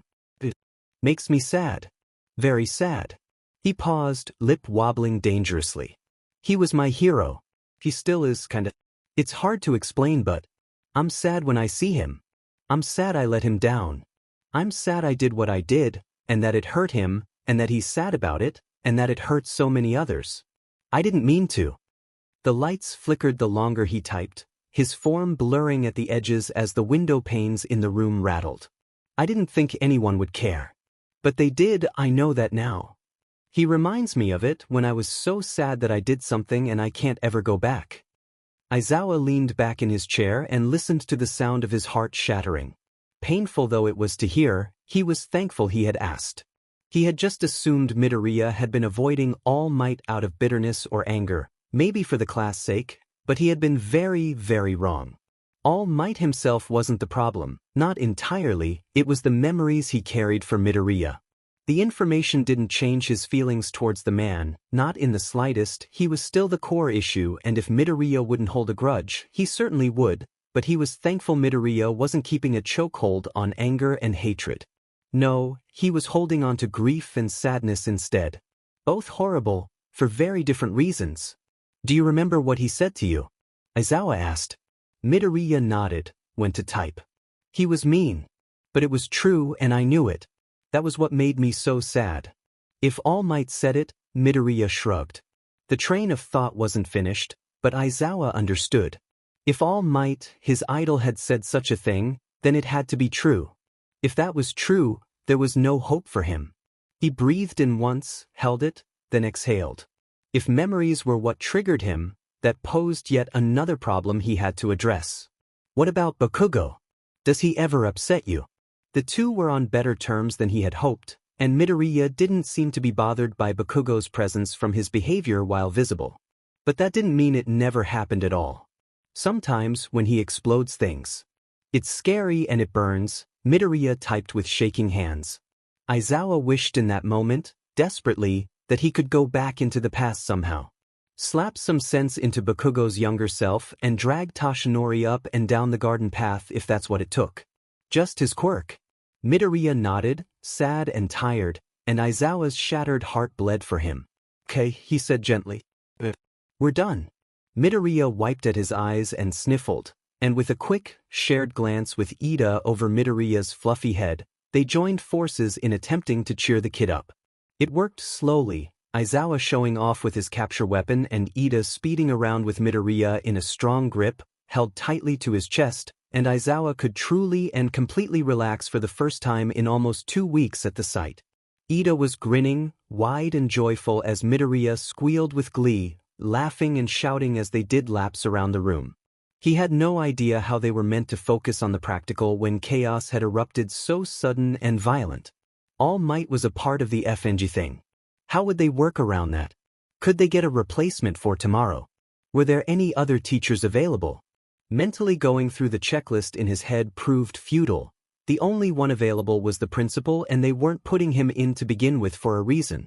He was too quick-witted, too slow to hesitate for the kids to keep up with him. They wouldn't stand a chance. Besides, there was already an odd number of kids. Cementos had a group of 3. Could they manage to lump them up even more? But that would defeat the point, wouldn't it? Hatred had cooled from a boil into a simmer in his stomach, for Toshinori as well as Nedzu. He couldn't believe Nedzu wasn't on his side, and dread settled across his chest and threatened to suffocate him. Once Nedzu made up his mind, it took nothing short of All Might level force to change it. If he couldn't get through to the principal, at least not immediately, then he couldn't leave the practical like it was. Not entirely.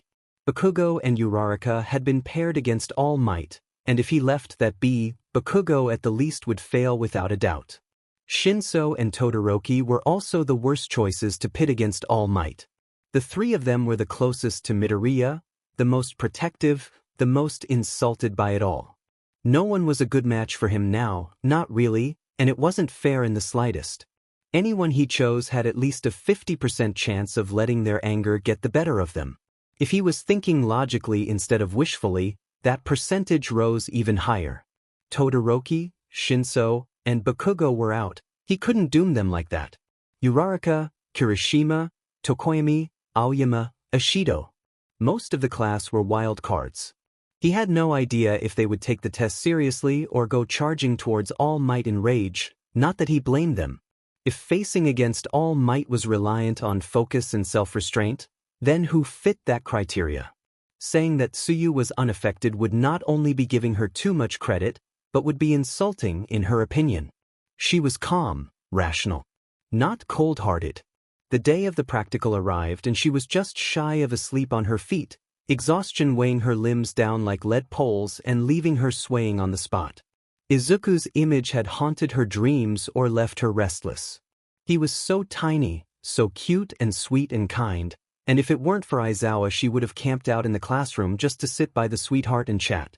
It was obvious he was desperate for proper interaction, and Tsuyu was honestly desperate to give it. His injuries had certainly jarred her as well, left her shaken. He had never let on he was in any pain at all, and Tsuyu wondered through her foggy head if Recovery Girl's quirk would work on Izuku.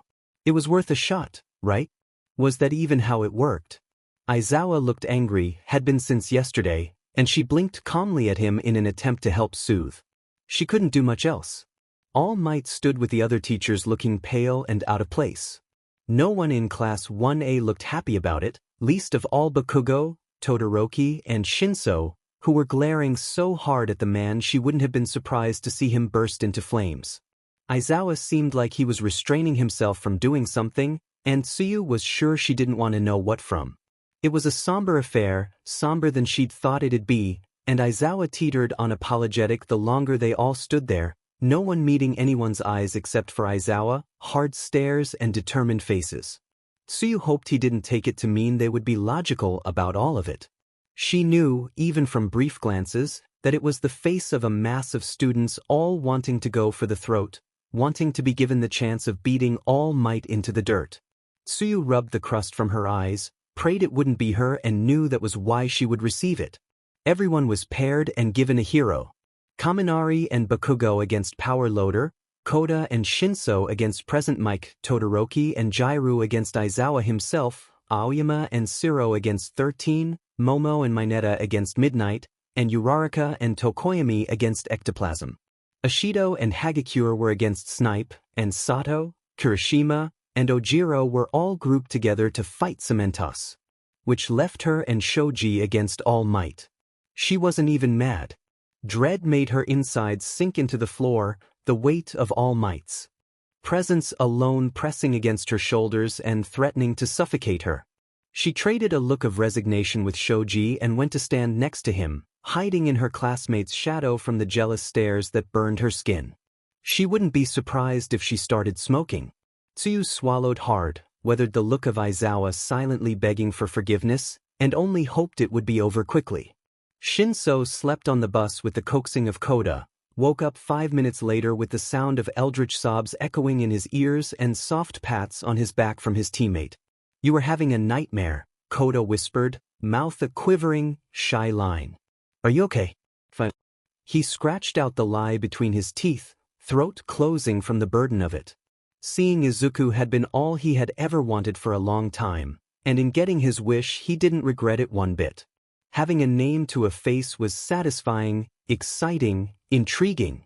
No, he was ecstatic to have met Izuku properly and knew it could happen again at any time.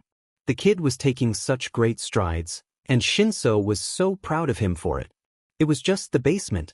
He shouldn't have followed Aizawa, that hadn't been something he should have been witness to. Shinso had no doubt Izuku's gut-wrenching sobs and otherworldly voice would haunt him for the rest of his life. Present Mic was silent at the front of the bus, arms slung around the back of the seat and tapping away at it. Shinso could spot the nervous habit a mile away, and he swallowed hard to help loosen his throat. He had to know if Present Mic had been playing dumb that day. "Present Mic," he asked, and his teacher turned like he was hoping to be talked to. "Did you know about All Might and Izuku?" Present Mic frowned. "You should be thinking about the test," he scolded gently, but scratched his neck all the same. "Not until after all of this." Shinso sighed through his nose, but the relief he felt outweighed his disappointment by leaps and bounds. At least Present Mic hadn't just turned a blind eye to everything, pretended he hadn't known and let the students flounder on purpose. He went quiet, glanced at Koda, and started signing. "He's right," he said with his hands, moving in practiced motions. "Thanks for letting me sleep, but we should talk strategy." Koda nodded.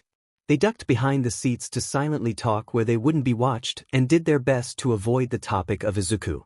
It was not an easy feat. The subject lingered in the air, waiting to pounce on any hesitation, any lull in conversation, and Shinso felt the need to keep the pace up until they arrived at their test site.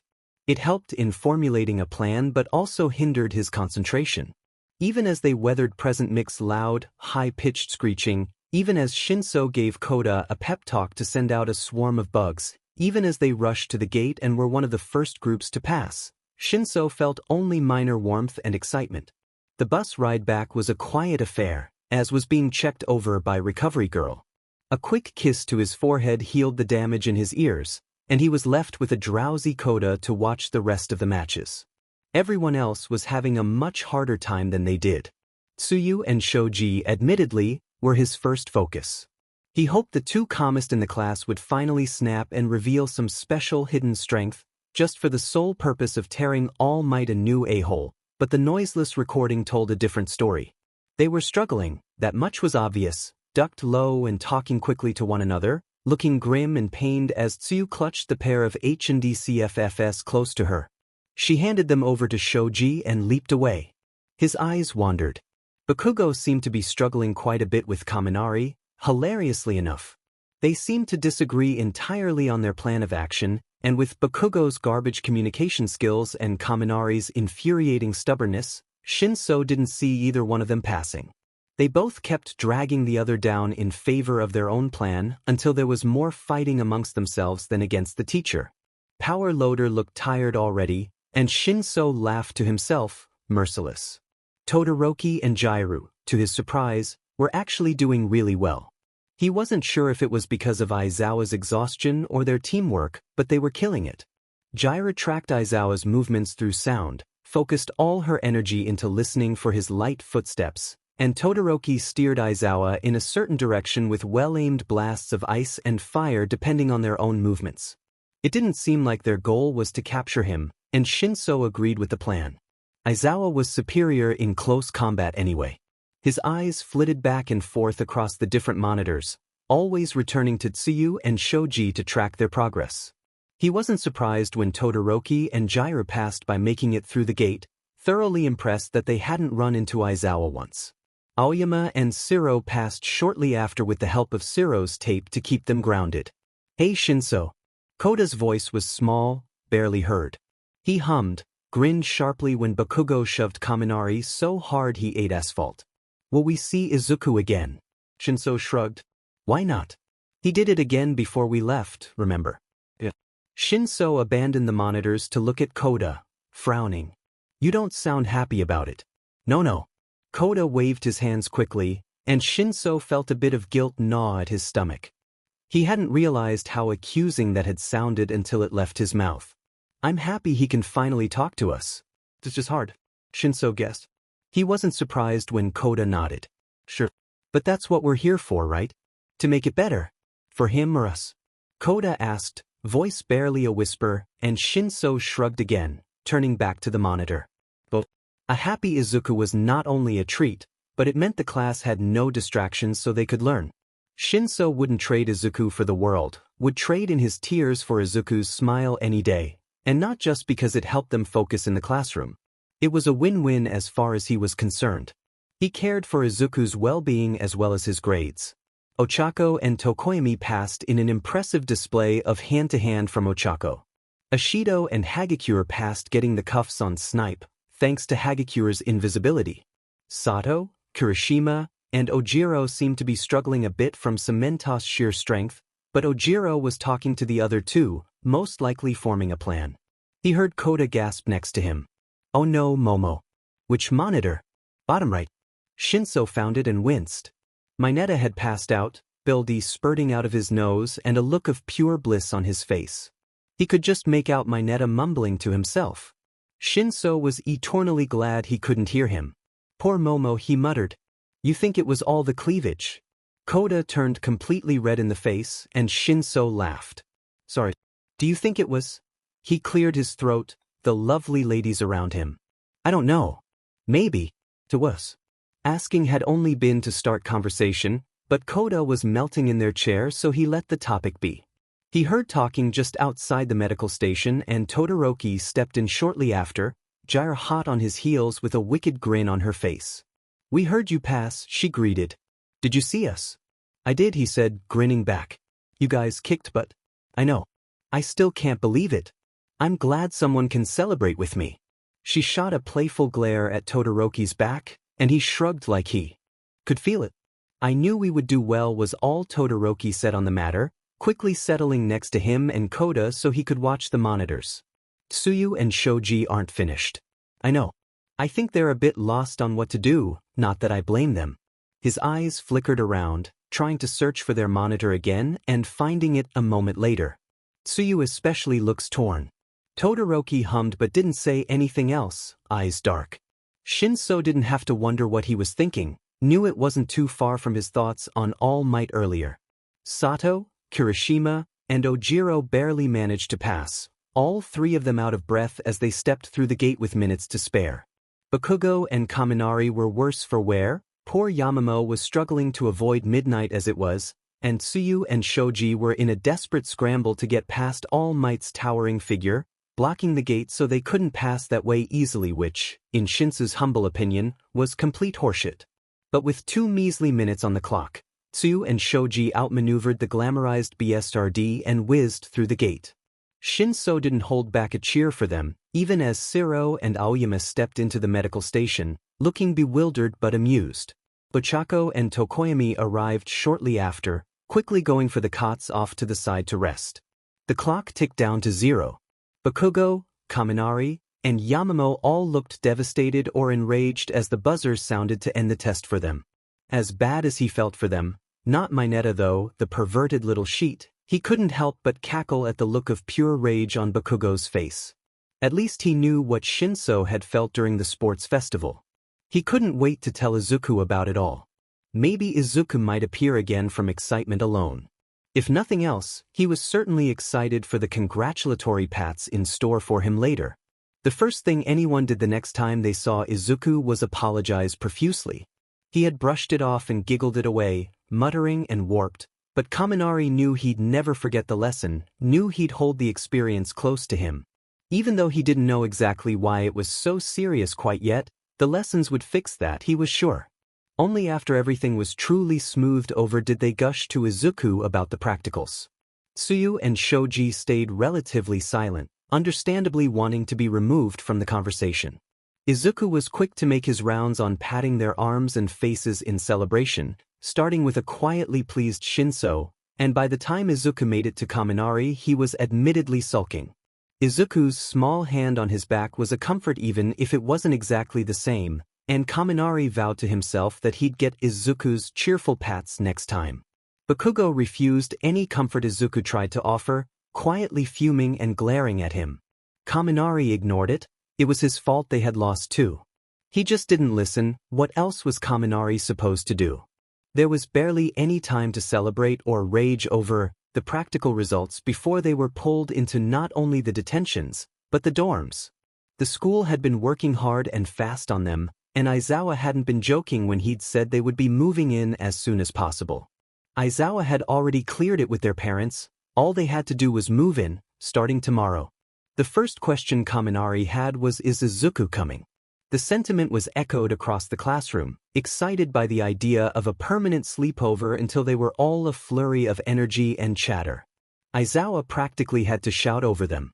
It's up to him, was the reply, and Kaminari cheered with the rest of them, knowing if that was all it took then no sheet was Izuku coming, and wasn't that an exciting thought?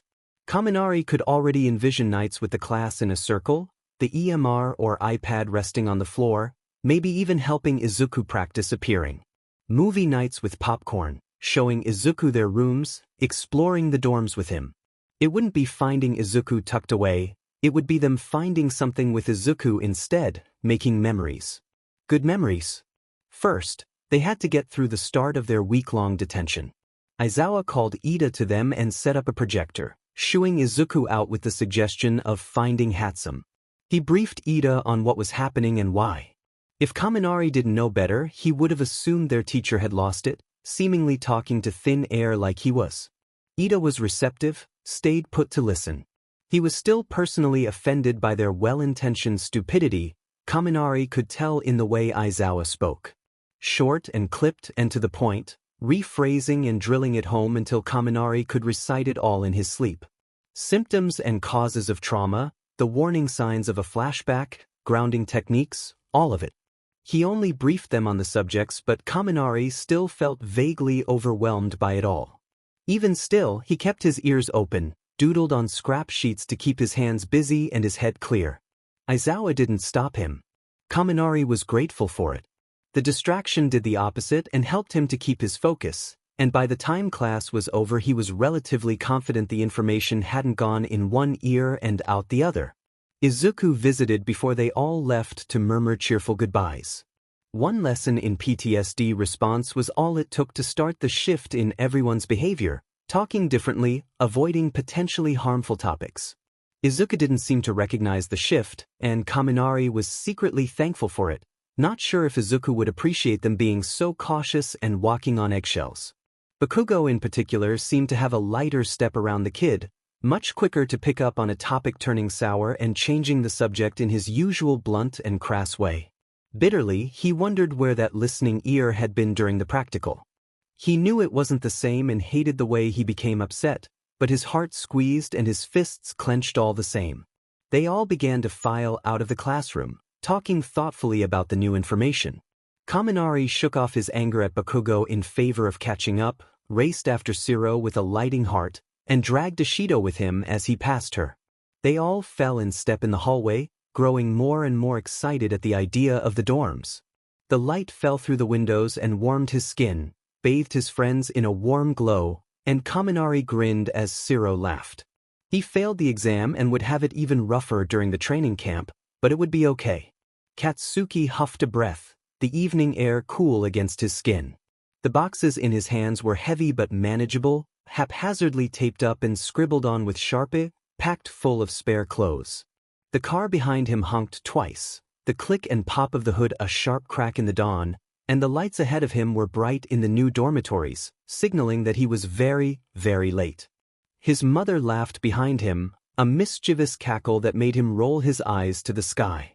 A dull thud made him spin around, nearly toppling over the box on top of the other two in his arms. "Careful, you old hag," he snapped, glaring hard as his mother leaned down to pick up the box of very breakable all-might merch he'd decided to bring. "You'll live," she said, waving him off, and he grinded his teeth. Aunt Inko peeked around the side of the car, eyes bright and joyful, and Katsuki relaxed slightly. "Go ahead inside," she soothed, rounding the corner with a smaller box in her.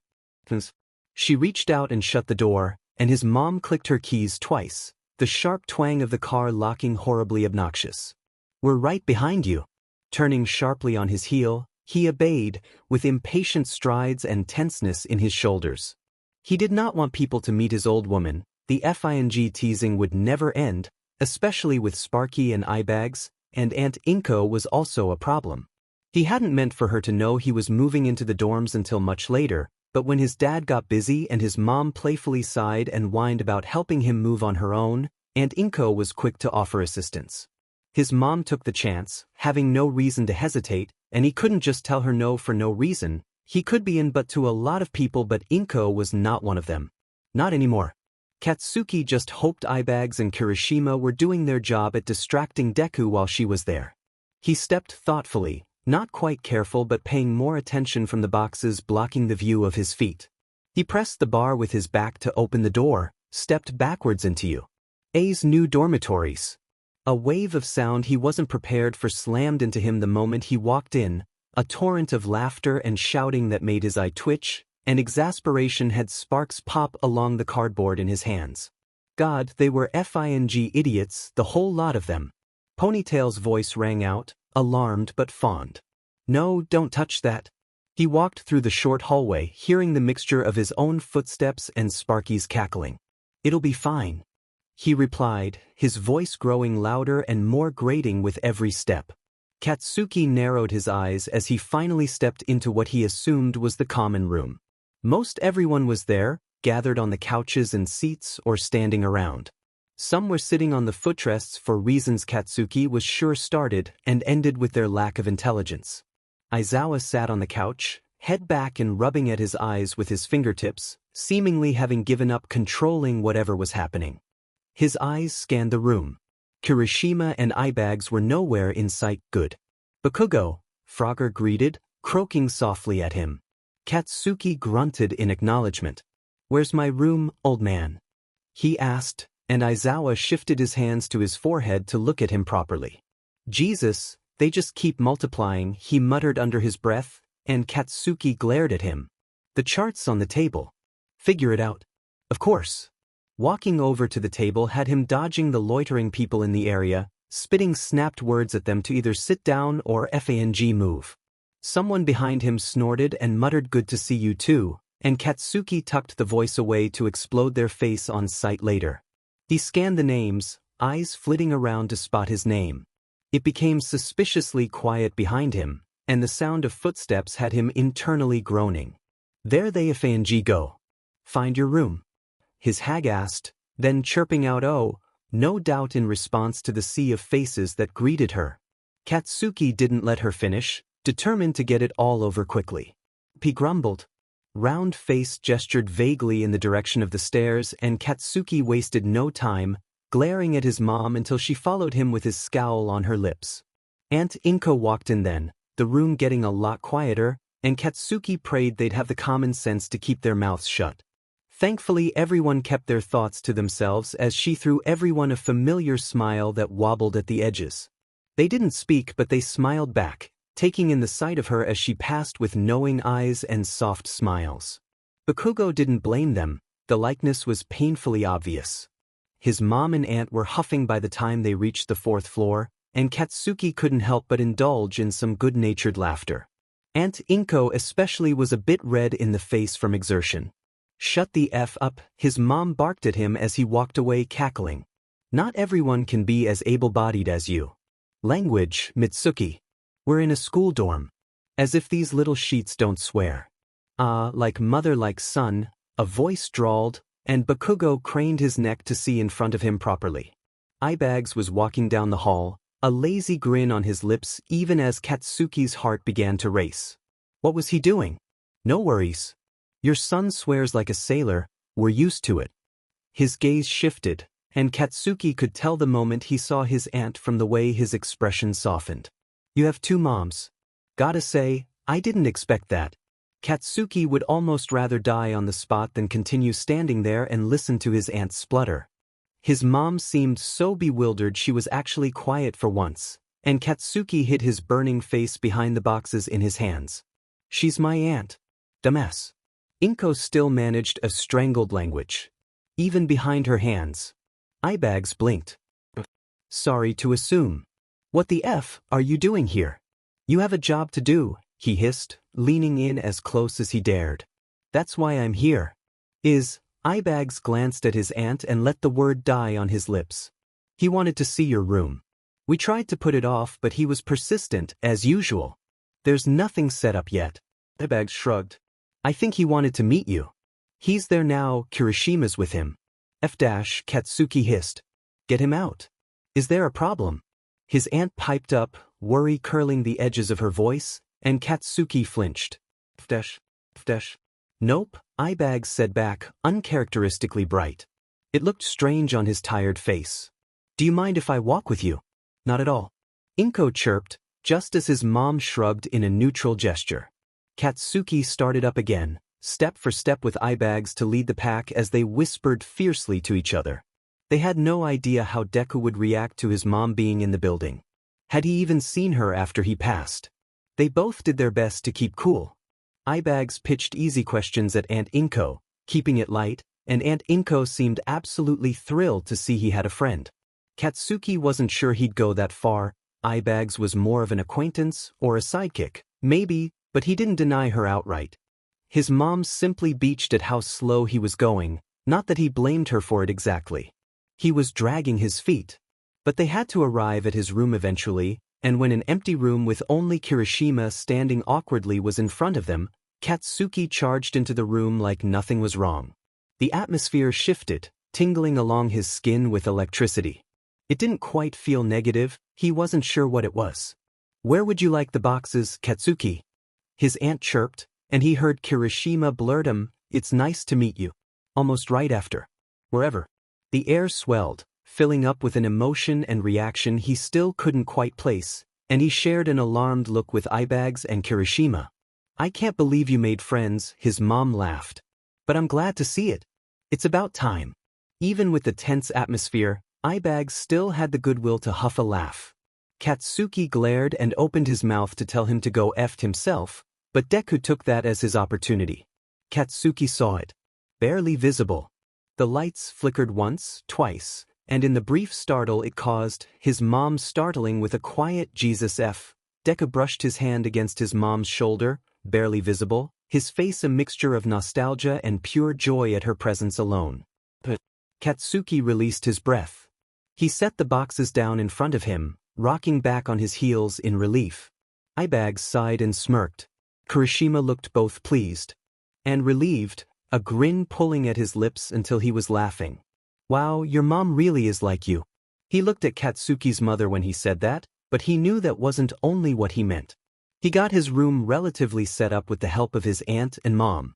Deku stuck around, hovering to swat at Inko's half-updo and push objects to her to help however he could.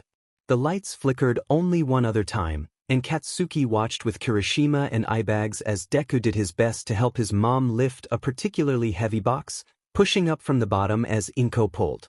With his help it was heaved and put in the correct spot, Katsuki's mother wondering aloud why the lights were so shitty for a new building. He shooed them out eventually, insisting he was fine and he could sort the rest out himself. His aunt and mom agreed and followed him back to the main entrance. He nearly exploded, quirk or no quirk, when his mom tried to bear hug him, completely merciless, but his aunt was there to soothe as usual, and they both left with cheerful goodbyes. Katsuki didn't walk away from the door until they were 2 specks on the horizon. The second she was gone, Deku was on him, muttering up a storm and patting, well, everywhere on his upper body. He snapped. Deku shoved his hands in Katsuki's pockets and grabbed his phone, and with a panicked cry he lunged to grab it only for Deku to soar away, his phone peacefully bobbing just under the ceiling. Deku, you fing dweeb. Give it back. Everyone's phones chirped in unison as the lights went wild, Deku's laughter loud as it bounced off the walls. Katsuki stomped over to Kirishima to read over his shoulder. My mom. Deku had sent in the group chat. That was my mom. Did you see her? I helped. She looked so much like you, Aizu. Kirishima chirped back. She has your freckles. Deku squealed and laughed, Katsuki's phone dancing and twirling in midair. I know. Oh Nabla Oh Ponytail and Sparky had returned to the common area at some point, and she opened her mouth to speak. She closed it, started again. Have you seen her recently? I have, laughing face after I left the classroom for the first time. Deku sent. There was a brief moment of silence, a stillness in the air where no one knew what to do after that, the subject light but heavy enough to be hard to shake off. It took Aizawa clapping his hand on his knee to break it. You all seem settled enough, he said flatly. He pointed to a telephone line next to the staircase. Alert me to any emergency, I'll be here as soon as I can. Only for emergencies, the first person to abuse this is being made an example out of. Am I clear? A chorus of agreements at varying stages of cheer followed Aizawa out, and the second he was gone Roundface was standing on the couch, arms akimbo with a determined smile on her face. Katsuki groaned, already irritated and tired. Alrighty. She boomed, her voice surprisingly strong. Everyone's attention was drawn to her. Now that we're all settled in, it's time for a movie night. Izuku, do you want to pick the movie? A gasp of delight was heard above him, and Katsuki pinched the bridge of his nose. He just wanted his FING phone back. Kirishima nudging him in the side kept him from walking out, if just barely. Their phones chirped. Yes. It's so FNG funny seeing your screen name with the little faces, Eyebags cackled somewhere behind him, and Kirishima had to hold him back from exploding the BSDRD's amused grin right off his face. Katsuki sat on the couch and refused to truly participate, and everyone seemed to accept it as a part of life and moved on. Roundface and Eyebags popped popcorn and got everyone drinks from the kitchen. Ponytail made extra blankets and pillows for those lacking while Frogger and Kirishima struggled with the TV. Deku finally gave him his phone back after typing something Disney into the group chat because of FNG course, and soy sauce, Tail, Ponytail, and Kirishima, the traitor, all argued until they settled on the Little Mermaid. They all got back together in one large group, blankets and pillows connected into one large padding of fluff and cotton. Katsuki stayed on the couch instead of on the floor, stretched out so his toes brushed the furthermost armrest. His arm cushioned his head, a scowl on his lips, but as the intro to the movie played in soft melodies and Deku giggled somewhere to his left, the smell of butter and the soft rustling of blankets a calm background noise, he could admit to himself, privately if nothing else, that it wasn't so bad. Not really. He understood. Toshinori had replayed the scene over and over in his head, picked it apart until it was stuck under his eyelids, and he finally realized what he had done wrong. He had approached the situation as All Might, not as Toshinori. Approached the problem like it was easily solved and not the complicated mix that it actually was. He had tried to steamroll it. It wasn't hard for him to remember the moment when he'd figured it'd be okay, and Toshinori wanted to slap himself, wanted to make the same mistake, corner the boy and explain his intentions before they could be misconstrued. But they wouldn't be. His intentions had been clear, precise and to the point and selfish. A clear conscience had been his goal, and it had been the wrong one. The blemish on his reputation was his own failing and had hurt an innocent life, had scarred a young boy. Wasn't Midoriya's pain supposed to be more important? Means so much more than clearing that blemish. It should not have taken so long to realize that. It should have been his first priority, but he had grown so used to winning he had forgotten how to lose. Midoriya was that reminder, was the catalyst to point back to his fragility, his human nature, and Toshinori accepted it. He understood. He would teach as he was meant to, atone for what he'd done, and if he ever received a second chance he would learn from his mistakes. If Midoriya wished it. Ibara Shizuki walked through the halls of U. With her head held high, a backpack not normally used on her back. It was after school on the last day of the semester and Ibara had a goal. It was now or never. She wouldn't have another opportunity to assist Class 1A, help them be free of the evil soul that plagued their lives and stained their hearts, and she truly believed it was. Reiko had told Class 1B of her horror story. The black ink, the bright green eyes that looked too glassy to be natural, the heads that had turned impossibly to stare at her. Class 1A was haunted, content with being so, and Ibara knew she had to help them somehow. No one was occupying the classroom, maybe Aizawa, and surely he'd understand her wish to aid.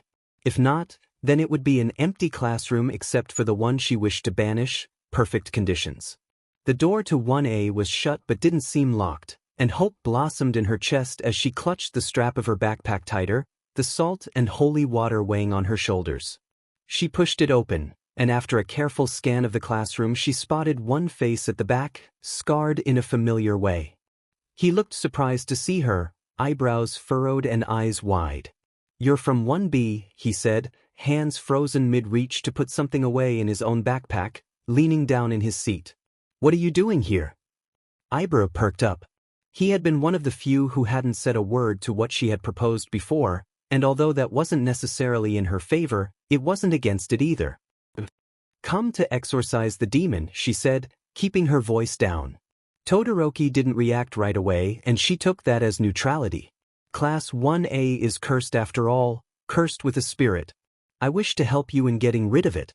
He was frozen, so she moved, shrugging the straps off and placing the bag on the ground carefully to her right. "Would you like to help get out?"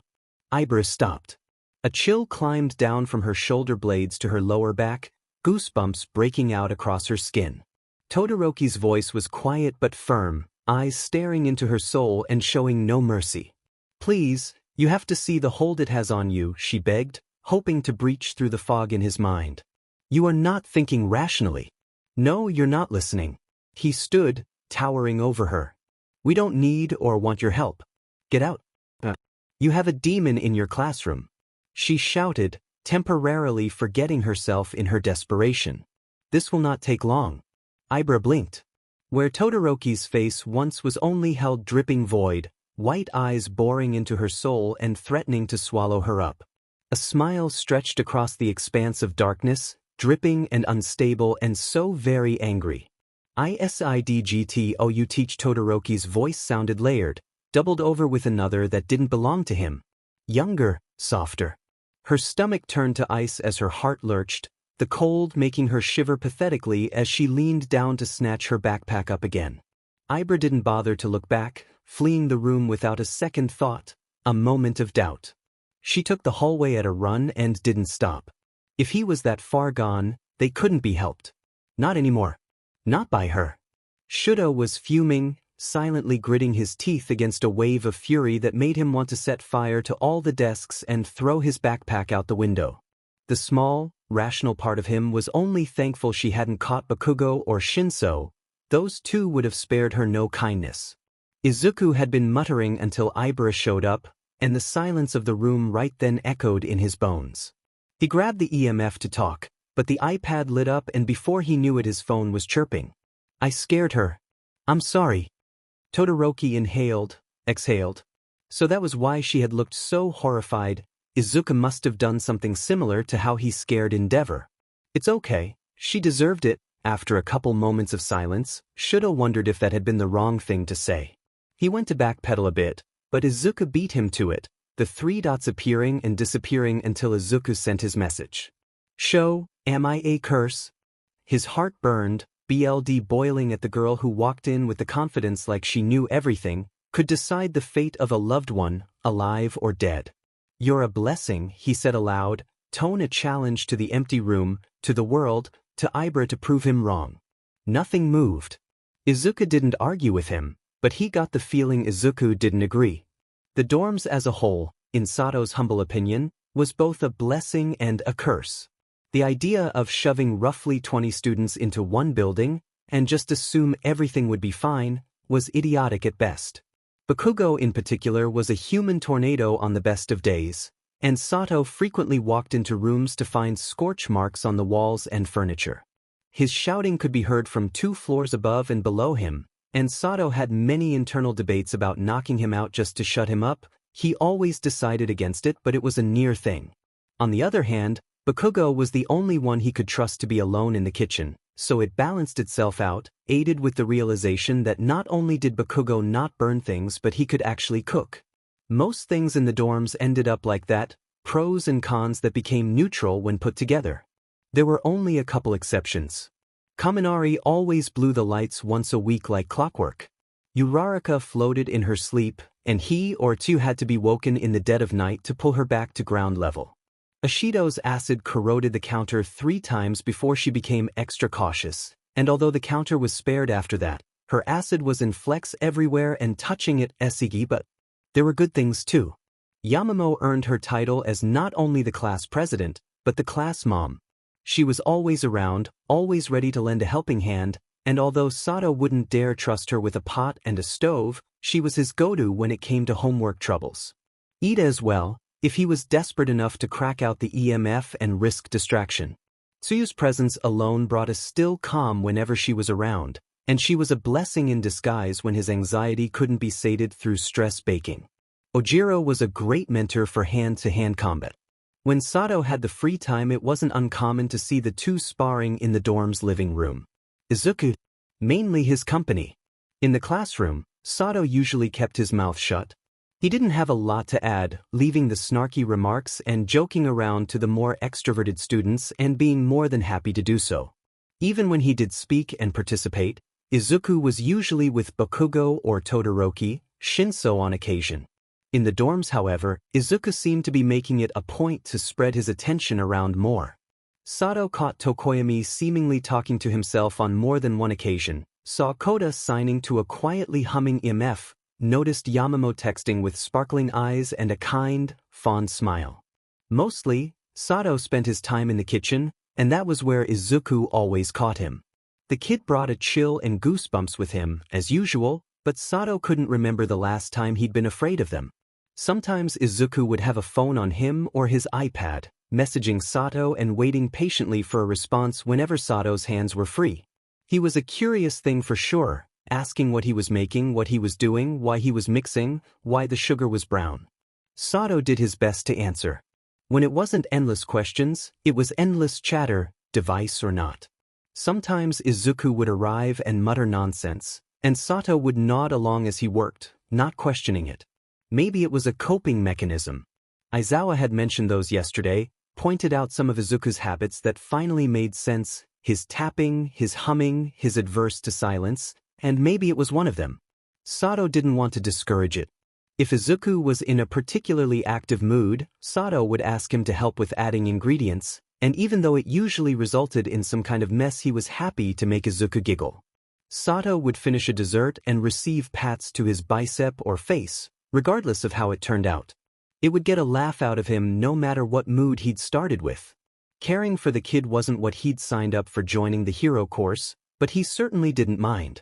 On a warm, sunny, and bright afternoon, after the last day of their detention passed and summer break started, everyone decided to visit the mall. Supplies were needed, goodies had to be bought. Their last day of freedom should be spent relaxing and having fun. On a warm, sunny, and bright afternoon, Tamura decided to visit the mall. It hadn't been easy getting permission.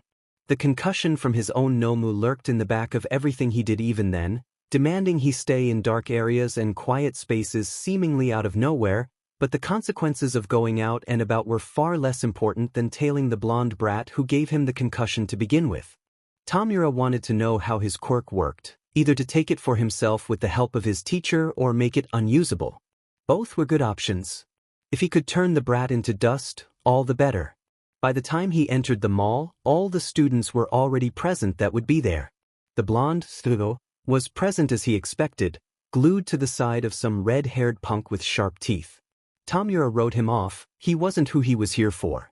The mall was bright and noisy, the sound of laughter echoed in his ears as daughters and sons chattered about heroes and their own quirks, as mothers and fathers laughed and indulged them. Teenagers of all schools littered the open space, weaving through crowds and shouting to one another with reckless abandon. Tamura moved closer to the group of you. Students near the doors, eyes bright and red, dangerously narrowed. The sun painted them all in a bright warm glow as a good third of them laughed cheerfully, unknowing. Since we all have so many things to do, one of them said, with a dark ponytail and authority in her posture, why don't we split up? We can go in groups that correspond to what we need. Tamura smiled to himself as another student spoke. Sure. Does anybody need bug repellent? They all clicked in groups of 2 and 3, which suited Tamura just fine. His goal wasn't to approach, only observe, and Bakugo grouped with just the redhead anyway. He had no complaints about the arrangement. As soon as the two started moving, he was quick to follow, straining his ears to listen to any tidbits he could get and glancing over whenever he had the opportunity. Bakugo didn't move like he expected him to, not cautious and watchful, patient.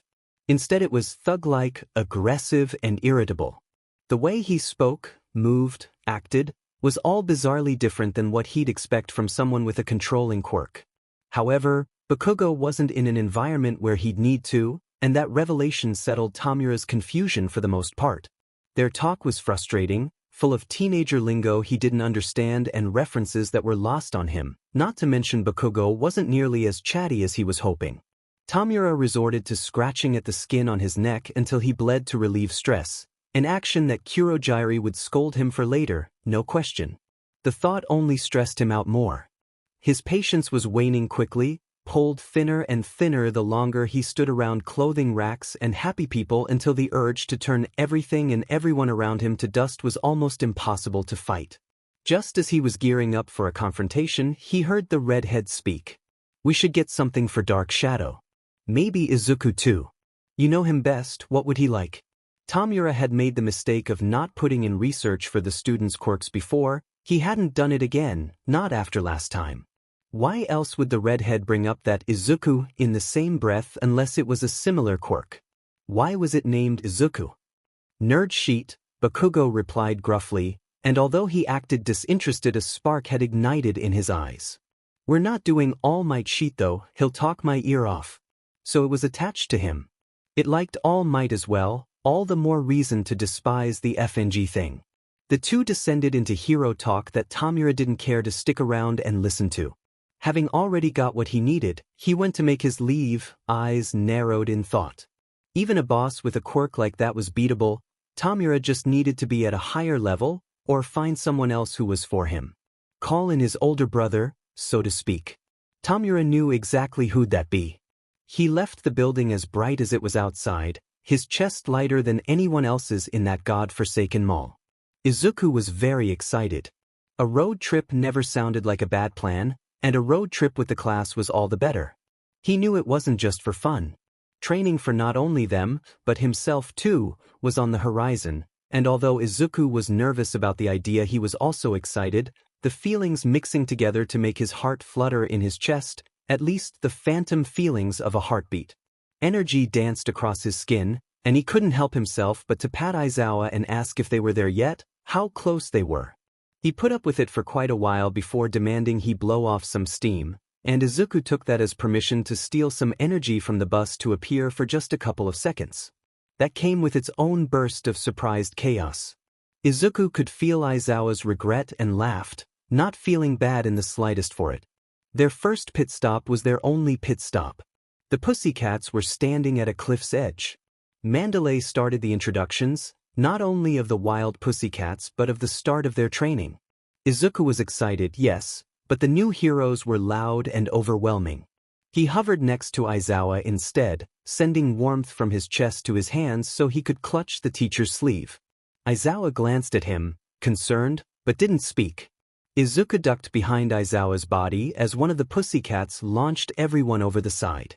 Alarm made him squeeze the fabric only to let go, pushing himself forward and through Aizawa's shoulder, making the man shudder violently, and screeching to a halt, signing quick and smooth. Are they okay? Why did she do that? Is she mean? Aizawa frowned at him, squinted in an attempt to keep up and focus. His hand moved near his hip, calm and slow, even. It's part of their training, Aizawa signed back to him. Do you want to help? Izuku lit up at that, nodded. Follow them, but don't help, they need to do this on their own. When they get to their lodging, tell me who struggled and how if you can. Izuku turned and darted over the cliff side, taking extra care to slow down as he descended. He was more than happy to be of use, even if he couldn't help the class physically. Ragdoll was, well, confused would be a good start. Her quirk was acting normally for the most part. Weaknesses were flitting through her mind even at the start, growing quieter as the students began to make their way to the lodging. But while the students were in front of her, something had been off. Weaknesses, coming from some unknown and unseen student, flickered in and out of her quirk's radar like a candlelight. 1 minute it was all she could hear: broken legs, broken wrists, broken ribs, punctured lungs, sprained ankle, at the least Jesus and Christ, and then it was gone, as quiet as if the presence had never been there at all. It flickered in only a couple second bursts, a torrent of noise disrupting her usual flow for only a moment before silencing, just long enough to get her settled, then the sea whale would repeat. Including the strange entity, there were 19 students total. Everyone knew the class had started at 20, but with Ida Tenya's passing and Aizawa having expelled a student, Mineta, the rumors said there should only be 18. Aizawa was acting strangely as well. Ragdoll had no idea the man knew sign language, had no idea what he was saying or who he was talking to. When they sorted out the students, the candlelight flickered farther away, moving with them. Ragdoll glanced at the teacher. Eraser, she called, unsure. I thought you said you expelled one. There's 19, Aizawa replied, unbothered. We used to have 20, but I'm afraid one of the students didn't cut it. Ragdoll messed with her fingers. The 19th student, do they need help? Aizawa's eyes bored holes into her soul. Help how? She swallowed her tongue as the torrent of noise slammed into her, the injuries screaming in her ears for only a moment and vanishing just as quickly. They're injured, she said, and wondered how on earth he didn't know. Badly. Mandalay perked up next to her, alarmed and ready. Aizawa wasn't fazed, and something sick and dark twisted in her stomach. I'm afraid, he said slowly, you're just going to have to get used to it. Ragdoll had no idea what he meant, but she had the feeling she wouldn't enjoy finding out.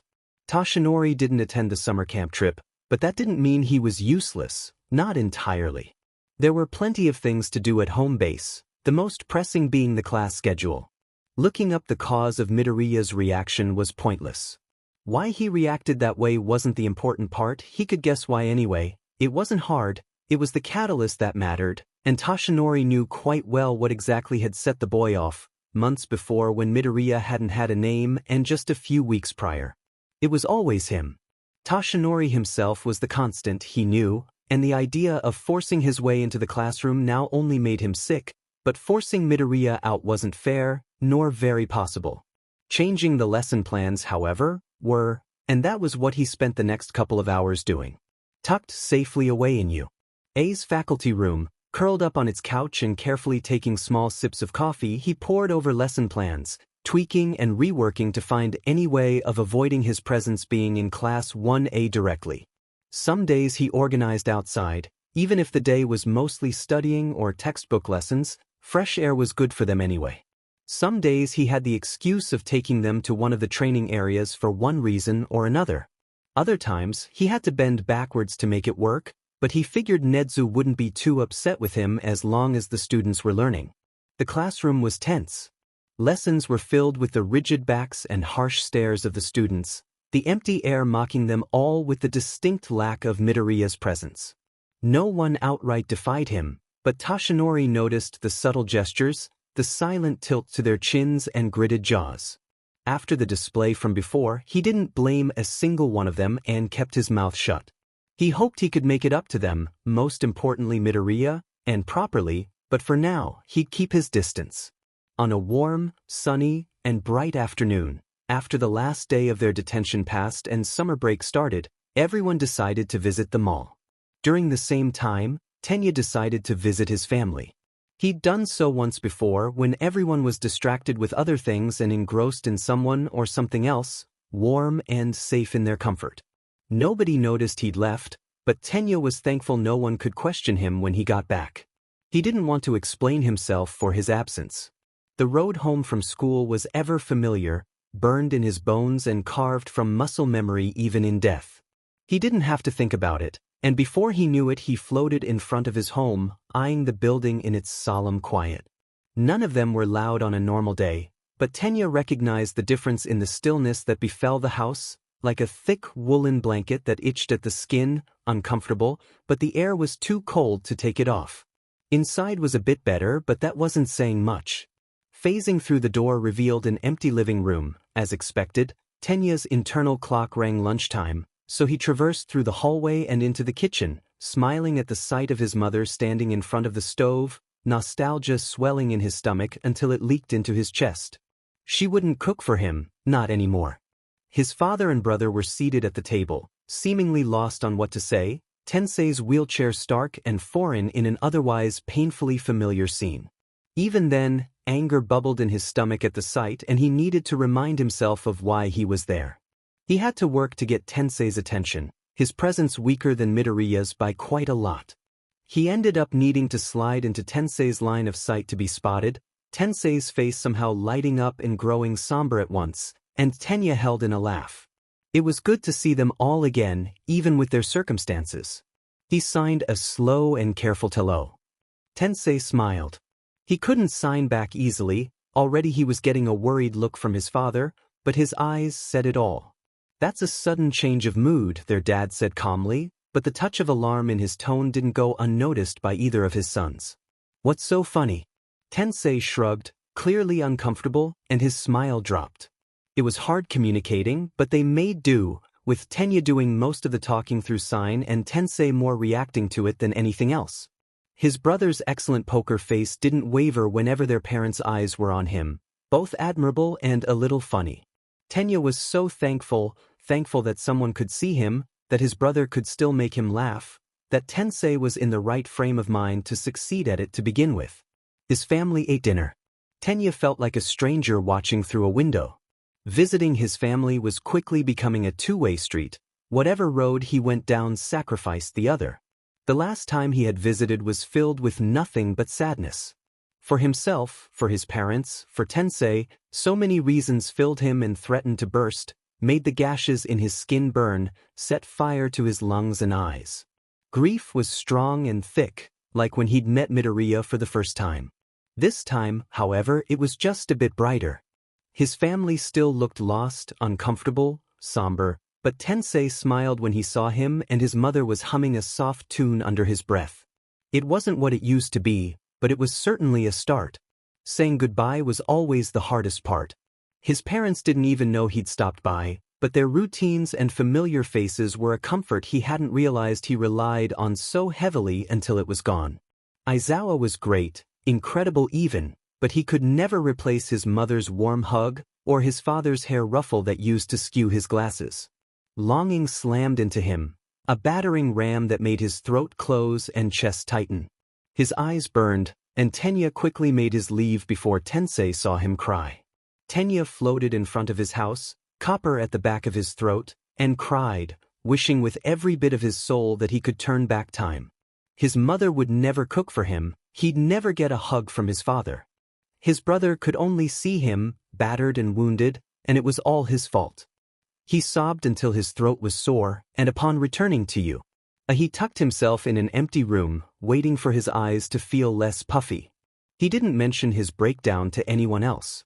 It felt ridiculous somehow to complain about a situation he had placed himself in. Everyone boarded the bus in good spirits, Midoriya metaphorically and literally buzzing with excitement, and Tenya followed dutifully but in silence. He didn't want to bring the mood down for anyone else. Besides, maybe the training camp could cheer him up. Being with his classmates always helped him, and Midoriya was more than willing to be his hands and voice if need be. He just had to breathe. Still, he kept to himself for the most part, more enjoying the atmosphere of chatter, the light bathing his classmates in a warm glow that only highlighted their good moods. Midoriya was a little fly himself, bouncing around, hovering by Aizawa, and even appearing for a few seconds, which brought its own chaos. Tenya smiled. It didn't fix anything, didn't erase the dark pit in his stomach, but their joy and excitement webbed golden cracks through the darkness, and that was enough. It was a road trip after all. Who could stay mopey during an event such as that? The wild pussycats were their own oddity that both intrigued and confused him. They were eccentric but good-spirited. One of them threw his classmates over the cliff's edge and gave him an excuse to use his quirk, giving him a burst of adrenaline he hadn't felt since he died. He had a good feeling. The air was fresh and warm, and so were his friends' smiles. Kota stood in the forest surrounding the training camp. He had taken his shoes off to the right somewhere, discarded in no rush. The grass underneath his skin was both soft and prickly, vibrantly green, just like the rest of the trees and plant life in the forest, watercolor splatters of light weaving in and out through the treetops and peppering his face. Greenery was everywhere he turned, contrasted against the earthy brown of dirt and bark, and Kota took in a deep breath as a breeze rustled the flora and cooled the skin of his arms and toes. He liked it there, only aided by the fact that no one knew where he was. It was quiet. The cliff in front of him dipped without hesitation or slope, solid in its methods, and Kota sat in front of it to swing his feet. He felt weightless, unburdened. The newcomers had arrived only just before he'd gone, a torrent of exhausted souls stampeding through the brush like a herd of elephants. He'd seen a man called Eraserhead and Aizawa interchangeably. Kota had never seen him before nor heard of him, but a friend of his aunt was an acquaintance of his, at least to some degree. He hadn't seen the newcomers outright yet, and he wasn't sure he cared to. As far as he was concerned, they were doing their own thing while he did his. There was no reason to idle by each other, especially with the training he overheard they were about to endure. The last thing he wished to do was get in the way of that. His parents didn't quite agree. They coaxed him the whole trip about introducing himself, even more when the group actually arrived, encouraging him to get out there and meet new people. Kota wasn't as invested in the idea, shy and reserved as he was. He always had been. Hero work had never been an interest of his, not really, and he had the feeling that it was all that group would talk about. Kota would rather settle amongst the prickly grass and breathe in the fresh air alone, content in his solitude. Still, he couldn't deny he was curious. The summer camp building was larger than Shudo had anticipated. It was no mansion, but it was certainly respectable. Shudo had been picturing wooden cabins and flimsy tents. He was very relieved to learn they would have stable lodging. A bath was his first priority with most everyone else, but the teachers and staff had a different idea. Before he could mentally process his surroundings, they were all pressed to make dinner. Everyone gathered outdoors in the slowly cooling air as they got to work, side by side. People who had never cooked in their lives pressed next to those who had no other choice. A quiet camaraderie was built on the struggle of preparing a meal for so many people. Bakugo was to his left, fuming as he chopped vegetables, with a ferocity he was a bit awed by. Uraraka was to his right, warm and soothing, guiding his flames with murmured words and a little smile, and he could hear Momo behind him as she asked over others, quietly inquiring how to use a kitchen knife. Shudo breathed in the smell of freshly washed vegetables, felt the sweat on his back start to cool, and listened to the sound of his classmates' quiet chatter, realizing that was what home sounded like. A knife was pressed into his hands shortly after the fires were lit, shifting to Bakugo's station instead to help speed things along. Even getting into Bakugo's radius had shivers crawl down his spine like tiny spiders, and on impulse he greeted Izuku with Bakugo. He stepped next to his classmate to stand in front of the cutting board nearby, knife solid and cool in his palm as he began to chop. Izuku was a chatterbox as usual, and Shudo found himself wishing for the EMF back at the dorms as he chopped the potatoes Momo had helped peel, the mutters stopping and starting in between Bakugo's grumbles with good enough timing that he wondered if Izuku was responding to them, no doubt in reassurance that it wasn't so bad. He could hear the kid's voice already. Whenever someone passed them by, they greeted Izuku cheerfully, stopping to chat nonsense if they had the time, and Izuku paused to giggle and laugh and make the occasional potato float if he got excited enough. Sada managed to find a barely doable Wi-Fi signal and tried an EMF app in between getting dishes ready, but it was too unstable to work properly, turning into a double failure once Aizawa caught on to what he was trying to do and scolded him for it. He laughed it off, and Shudo watched with no small amount of surprise as that was all the punishment he received, not just from Aizawa but also the pussycats. Sado folded back into the group to do his part, Shudo watching from afar as they all moved around each other with ease, weaving in and out to trade jobs when convenient and support others when they could. Izuku wasn't left out of it either, being guided away most likely by Ito with a small, delighted gasp that made him smile. Bakugo smirked beside him until he caught Shudo's eye, his expression souring in the span of a blink. A small figure out of the corner of his eye made him pause. At first he thought it was Izuku, his heart beating hard against his chest bone in excitement at seeing him again. The figure looked small enough, but a second glance put the figure farther away than what made sense, veiled by shrubbery and leaves. A red hat was stark against the greenery, unfamiliar, and Shudo frowned in partial concern and partial confusion. What was such a young child doing at an intense training camp? A better question was what the kid was staring at. It certainly wasn't Shudo. Koda was happy he looked, if only for a peek. The smell of food cooking mixed with the smoke from the fire, raw and bare in materials and nature, and Koda wasn't sure what feeling it gave him. All he knew was how drawn to the group he'd become, stomach rumbling and curiosity pushing him as close as he dared.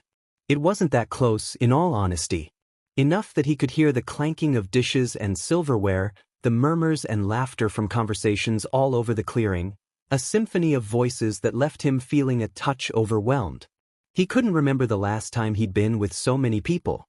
Not just the food drew his attention either, there were two others that looked different. Faded, worn. They hovered as if on strings, flying around the clearing, doing their best to pull mild pranks on the others with glinting eyes and quick hands.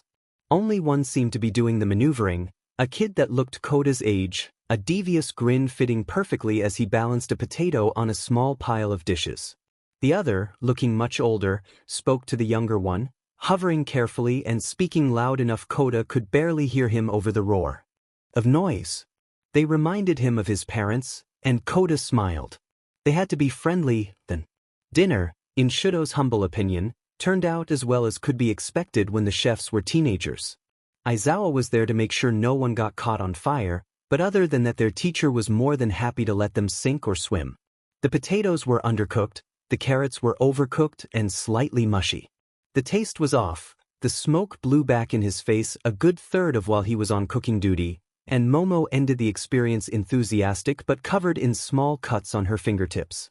As much as they had to fumble about, he thought they hadn't done too bad. Most of everyone thought it was funny anyway, teasing one another about how they chopped the vegetables wrong and threw off the soup as a whole, or how they didn't stir clockwise and that messed things up. Even he could admit it was amusing, he was mostly thankful nothing had burned. They were sent to bathe after dinner. He was expecting it to be a quiet affair, but the food and drinks were enough to revive some energy in his classmates, and Kaminari was sprinting for a cannonball as soon as they crossed the threshold into the bath. Kirishima wasn't far off.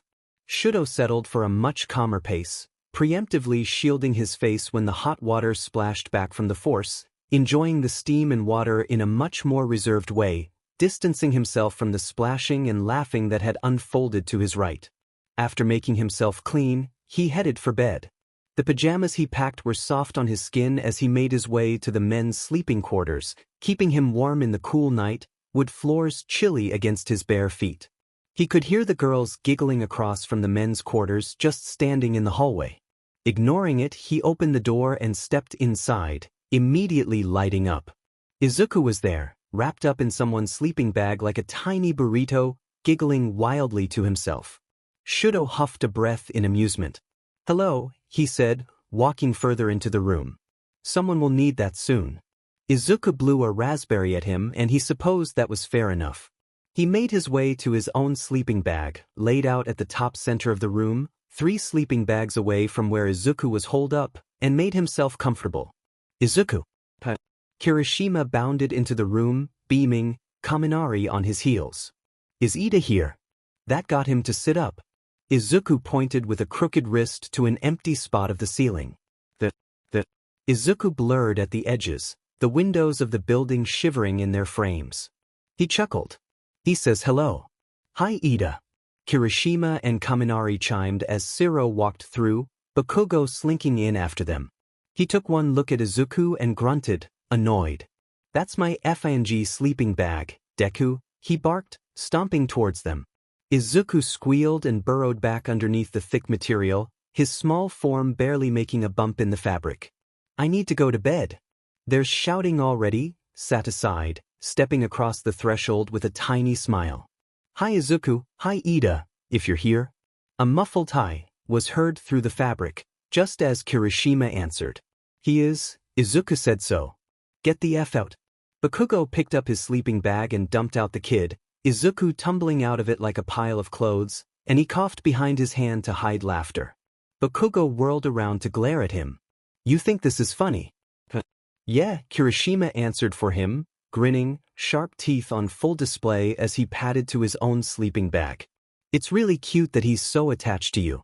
Shuda looked back over and Izuku was gone. Disappointment carved a small hole in his chest, but it was dulled hearing that Izuku was still a giggling mess. Whatever, Bakugo grumbled, straightening his sleeping bag out again. Shudo pursed his lips. He wasn't sure if it was because of Izuku's sudden appearance or if it was something else, but the memory of Ibra's attempt was growing more and more persistent the longer he sat there, resting on his tongue until he couldn't resist the urge to spit it out. Ida. He paused.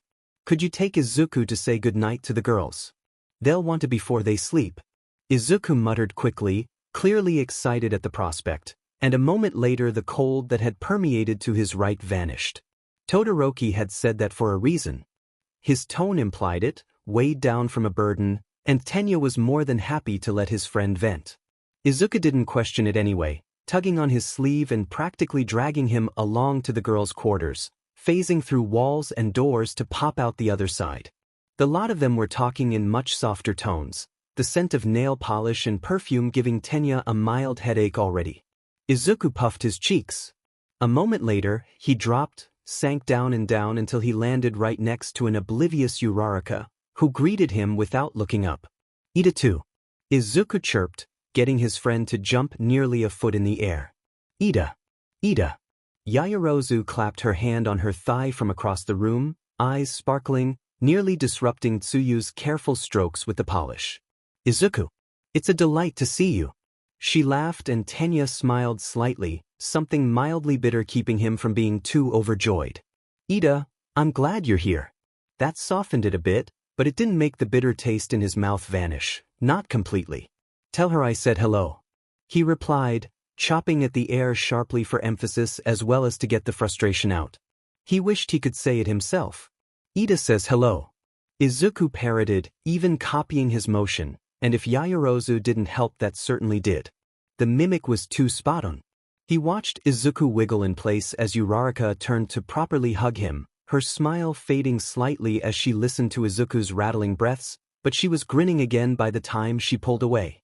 Tenya knew the feeling, his chest tightened with sympathy just watching her. Izuku didn't stay visible for nearly as long, exhausted after his time with the boys, vanishing quickly after Uraraka's hug, and as bad as it made him feel he was glad he wasn't the only invisible one anymore. The girls focused on them for a while, dotting on Izuku and catching up with him, everyone lamenting over having to leave the EMF at the dorms all the while with resigned sighs.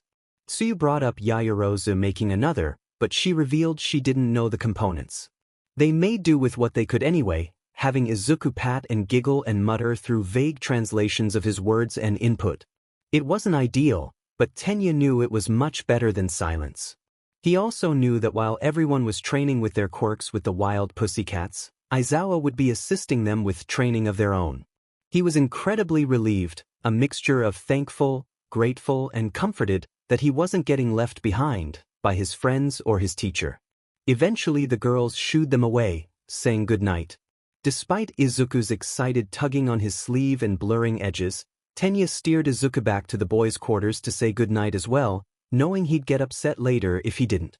They had all the time in the world to explore the summer camp building and say hello to their insomniac of a teacher. The atmosphere had changed. Once light and drowsy, it was weighted with a thoughtfulness that wasn't absent or careless in nature. Their brows were furrowed, frowns pulling at their lips, and Izuku hugged his arm for comfort, his rattled breathing noticeably worse. "I'm sure it's fine," he said, tone soft and comforting. "Why don't we ask?" Izuku looked up at him, eyes big and round. Tenya hummed. He scanned the room. "Pat Bakugo. He seems to share your mind more often than not, yes." He could almost see the gears clicking in Izuku's head. He pushed forward when Izuku didn't, steadily moving them along until they were close enough to make Bakugo visibly shiver. "Sheet," he snapped irritably, and Tenya replied a quick language he knew Bakugo couldn't hear. "Back already? That was fast." Tenya gestured, Izuku hesitating for only a second before gently, tentatively, patting Bakugo twice on the shoulder. Kaken. Kaken. Why is everyone sad?" Bakugo paused, his frown shifting from annoyed to something more neutral, and Tenya shook his head in silent awe. He didn't understand Bakugo and Izuku's relationship. He'd frankly given up trying to, simply supposing that was just how childhood friends operated. "It's nothing," Bakugo said after a moment of silence, his shoulders pulling up only telling the opposite story. "We'll talk about it later." "Don't worry, buddy, it's nothing crazy," Kirishima added across the room. "We'll talk about it tomorrow, Ida, you too. Right now we're all beat." Multiple people in the room let out exaggerated yawns, falling in their sleeping bags with gusto. Tenya took one look at Izuku and knew he didn't buy it, worry creasing his brow as the kid messed with his crooked wrist nervously. He played along as best he could, enthusiastically reassuring it must not be a big deal and they needed to say their goodnights, and they did just that, hoping that the cheerful voices would be enough to soothe Izuku's bleeding heart for the night. A quick nudge through the wall and into the hallway later and Tenya had everything he needed to distract. He started their routine, the same thing they did with the dorms and the school, coaxing Izuku to move to the front of the building so they could work their way to the back, meticulously picking their way through every crevice for hidden surprises and secrets. Then they would work from the lowest floor they could find to the highest. Izuku didn't like descending the floors and Tenya was more than happy to accommodate. During their trip, they stopped by Aizawa's office to say a quick hello. When he heard about their plans, the man wished them luck, warned them of the back left room and left them to it. He followed Izuku down the halls, growing more aware of the race the kid was trying to start and doing nothing to smother his smile. Something was going on with his friends, sure, but if they decided to put it off for tomorrow it couldn't be so bad. He had his friends and his teacher, and it may not have been his parents or a body to feel with, but it was miles away from nothing at all. Tenya took in a deep breath, unneeded but comforting, and raced Izuku to the end of the hallway. Ragdoll was incapacitated, and she couldn't for the life of her explain why. Her quirk was lashing out with a vengeance, seemingly making up for lost time during the years of full control. It was giving her a headache, something awful, getting closer and closer to a migraine the longer it went on. The guest room she was holed up in was pitch black, a window cracked to let in fresh air and hopefully help her breathe through the pain. The blessed silence she had been enjoying ended abruptly. Her quirk screeched at her.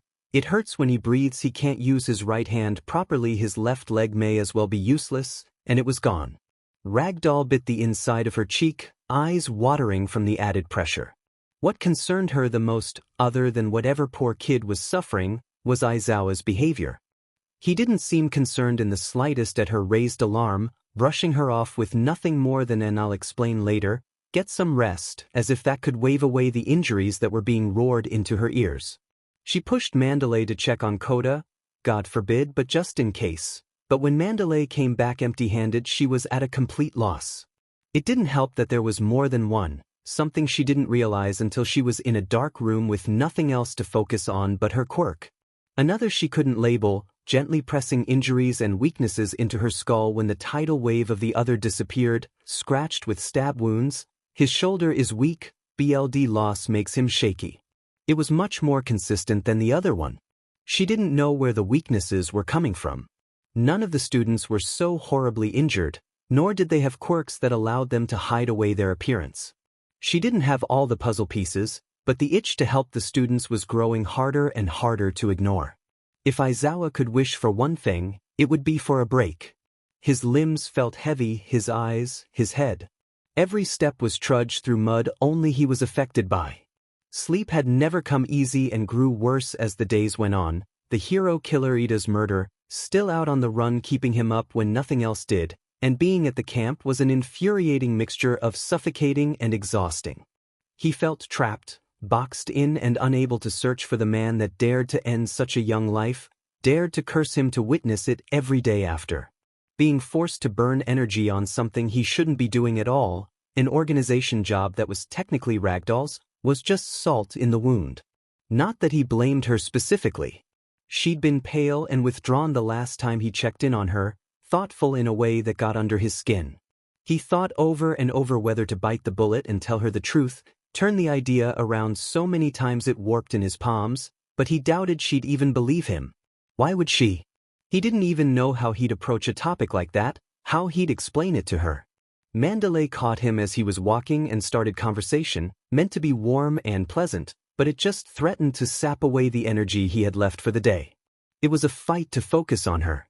He supposed he'd had worse, the few days running himself into the ground right after Ida's death came to mind. After a thought, he realized he never truly went back to normal after that, not really. No wonder he was exhausted then. When Mandalay let him go, he continued through the building and out to the main clearing they were to use for training purposes, a straight shot from the double doors. The foliage and greenery set him at ease, also making him that much more tired. He could hear Tiger's determined shouts the moment he got near at all to the clearing. The kid's replies were half-hearted at best, and it reflected his own feelings so well he had to hide a smile from them. He didn't want to be out there either. Ragdoll sat up slowly. It was sick and twisted, forced to listen to suffering and being told to do nothing about it. She felt powerless, chained to the floor with weights on her ankles, and she was absolutely sick of it. Any questions she threw at Aizawa never got a direct answer. She'd figure it out herself. Making herself steady was a struggle, the floor lurching and swaying under her feet, her knees rejecting the majority of her weight and forcing it to her hands and elbows instead. Still, she grit her teeth through another roar of injuries and stumbled out of the bedroom door, determined to help the children. For her own sanity, if nothing else. Class 1A and 1B were spread across the area with enough distance from each other to accommodate their quirks. The main thing the class was focused on, at least then, was endurance, pushing their quirks to the limit for as long as possible. It had been 10 minutes and Bakugo had to be separated from Momona 6 times, somehow managing to make his way over with his explosions and leaving the other scorched. Uraraka looked ready to throw up any minute, and the silence in place of Ida's engines was borderline deafening. Thankfully, Aizawa was about to be quite distracted. He had to catch Reiko before the classes dispersed and pull her aside, ask over what he saw during the sports festival, potentially, hopefully, be able to warn her of its harmful after effects. Panic lurched his stomach as realization dumped over him like ice water. If everyone was using their quirks and she was there, where was Midoriya? His eyes raced over the landscape, pulse in his ears as memories of Midoriya's panic unfolded behind his eyes. 1B was more regulated to the right, past Tiger, more and more. He found her. Right near the edge of the flatland and by the forest, Reiko hovered off the floor, palms to her temples. He didn't care about why. A pale figure floated behind her and his heart jumped into his throat. There were adult-sized hands on her collar. Not childlike. Aizawa inhaled, held it, and let it out slowly, doing his best to reset his breathing and heartbeat after the adrenaline made them both race. He took a moment to breathe, closing his hands into fists in an attempt to help soothe. He had a point to being out there other than supervising, other than Reiko. Midoriya and Ida needed practice interacting with the world around him, Ida in particular, and if everyone else was trying to improve he couldn't leave his 2 other students behind. They weren't enrolled but that would never change. Especially for Ida. Shaken, Aizawa went left to the forest line where Ida was waiting for him. Ragdoll took a deep breath in, exhaling slowly in time with her quirk's rise. Turning the corner, she reveled in the temporary silence while she walked, the wall rough against her palm, solid and comforting. Koda was up ahead, facing away from her and bouncing on his heels. She grimaced as the boy talked to himself, heart sinking slowly but surely at the sight. The poor kid didn't take his parents passing well at all, claiming they were still there and talking absently to empty space. Mandalay was heartbroken for him and did everything she could to ease Koda's distress. Nothing had worked. She bit her lip. Now was not a good time to insert herself into that delicate problem. To the left, Koda was saying, no one standing in front of him, and Ragdoll's stomach churned with discomfort. Sorry you're lost. You came with everyone else, didn't you? I saw you earlier. Ragdoll paused. That was new. Did Koda develop an imaginary friend on top of his hallucinations? Was that healthy, or was that a positive way to cope? She lingered in the hallway, idling, unsure if she should stop him or not. Koda sat down, still facing away. It's okay. I know it's scary. You can ask me for directions if you ever need it. Are you meeting someone? Muttering answered him from nowhere and everywhere at once. Ragdoll froze, her heartbeat skipped. It sounded layered, speaking in multiple voices and whispers like Koda could understand it. Was it a quirk? Who the F was he talking to? What was he talking to? The minute it stopped, Koda answered it, and Ragdoll felt her BLD freeze. Can we talk again? Giggles followed, more muttering, high-pitched and childish. Her quirk roared in her ears, deafening her for a moment, and when it cleared she felt hollow. With a pounding heart, Ragdoll ran as fast as she could forward, grabbing Koda's wrist and dragging him away from whatever or whoever he was talking to. Nothing good could come from a voice like that, echoed and empty. Chaotic. Rage was simmering underneath her skin as she ran, ignoring Koda's loud protests to turn around.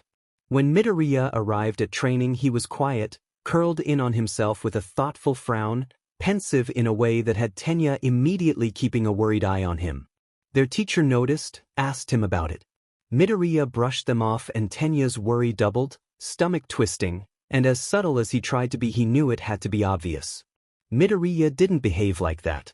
If he kept something private, it was made clear it was for personal reasons, not a shrug of the shoulder and passive dismissal in general. The avoidance was concerning, and Tenya shot Aizawa worried looks all throughout their lesson, a move he knew didn't go unnoticed from Aizawa's worried frowns. During the lesson itself wasn't much better. Midoriya moved slow and tentative. His instructions were passive at best and demure at worst, and Tenya couldn't stop wondering what happened in the brief moment they'd been separated. It had been only a few minutes. Had Bakugo said something? Maybe Midoriya had just been frightened from a lack of familiar faces. He wasn't sure, careful in the moment to be unassuming, reassuring. It was all he could do. The lesson itself didn't yield much. Tenya had no idea what Midoriya meant by feeling a warmth in his chest, had no idea what to channel or how to focus it, and he got the distinct impression no one left that lesson happy or satisfied. It soured his mood, wore out Aizawa, and seemed to make Midoriya's sadness even worse, but Tenya refused to let either of them wallow in it. Aizawa went to do his own thing, and Tenya gently grabbed Midoriya's hand, tugging him into the forest with determination, pulling his lips into something of a smile. I know a wide variety of edible plants, he said, hoping to draw the kid out from whatever shell he'd placed himself in. Would you like to see? You might be able to pick some of them for everyone.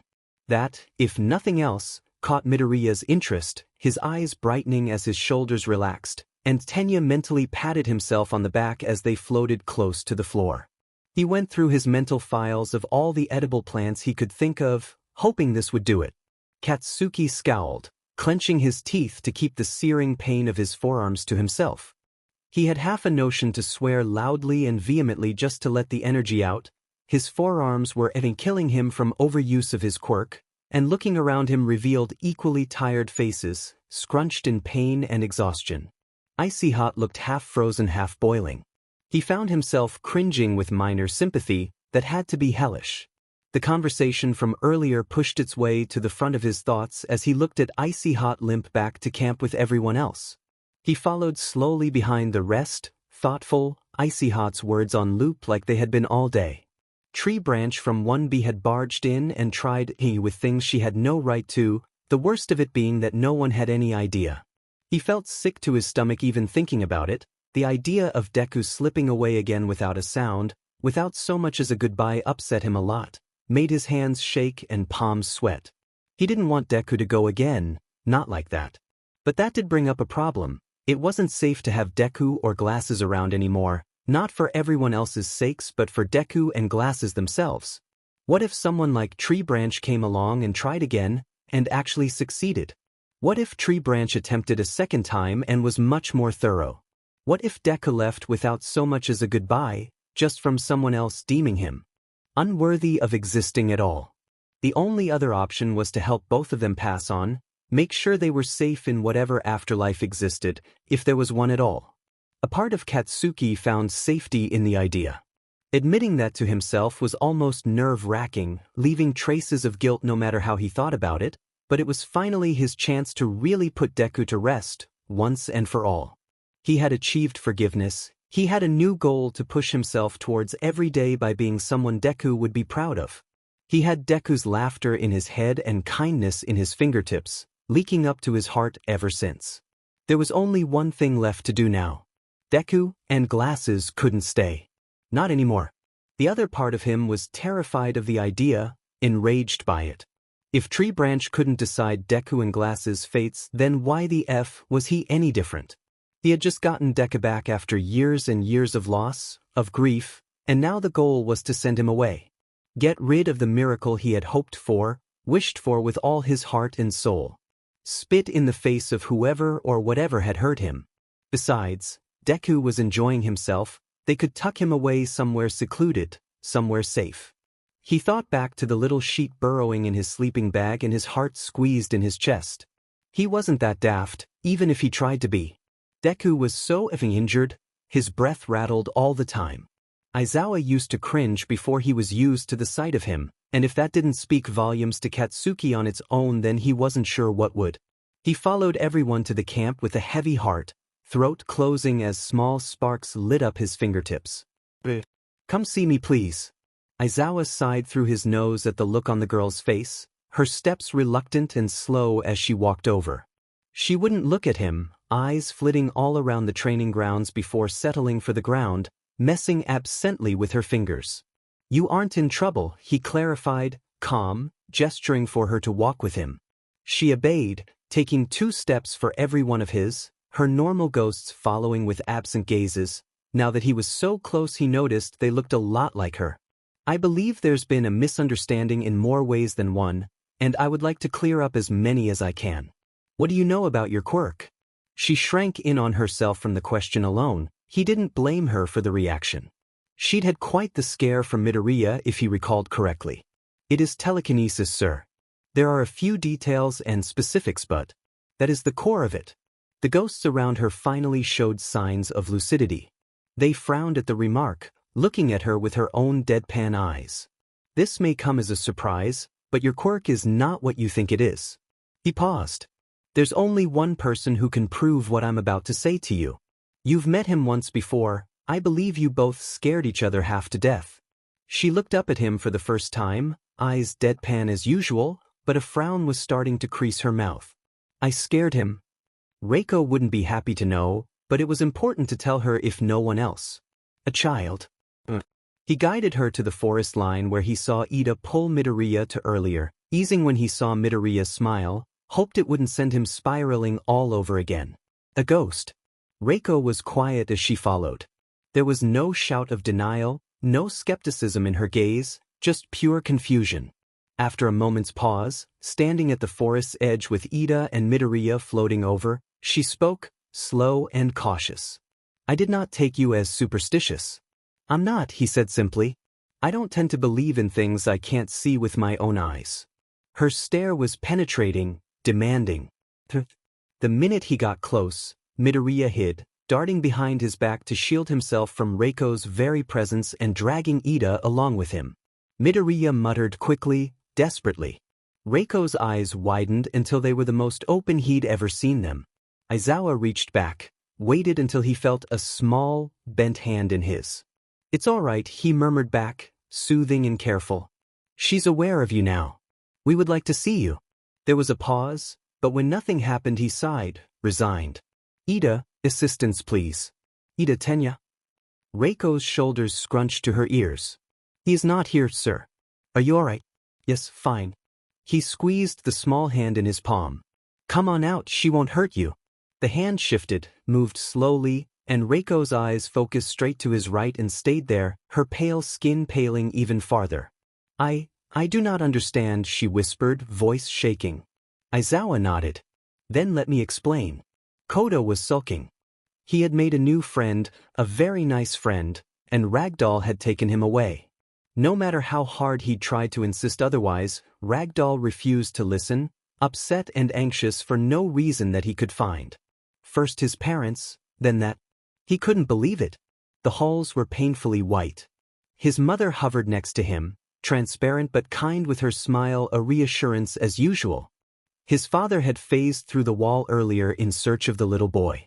She means well, honey, she soothed, her voice hollowed and echoed. She just wants to protect you. That's why you're here. I don't need her doing it too. Mandalay pulled him aside later that same day, poking and prodding him with questions on his imaginary friend and getting upset when he insisted otherwise, just like Ragdoll.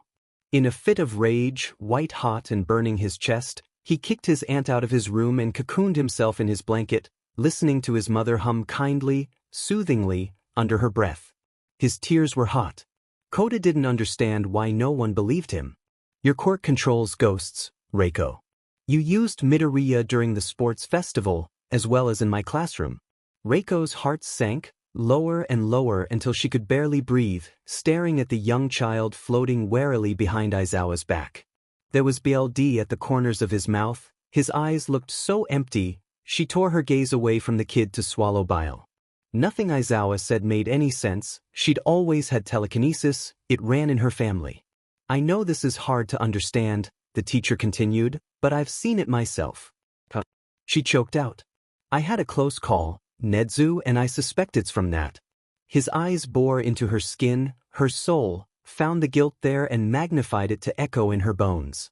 How I can isn't quite the issue. I wanted to inform you because of Midoriya's reaction to your quirk. He doesn't take it well, especially if he falls during the experience.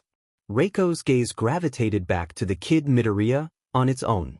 He was looking at her, wide-eyed and clinging to Aizawa's arm like it was his only life preserver in shark-infested waters. Her stomach dropped with her heart. She felt empty. She hadn't meant to, hadn't known, and now he was looking at her like she was the shark. We don't mean to cause guilt, Aizawa said gently, tracing her stare. We just wanted to make you aware of this to keep future issues to a minimum. He paused and she looked back at the teacher, waiting with held breath for more awful news. Actually, there's a proposition for you, if you'd like to take it. An experiment, if you will. She blinked, confusion creeping up her back. There were two ghosts apparently, one she couldn't see, Ida Tenya, the student who passed away earlier in the semester. The experiment of sorts was helping him catch up, so to speak, see what exactly her quirk could do. She could make ghosts touch, but what else? Agreed, a buzzing concoction of guilt, curiosity, and anticipation making her jittery and anxious. They needed Midoriya to agree first, something that was harder than either of them thought it'd be, cold chills and soft but quick murmurs spelling out his displeasure until Reiko had to retreat, to warm up again if nothing else. I don't like it, he whispered, his voice bouncing off of the trees. It makes me sad. I don't want Ida to be sad too. She couldn't hear him on her own, but she could guess Ida was talking to him from Aizawa's and Midoriya's reactions, leaving her to stand off to the side and wait, a fourth wheel of a conversation not meant for her. Reiko supposed it didn't matter what she had to say anyway, she wasn't the one truly affected by her quirk. She watched silently as Midoriya's face went from polite refusal to open wariness, holding onto thin air, his lip wobbling. Reiko looked away. Permission gained on technicality, she was officially given the okay to proceed. All ghosts other than Ida were politely asked to move away, Aizawa confirming the change to her less keen eyes.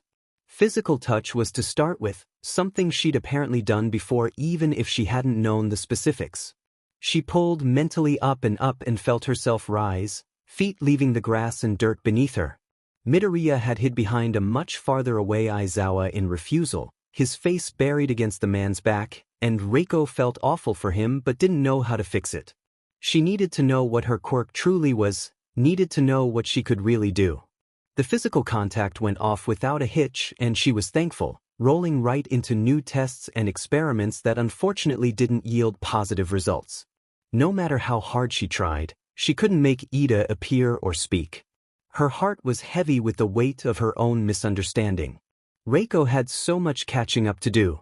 Training was grueling. Uraraka had thrown up twice. It was embarrassing and invigorating all at once, pushing the boundaries of what she could do until she was ready to snap, then going a step further anyway, comforted in the face of everyone's mild embarrassment. Walking that tightrope wasn't particularly easy, but she was quickly finding it was worth the sweat and vomit. Her quirk was thriving under the conditions, her tolerance and persistence extending the tolerance she had until she had to stop, and the farther that went the more she could do to be helpful, to be useful to a team. Aizawa had told her she'd be a great rescue hero, and Uraraka was gunning for that role with everything she had. She didn't just want to help people, she wanted to save lives, and it'd be a lie to pin that motivation anywhere else except Izuku, and now Ida. Floating in the sky, curled up amongst the clouds, Uraraka thought about what the boys had shared with them that morning. Someone from 1B had tried to get rid of Izuku, and regardless of intentions it had made everyone nervous. It highlighted the issue of Izuku's existence in general, put in perspective the twisted game this all was. Izuku and Ida were hurt, suffering, everyone purposely covering their eyes and ears just so they could have him around another day. It was selfish. She could think of nothing else to help them than to have them pass on. What else could be done? Mandalay's voice echoed in her ears to tell her they were done for the day. She descended, nauseous and swallowing bile. Todoroki helped her stay upright when her knees threatened to give way. Her arm looped around his neck for support as they made their way back to the cabin with everyone else. Chatter and noise was all around them, the soft rustling of trees and the smell of fresh summer air doing little for her nausea, but doing wonders for her spirit. Dinner was made and ate with gusto. By that point her upset stomach had calmed, allowing her to inhale food to the point of nausea from that alone. Her peers weren't too far behind. The clattering of cutlery on dishes and the slurping of drinks was white noise as she ate, tiredness leaking into her veins like a slow poison.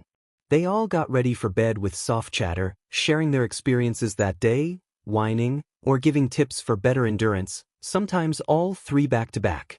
Uraraka smiled to herself while she listened to Kaminari do just that with Shiro.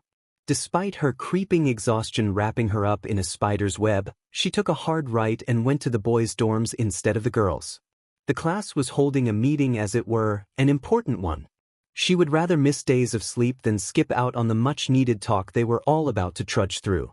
Todoroki was already present, settled on his sleeping bag with hooded eyes and a slight frown, an expression Uraraka sympathized with in full. She sat down next to him, seeing Satu and Bakugo were already there as well. The wait for everyone else was a short one. Even Kaminari didn't drag his feet.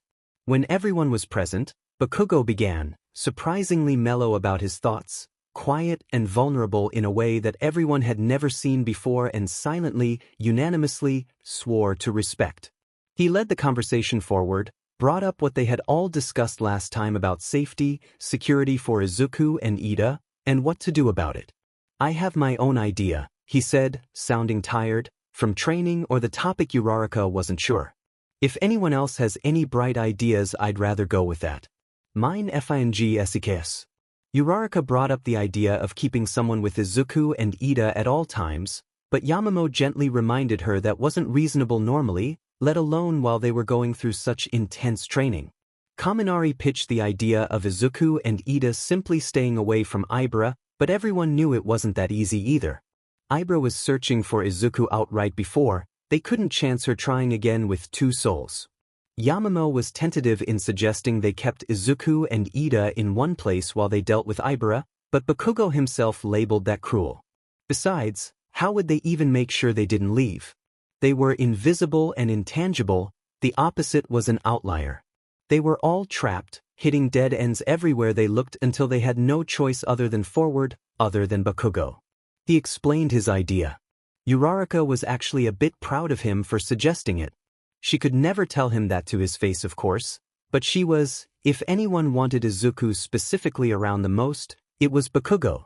Helping Izuku and Ida pass on had everyone a jumble of mixed feelings, however. and some like Todoroki and Satu were completely against the idea, for two very different reasons she was sure. The majority ruled anyway, so in spite of their protests, that was the plan. Help Izuku and Ida pass on themselves before someone else could do it for them. Uraraka went to the girls' dorms to go to bed, heavy with sorrow but held firm by determination. It wasn't just because of Ibra for her, it was also for Izuku and Ida themselves. They weren't happy there, in pain and reminded of the life they could no longer be a part of. She was done playing pretend, they were ghosts. It was time they moved on, and so should she. Just because she felt that way didn't mean Izuku and Ida would agree. She laid down to sleep, wondering how on earth they were going to convince Izuku and Ida to go along with it. Izuku hovered above the boys as they woke up. The early summer morning seeped through the windows and put sunny slashes of warmth across everyone's face. Ida was saying hello to the girls. He would have gone with, but he wanted to say hi to Kaken and Sho first. The only issue was Kaken's absence. He wasn't anywhere. He patted Sho's tired face until he got a groggy good morning out of his friend, then concentrated hard to make his voice known, pushed through broken lungs and BLD-stained teeth. Kaken. Kaken. Sho blinked in surprise, looking more awake. I don't know, he admitted. Maybe he went to the bathroom. Izuku frowned, wrist pulsing and the taste of copper on his tongue rising with his worry. He let go of his focus to disappear and phased through the wall, into the girls' dorms, to grab Ida. A tug on his sleeve was all it took for Ida to comply and follow him out into the hallway. Kaken's gone, he muttered, sorrow and concern squeezing his lungs. Help me. Ida let him burrow in his side as they did their rounds around the summer camp. Inside the building yielded no results, and by the time they made it to the training field Izuku was swallowing tears, fingers buried in the mesh of Ida's torn uniform. He was in the last place they looked. Sat on the dirt floor with his elbows on his knees, Kaken seemed to be watching the sunrise. Relief rose up Izuku's throat and pushed out to echo his shout across the field. Kaken! His head shot up, turned all around searching for him. Izuku took Ida's hand and dragged him along to stop right in front of his friend, hugging Kaken's arm. Scary, he muttered. Scary. The F do you mean, he replied, gruff but attentive. I was gone for a minute. Izuku didn't know what to say to that. The thought of Kaken leaving was a dark one. It made his stomach hurt and heart P&D, and he didn't know why. The world was scary and unfamiliar sometimes, but Kaken was safe. To make up for a few minutes ago, he patted Kaken's arm in mild victory. Friend acquired. All right. He stood up, stopped for a moment. Deku, glasses, we need to talk. Shinso was trying very hard not to punch people in the teeth that morning. Just because he had agreed to the idea from last night didn't mean he was happy about it. The classroom would feel so empty without Ida and Izuku there to hide in the space, but having Izuku leave in particular had his chest feeling hollowed out. He'd been there from the second they had arrived to class, patting and murmuring and trying to reach out any way he could, and Shinso himself had been one of the first to finally reach back. Not even Bakugo had done that. A small part of him wondered why, grew more insistent as he got ready for training and a migraine. Bakugo himself walked through the door, solemn, and Shinsu's stomach rolled. He didn't want to have this conversation. We're ready, Bakugo grunted, then walked back out into the hall. A moment of stillness blanketed the boys' dorms as they all looked at one another, downtrodden, but determined, ready to help the young kid who had poured so much light into them in their classroom. Taking a deep breath, Shinso watched Kirishima leave, then Satu, then Shiro, the whole class filing out into the hall to try and convince two ghosts to pass on, or even to want to. Solemn, Shinso walked out, stepped over the threshold and into the hallway where the girls already were. Cold chills climbed up his spine. Izuku was already upset or worried, either wasn't good. Relax, you're not in trouble, he drawled, trying to keep his tone casual. We really just want to chat. Right? Yamamo soothed, voice warm and honeyed. Just a chat. Izuku muttered, echoed words calming into something more thoughtful, and Shinso relaxed in turn. He was glad he could start it with lighter shoulders. Ida, Izuku, Uraraka began, carefully neutral, what do you think of the idea of passing on? A beat of silence passed, then two, then three. Shinso shared a nervous glance with Bakugo of all people. There was more muttering, more whispers. Yamamo created a pad of paper and a pencil for Izuku to write on. It floated in the air, unsteady for a moment, then scribbled along the page. Ida asks why Todoroki explained his encounter after multiple elbow jabs from the people around him. They took turns explaining their thoughts, explaining they truly thought there was no other way. The pencil hovered again, patient. Ida says he still has stuff to do.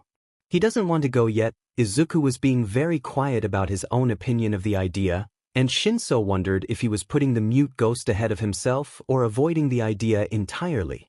He wouldn't be surprised if it was both. They can't pass on unless they're at peace, Kaminari said, scratching at his jaw. We forgot about that. We can help, right? Kirishima chirped. I mean, if it's possible. Maybe we can put them to rest that way. The temperature dropped. If they want to, Siro added quickly, rubbing away goosebumps. No one's forcing anything. What does Ida think of that? The pencil shivered in the air. He likes it. He says he doesn't like it. Shinso closed his eyes, gave himself a minute before opening them again. I can imagine, he replied. What does he still need to do? I don't want him to go. Yamamo's eyes gleamed, and Shinso watched her bite her lip to keep it from quivering. I know, she said softly. But that's not your choice. The pencil didn't move, just shivered in the air like Izuku was shaking. Izuku, she called, gentle but firm. You can't decide that for him. That's not fair. Still, it didn't move, and her voice hardened. Izuku. The pencil slammed down on the pad and wrote forcefully, making indents in the paper and nearly making Yamamo drop it. He wants staying in jail and me not to be alone, it wrote. Then, I'm not leaving. It clattered to the floor. Shinsu's heart dropped into his stomach. Aizawa was minding his business one moment, then had a lap full of sad child the next. Midoriya had ding near thrown the papers off his lap to burrow away in his stomach, sniffling and dripping BLD that stained nothing, left no trace. Aizawa sighed. He placed a hand on Midoriya's back and said nothing, doubted he could get anything particularly coherent out of him right then anyway. The kid's arms were wrapped around his middle and squeezing as tightly as he could. He heard Midoriya's wrist pop and winced, quickly reaching around to ease his grip a little. What did they do now? He asked, already feeling tired. Izuku hiccuped, dread stirring his gut as he squeezed Aizawa's middle, the idea of leaving everything he had behind rebounding in his head on loop. He couldn't escape it, couldn't hide from it. Tears dripped down his cheeks. It hurt to breathe, it hurt to squeeze, it hurt to latch on, but he ignored all of that to hold on a little tighter. He didn't want to go. Midoriya, Aizawa called. His hands were resting gently on his back, a soothing weight, something to latch on to. What happened? I don't want to go, he sniffed. I don't wanna. Go where? Izuku looked up, begging Aizawa with his eyes not to agree, not to let him go. Away, he sobbed. I don't want to go away. Aizawa's eyes darkened, face stony. His mouth pressed into a thin line. And who told you that? He asked, too calm to be truly casual. Shinsu's heart was beating full force in his chest. His mouth was dry. Arguing voices flew over his head as everyone around him started to split into different groups, and he was helpless to stop any of it. I didn't agree with this to begin with. Why are you looking at me? You phrased it all wrong. You didn't talk at all, thanks for the help. Yelling at him, Momo. That really added a nice touch. Shinso liked his lips and looked around him. The hallway was cramped with his fellow students, dressed in their gym clothes for the day and ready to point fingers at anyone except themselves. He didn't do that, simply stood in the carnage they'd left behind, wondering if there really had been a solution they'd missed somehow, an answer they didn't have all the puzzle pieces for. He swallowed and spoke into the sea of voices. I'm going to find Izuku. I doubt he'd want to talk to any of us, Uraraka muttered, a frown pulling at her usually cheerful face. I don't know. Maybe we give him some space. And make him think we hate him even more. Todoroki snapped. I think I'll pass. He strode forward, power in his steps. I'm coming with you. Okay, Shinso replied. It wasn't like he'd say no, even if that had been an option. He waited for anyone else to join, scanning embarrassed faces, ashamed looks, eyes that roamed everywhere to avoid looking at his own. With somber understanding, Shinso turned and walked down the hallway, Todoroki right on his heels and the only person to follow him. They didn't have to look far. Going down the halls and checking different rooms was what they tried first, swiftly leading them closer and closer to the teacher's quarters. Someone else was already looking for their group, and Shinsu's heart dropped straight into his shoes at the sight of Aizawa rounding the corner, nothing short of fury on his face. Aizawa. He'd forgotten in his determination, his lack of trust, his want to do the right thing that the man in front of him had more access to the ghosts than he ever would. Dorms. He turned on his heel immediately and started walking, nearly running into Todoroki. But sir, Izuku, Todoroki began but didn't get to finish. With me. Silently, the two boys went back the way they came with their teacher looming behind them, dreading the tongue lashing they knew was on the horizon. They marched back, silent, until they were right back with the group. They silenced too the second Aizawa was in view, going pale, their postures bending from the weight and fierceness of Aizawa's gaze. Shinso folded himself into the crowd. Midoriya filled me in, he began to the group at large, and I cannot believe not one of you stopped to think if what you were doing was right or right for you. Sir, Uraraka spoke, voice shaking, this isn't okay. Izuku's hurting, we can't just ignore that, what you can't do is decide his fate for him, was Aizawa's cold response. Your guilty conscience does not outweigh Midoriya's opinion on the matter. This should be common sense. Shinso glanced left. Both Satu and Todoroki looked mildly smug, and he grit his teeth, opened his mouth before he thought too hard against the idea. That's not fair, he said, emboldened by the group of friends at his back and Todoroki's smug smirk sending anger soaring in his veins. You phrase it like we were doing it just to toss him aside. Uraraka's right, sir, Izuku's in pain. He doesn't ifnj know what's good for him. He's 12, Bakugo hissed through clenched teeth. He shouldn't even be here at all. And that makes it okay for you to remove him then? Aizawa asked, flat, merciless. If a young child happened to wander into a factory, would it be fine to erase them for convenience? If a civilian is taken hostage, is it fine to leave them to their fate, simply because they were never meant to be taken to begin with? Your logic is concerning. You all are supposed to care about the people around you, and yet here we are. He scanned the crowd of students, eyes flashing. Ida, I'm happy for you. If you're ready to move on, then that's all they need. But when it comes to Midoriya, this subject will be dropped. Am I understood? Shinso wouldn't take that lying down. We are. He shouted back, furious in the face of Aizawa's ignorance. This whole thing is for Izuku, not for us. He needs to be put to rest. He needs to be at peace. Do you just expect him to follow us for the rest of his life? Those are things you want, Shinso. Aizawa's tone was razor sharp. That's enough. I don't want to hear another word about it. Shinso opened his mouth to protest, and the next person to bring it up is being put in the remedial course. He closed his mouth hard enough to hear his molars click. Glaring liquid fire into Aizawa's retreating back, Shinso couldn't stop the horrible twisting in his gut. He'd gone along with the idea because it was the right thing to do. Bakugo said it perfectly, Izuku didn't want it because he didn't understand. Sometimes what was best for someone wasn't necessarily what they wanted, right? Shinso didn't want it either. Wasn't it more selfish to keep him there than letting him go? Shinso was happy to talk to Izuku about it, pressed the subject farther with no action. Aizawa just had to be out of it first. No one said much after that, not just about Midoriya but in general. Training was grueling anyway, they didn't have much time to chat in between throwing up and migraine headaches, sore limbs and dry mouths. Aizawa's anger kept him coolly neutral on top of it, and the man's cold shoulder did nothing to ease Shinsu's own anger, a flame that was only growing bigger, roaring in his chest and threatening to consume him. He used his training as an outlet instead, using his voice modifier until his throat was hoarse and raw, holding his quirk on a willing participant until his head threatened to burst open from the sheer force of the pressure inside of it. He wasn't the only one venting this way either. He saw it in the way Uraraka held objects nearly double her normal size, how Bakugo set off round after round of explosions in a never-ending tirade of force.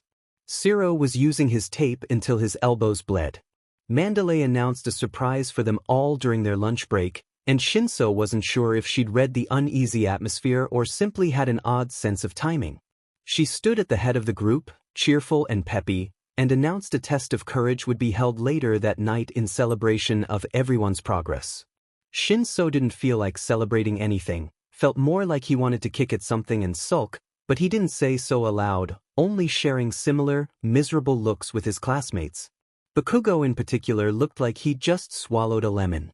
Shinso wholeheartedly agreed with the expression. Their aches and pains were taken care of before dinner. Everyone had lunch covered in gauze and bandages. A strange mix of camaraderie and frustration blanketed them all as they ate. Their dishes were put into the right place to be washed, trash thrown away and their stomachs full, and with no time to spare they were ushered into the forest proper. Aizawa ushered the three in remedial course off, Yaoyorozu, Bakugo, and Kaminari, leaving the rest of them to be split into groups of 2 with one group of 3. The sun had sunk down into the horizon a while before, leaving the sky a deep blue for the bright twinkling of stars to speckle the empty space. Cool air rustled the forest greenery and soothed their still warm skin as they each went to Mandalay to grab a strip of paper and flag one another down, organizing themselves into rows to go down the path 1B had made. Shinso sighed, shifting his weight from each foot and scanning the forest edge as he waited impatiently for him and Todoroki's turn. Neither of them spoke a word to each other. The frustration of having one of his closest friends, the second person to see Izuku at his worst, not being on his side was nauseating. He shifted his focus. Green had turned to a dull teal with the darkening of the sky, the forest casted in shadows, birds chirping and owls crooning somewhere high in the trees. Tsuyu and Tokoyami walked into the forest first with set shoulders and somber faces. Mandalay held them off for a few minutes, then let them through. The soil underneath their feet crunched as they walked along dry grass and dead leaves. Todoroki held the flashlight, absently searching the foliage, and Shinso knew it was in part to avoid looking at him. A sound ripped through the calm air and made both of them freeze in place. A shriek, a war cry, and before Shinso had time to register his surroundings, a Nomu burst through the grass and charged. Aizawa had heard it. The sound had been faint, farther away than the remedial corps students were and over the horizon line. Midoriya and Ida flew up high in alarm and scanned the treetops while Aizawa sent the 3 kids away with Vlad. A symphony of inhuman shouts dug nails in his ears, for Nomu stepping out of the forest edge just seconds later. An ambush. His mind raced with 1,000 questions and even more potential solutions, but he had time to implement none of them. One of the Nomu, a great big hulk of charred flesh with bulged eyes and sharp teeth, roared and charged forward. Midoriya dropped with his heart, down and phased straight through the Nomu's chest. It went still, Midoriya didn't come back out, and it changed direction to face the rest of the Nomu instead of himself. Aizawa's heart beat like a war drum in his chest as he realized what that meant. Ida. He called as the second one, smaller but much more unstable in behavior, shifted restlessly. He didn't need to say any more. Ida followed Midoriya's descent as the second Nomu charged and met the creature in the middle, phasing through it and not coming back out. His heart crept into his throat. It was 2 on 2, and Aizawa could do nothing but watch. Tenya had acted on impulse. He'd seen Midoriya's path, watched his strategy and heard Aizawa's shout, a plea disguised as a demand, and he'd had no other options, no time to wait or second guess. He had no idea what he was doing. The Nomu creature was a void on the inside no matter how conscious it acted outwardly, no mind to fight with, no soul to keep him out. Its limbs were stretched, hard to control, its limbs so disproportionate to his own size it was hard to adjust to. Midoriya seemed to have no problems himself even with a Nomu 4 times his size, stomping forward with heavy footsteps that shook the ground underneath and stopping the third Nomu in its tracks, rearing back and striking it so hard it went flying. Tenya struggled to keep himself oriented, but with Aizawa behind him even smaller and more fragile in his new body, and Midoriya fighting desperately by his side, he knew he was on a time limit. He shifted with 2 tall legs, wobbling like a baby deer as he began to drown in panic. Shudo raced through the forest, BLD rushing in his ears while his lungs burned. He blindly shot a blast of ice behind him, hoping it hit any part of either of the Nomu. Shinso sprinted beside him with terror on his face. His quirk was useless, he was powerless. The memories of Ida's body, slumped lifeless against him, heartbeat a fickle candlelight, weight too heavy to be considered normal, rushed back to him as he ran. His whole body functioning on adrenaline alone, all he could think was keeping Shinso safe. The disagreements were fickle now, pointless, dust thrown carelessly in the air to be swept away by the following wind. No argument could make him abandon his classmate, his friend. A life had been lost before, Shudo would rather die himself than let it happen again. He took notice of what he could. The two Nomu were behind them, tearing down trees and foliage in their wake as they rushed after them on surprisingly agile feet. One hopped through tree branches, rustling leaves with every jump, sent a shower of greenery on impact, and Shudo felt the leaves barely brush his shoulder. The other raced on foot, taking great big strides with warped legs. It would be impossible to take them both down with Shinso's help, let alone by himself. He couldn't lead them to the main campsite without endangering everyone else there, but him and Shinso couldn't play bait with them either. He had to lose them, loop back around once they were off their trail and head towards help, to Mandalay and Ragdoll and Tiger. On impulse, out of desperation, Shudo turned mid-stride and stopped. He took aim, pulling back his hand and arm as ice climbed up his forearm and trickled to his palm. He couldn't miss. There was no room for error. Shudo lined up and took the shot. The first ice bullet soared through the air and collided into the Nomu on ground level, striking it on its calf and foot and molding it into a solid block of ice. The Nomu roared and stumbled. Shudo took the opportunity to sprint again with renewed energy, secretly thankful when he realized Shinso hadn't darted ahead without him. His classmate was still running right by his side. They took a sharp turn left. The Nomu in the treetops was only a beat behind, snarling, its brain exposed to the night air as its eyes swiveled, seemingly disconnected in their sockets. Shudo pushed himself with everything he had to try and get distance between them. Another opportunity, just one to line up a shot was all he needed. His lungs were already on fire again, exhaustion creeping up his burning legs and making his hands shake. Shinso was keeping up well enough that Shudo didn't have to worry too much about losing him, so he moved his attention fully to the Nomu, hoping that Shinso would be all right for the moment. The minute he was able, he turned, aiming at the treetops and lobbing another chunk of ice at the smaller Nomu, hands and arms shaking from the force and exertion of his running. He missed. The ice soared and veered too far right. Shrieking, the Nomu took the opportunity to pounce down, falling quickly to the floor and dragging a long, bloody slice down his left arm. Pain made him cry out and step back, setting himself ablaze to create some distance. A sharp yell made him turn. The Nomu had cornered Shinso and was digging its claws in his side, BLD soaking his uniform. Horror clawed up his sternum as bile rose to the back of his throat. Desperately, he hurled more ice, praying that the Nomu didn't dodge. It hit. Ice climbed up the Nomu's back and had it screeching so high-pitched Shudo had to cover his ears, but it let go of Shinso to face him instead, lolling eyes not focused on anything in particular. It charged, and one last ice blast had its head frozen solid, dropping from the air to wriggle grotesquely on the ground. Heart pounding and BLD roaring in his ears, he reached out with a shaking hand for Shinso, grabbing his hand with his own and pulling him forward towards everyone else, to Mandalay, somewhere safe. BLD squelched between his fingers. Ida's rattling breaths were on loop in his head and made him sick. Aizawa held his breath as he watched the four Nomus fight remorselessly. Flesh was torn from bone, limbs were bent strangely. Anything he could think of regarding Nomu looped back to their potential multiple quirks, and he realized then that the best thing he could do was use his own quirk against the towering figures. Any advantage Ida and Midoriya had was useful, preferable. He stared holes into the Nomu Ida was struggling with. It weakened then, stumbled more after hits and didn't get up as quick. He suched his gaze back and forth between the two opponents, being careful to avoid the Nomus that were on his side, and a rough hit from Midoriya's bulky new figure had his opponent broken and twisted. With Aizawa's firm gaze, it didn't get back up. With Midoriya's size, Aizawa's quirk, and Ida's potshots wherever he could, it didn't take much for the other Nomu to go down and stay. He didn't linger, sent Ida with a message to guard the remedial course kids while Midoriya and him went north, up to the rest of the group. He couldn't abandon the rest of his kids. Vlad would take care of the others.